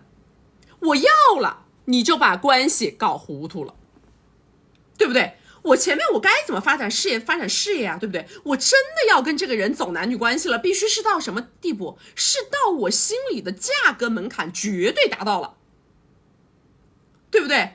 他一次性就人家直接前面他不管怎么说，哎，人家说，哎，我给你买个礼物，哎，不用，我什么都不缺，谢谢，我太谢谢你了呀，你还能记着我好高兴，对吧？婉拒，是不是？我前面我可以跟这个人产生无限的链接，对不对？哎，你是我大哥什么什么的啊，我认识你，我真的太高兴了，我能够有你这样的一个朋友，我觉得特别特别的荣幸，对吧？如果说未来有什么地方需要你帮忙的话，你说我到时候跟你说，哎，这种都可以，对不对？但是一旦人家跟你投射橄榄枝了，人家叫你出去吃饭，哎，可以去；人家说带你出去认识谁，可以去，对吧？谈业务可以去。人家如果要给你送礼物，送点茶叶，哎，咱们可以拿着，是吧？哎，送点茶叶，哎，搞点什么吃的喝的，这个无所谓。但是但凡这个东西的价位涉及到了什么几个 W 了，他暧不暧昧？这个时候你说他不暧昧，你不是在装傻充愣啊？是不是这个道理？你装傻充愣，你当别人不知道，对吗？所以说，当别人的这个礼物他的表示非常清晰的时候，他就是一个暧昧信号的时候，你能接受吗？你接受了，那么你就直接把这个关系导向了男女关系这条道，你就不要再想着做业务了。那你还想什么做业务啊？对不对？这种时候就是不能接受的，我就是不接受，明白吗？婉拒啊！不要，那怎么能收？不行，死都不收，明白吗？如果送给你了怎么办？硬塞给你了怎么办？还礼，懂吗？他给你送了个3万的礼物，我死都不收，硬塞的这种情况也是有发生的。如果说我想跟这个男的导男女关系，我可以收，我收下来了，因为什么？硬塞我收下来了，不是我主动开口的，对不对？而且我已经拒绝过了，对不对？那我接下来我还是不停的再去树立我的门槛，依然合理，对吧？因为我前面在拒绝啊。你们很多时候搞男女关系得犯这个错误，你不拒绝，这男的一送3万，啪收了，人家心里想的是什么？哦，你默认了，你同意了，你答应了，对吧？这也是个问题啊。所以前面一定是拒绝，一定是拒绝，对不对？不管你是走雄竞走雌竞，你都是拒绝。只是说走雄竞是什么？走雄竞是他强行送给你了，你还得还礼还回去，这个是叫走雄竞。走雌竞就是你非要拒绝，他强行送给你了，你可以接受，这个就是走雌竞，明白了吗？因为你是在给对方机会，是吧？但是你该拒绝的前面已经都拒绝过了，别人也知道你是强行拒绝没拒绝过去，所以才接受了。你是给了他一点点的这个，对吧？血条进度，它是这个概念，对不对？然后你再让他后面继续付出啊，还是一样啊，要给就是不要，要给就是不要，除非你强行给，对吧？这就是规则啊，是不是？你不能在还想跟这个人做业务的时候，他又没有达到你心里当中的那个付出指标的时候，完了以后稀里糊涂的收别人几万块钱的东西，那怎么能行呢？对不对？那你不就把这个关系搞稀烂了？你看最后人家男的说一句你另找他人吧，你说这话说出来你们还有什么东西，是吧？你整个人设在别人眼里都毁了，别人心里想的是你这女的这属于什么？哦，吃了喝了，完了以后呢吃喝闪啊，还想从我这什么套房子，对不对？人家是这么想的呀，你是不是把你这个人设搞 low 了？来，大家没有关注的吧，我左上点关注啊！没有加粉丝牌的加个粉丝牌，加了粉丝牌会收到我们的直播提醒。我们每周直播3场，周二、周六早上10点到下午2点，周四晚上6点到晚上10点。要学习我们金贵的关系，进金贵的社群，找我们1v1或者是预约连麦啊，或者是要提高哼哈10点半功能的宝宝们，左上角头像点开到我们首页粉丝群。来下一个，吃喝闪。以前是我们武汉话，有些男孩子说一些女孩子啊，出来，吃了喝了玩了搞完了，什么都玩完了，最后他说我要回家了，说他是吃喝闪。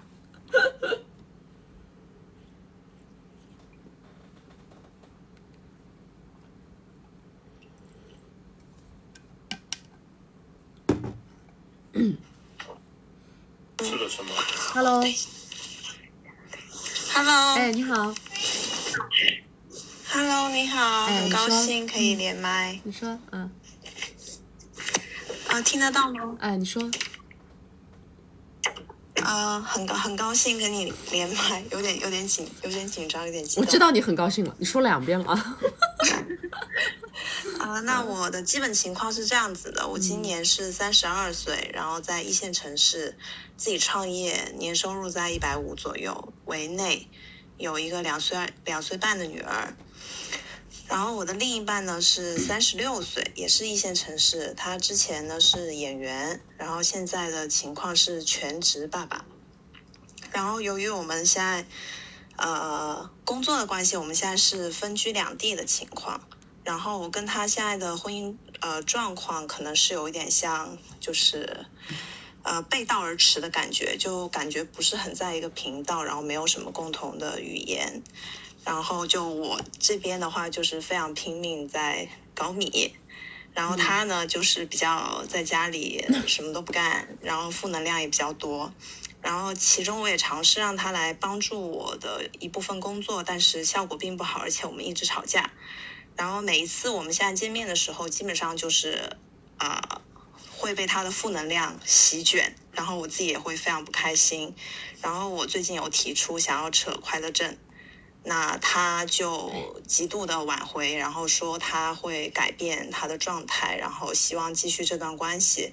但是我是深刻的觉得人是不会变的，然后我现在感觉我想要有一个更平等的关系，但是呢我内心又觉得我有一个女儿还是会有一点纠结。所以我的问题是蛐蛐，你觉得我应不应该继续尝试努力经营这段关系，或者继续给他创造一些机会，或者激励他，让他去找到自己生活的热情，或者说让他去做一些事情。我想知道他在管女儿这件事情上面能出多少力？基本上80%-90%吧。那他就有他的职能在呀，那他的职能是充分发挥了呀。可以这么理解。我跟你讲啊，你请个全职保姆，人家可不能把你的娃照顾得这么好哦。对，这个是实打实的呀。我跟你讲啊，你们就是属于什么？如果你想做事业做大，你一定要把你的脑子调平调明白。我告诉你，人呢一定要在有结果的地方上面持续打，不要在那个没结果的地方使劲儿。你在那个没结果的地方反复使劲儿，就把你的精力时间都耗进去了，最后发现没有成果。你们家本来就是你是做事业的，你擅长做事业，你应该把你所有的精力都用来经营自己。这个男的他能在家里把娃搞好，这个就已经是你最大的优势了。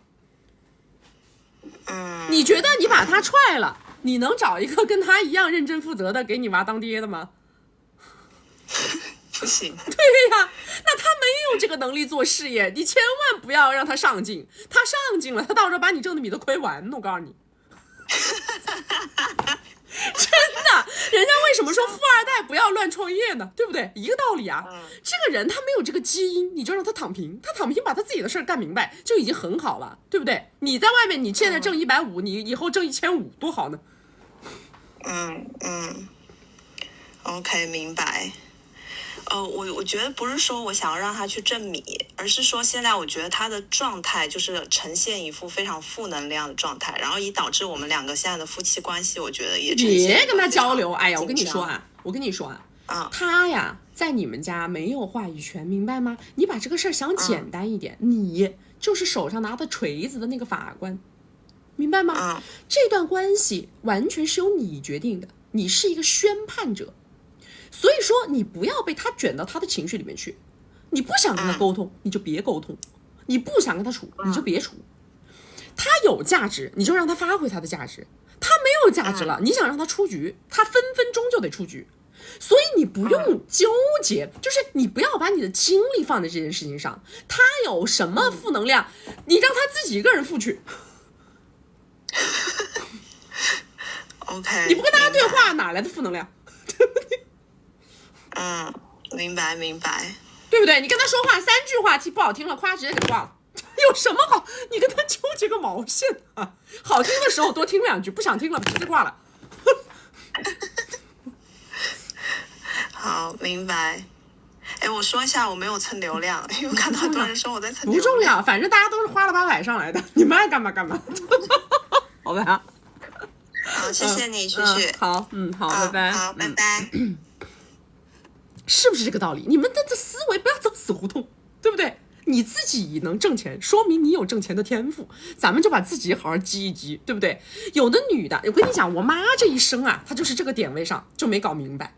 其实我妈就是个特别适合做事业的人，但是呢，她就是有一个很传统的女性。然后呢，她先是激老公，后来又去激娃，老公没激出来就跑去激娃，她就是不激她自个儿，知道吧？就是不激她自个儿。其实她是一个特别就适合做事业的一个性格，敢闯敢拼，然后又有韧劲儿，然后又有狠劲儿。我妈是个特别适合做事业的人，她就一辈子她不挣钱，她天天不是激我爸就是激我。虽然她是把我激出来了，但是这个赌性很大呀，明白吗？这个赌性是不是太大了？你说她先把她自个儿激出来行不行？怎么不可以呢？对不对？脑子不要走死胡同，精力一定要放对地方，明白吗？我们每个人的精力是有限的，我每一场都在讲，我们的精力是有限的，我们的精力一定要打在那个出结果的地方，在什么地方出结果，我就在这个地方拼命的想办法，其他不出结果的地方，我不要花精力，对不对？我不用沟通，沟通个毛线，我什么玩意儿？我天天跟他沟通，他配不配跟我沟通？不用沟通，对吧？他把他自己活干明白就行了呀。你们这样就不内耗了，是不是？上次我是不是还告诉你们了的？那个男人管我，那个男的管我，我说他花多少米管你？他有没有？他开多少付费权益，对不对？我说他要找你要那个 VIP 权益包的时候，他给你付费了吗？他开蓝光，开完蓝光要这什么去广告，他给你付费了吗？如果他不付费，他就可以不管你。可是他非要管我，我告诉你怎么不管。打电话你可以不接，发消息你可以不回，问你在干嘛你可以不说。就这么简单，我非要交代啊？哪个规定的我非要交代？三字真言，对吧？在干嘛？有事儿？在哪儿？外面跟谁？几个朋友？结束，对吧？什么叫非要管？非要管，你看哪个铐子给你铐着了，非要管，对不对？想明白点，想开一点，好不好？来，下一个，再连个来。你说你爱处啊，不愿意处，你给我滚远一点。你们三个在跟我扯淡，真的。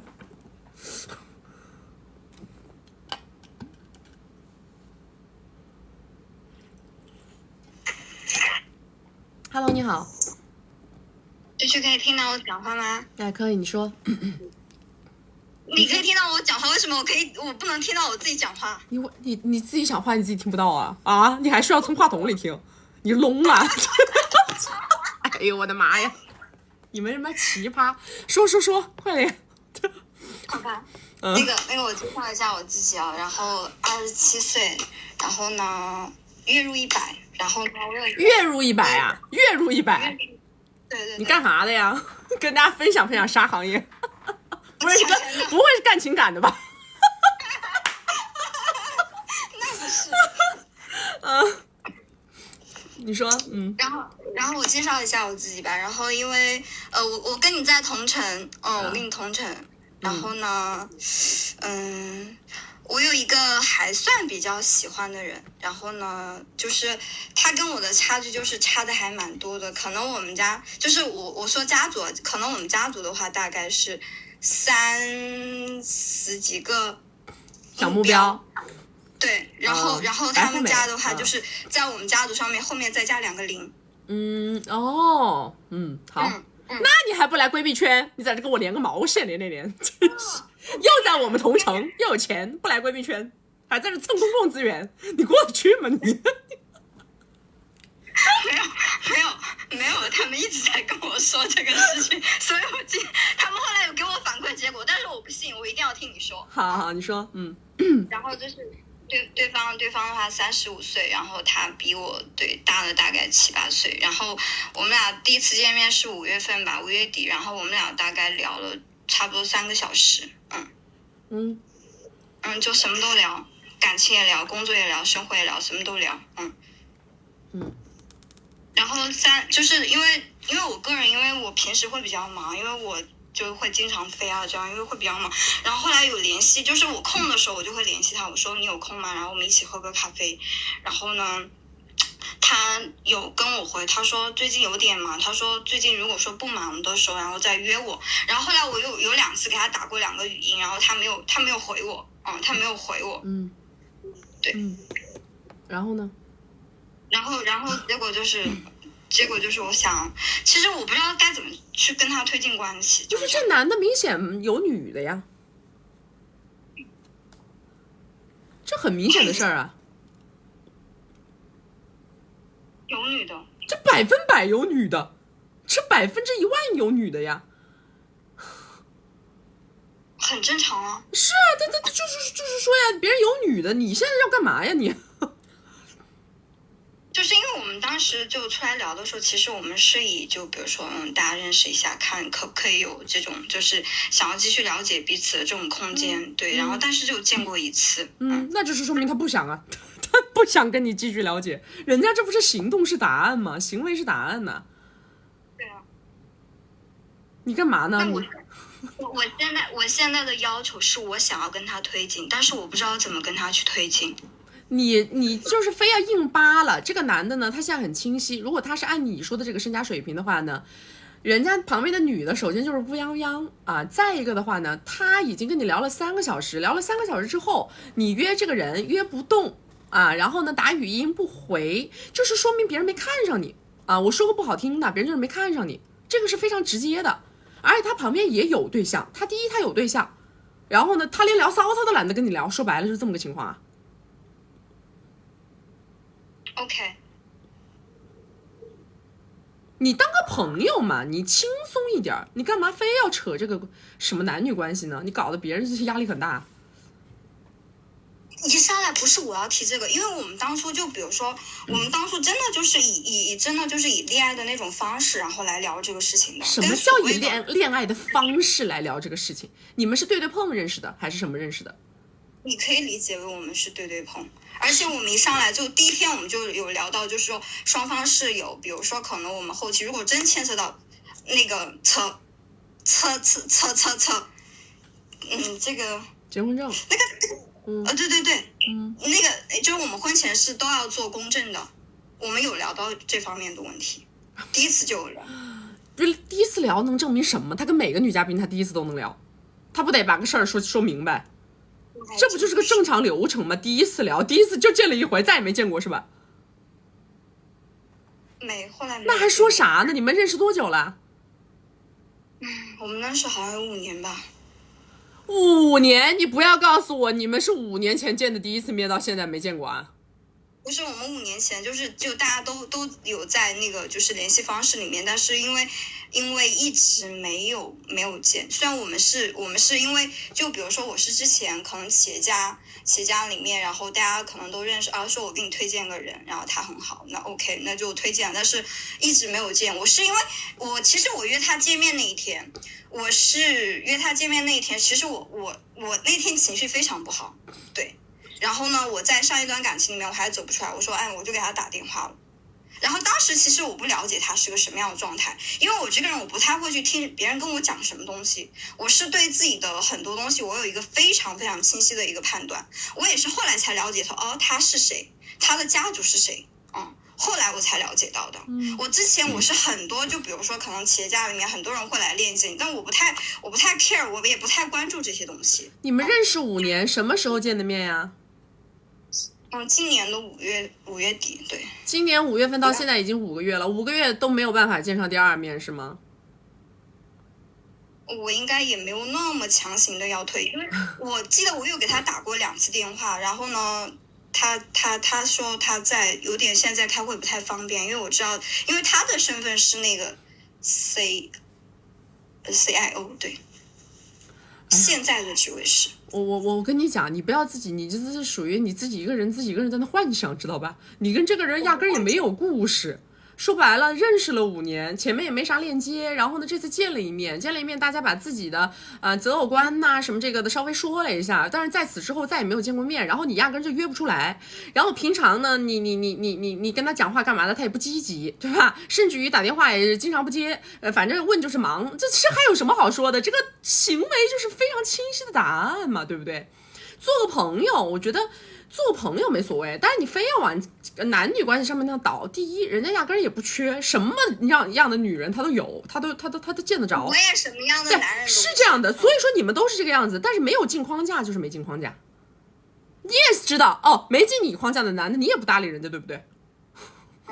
对呀。一回事儿啊，对吧？不是说你不好，也不是说你配不上，而是说肯定是因为不管是你的性格，还是你的家庭条件，还是你的什么学历什么，总而言之啊，还是你表达方式，你跟他聊天的状态，一定是有一些点呢没有抠到他的这个择偶框架内，不是说你配得上与配不上的问题，明白吗？是有一些展现出来的东西确实不吻合他的喜好，就是这么个事儿。那就不推做朋友。对呀，做朋友的情况下，你要是能见得上，对不对？大家彼此之间有了更多的链接啊、交流啊，人家能看到你身上1、2、3、4、5，让他觉得慢慢的有点在进框架的状态，还有点戏。你要是这么强搞，只会给人家的感觉就是一个很跋扈的一个千金形象，好像没有你拿不下的男人，这种人是最讨厌你们这样，知道吧？我好像不是这样吧，就是别人不需要，你明白吗？你不需要展现这种攻击力或者什么东西的，不需要，因为他已经用他的行为给出答案了，对不对？你就顺其自然一点，大家做个朋友啊，平常没事儿有事儿没事儿的可以，如果有机会，大家有什么东西可以聊，可以链接的干嘛，我觉得都可以聊，但是不要没事儿的情况下又是打电话又是发消息，人家又不爱搭理，这不是搞得很烦吗？我其实还蛮少的，因为我也不是个那么主动的人。就这样结束停止就好了。就在这里就 game over 结束为止，就这样。没有必要，好不好？不要把自己搞得蛮 low， 没必要。可是我现在我觉得我好无奈呀。不喜欢就是不喜欢，那有什么好无奈的？那很多条件好的男的，难道你就每一个都喜欢吗？不，我喜欢的人太少了。对呀，就是这样的呀，因为人跟人之间，他首先就是要审美符合，明白吗？我说了，这个不是好与不好的问题，对吧？那喜欢清纯挂的，他就永远不会喜欢那个性感的。那喜欢性感挂的，他看那个清纯挂的，他就觉得像个小学生，就是这样啊。就每个人一定会有他自己的那盘菜，首先你得试那盘菜，你再来谈别的。真的我觉得可能就这样吧，就不要太执着哦。我觉得太执着会把自己搞对，没有意义，没有意义，对，完全没有意义，知道吧？一定要淡一点。我现在对很多事情，我其实相对来说看的比较淡，好吧，然后那反正基本上也没啥太多的问题了，然后，谢谢吧，谈不上，因为呢，我以为会有不一样的结果，但实际上真的没有。好，就这样啊，OK， 拜拜，拜拜。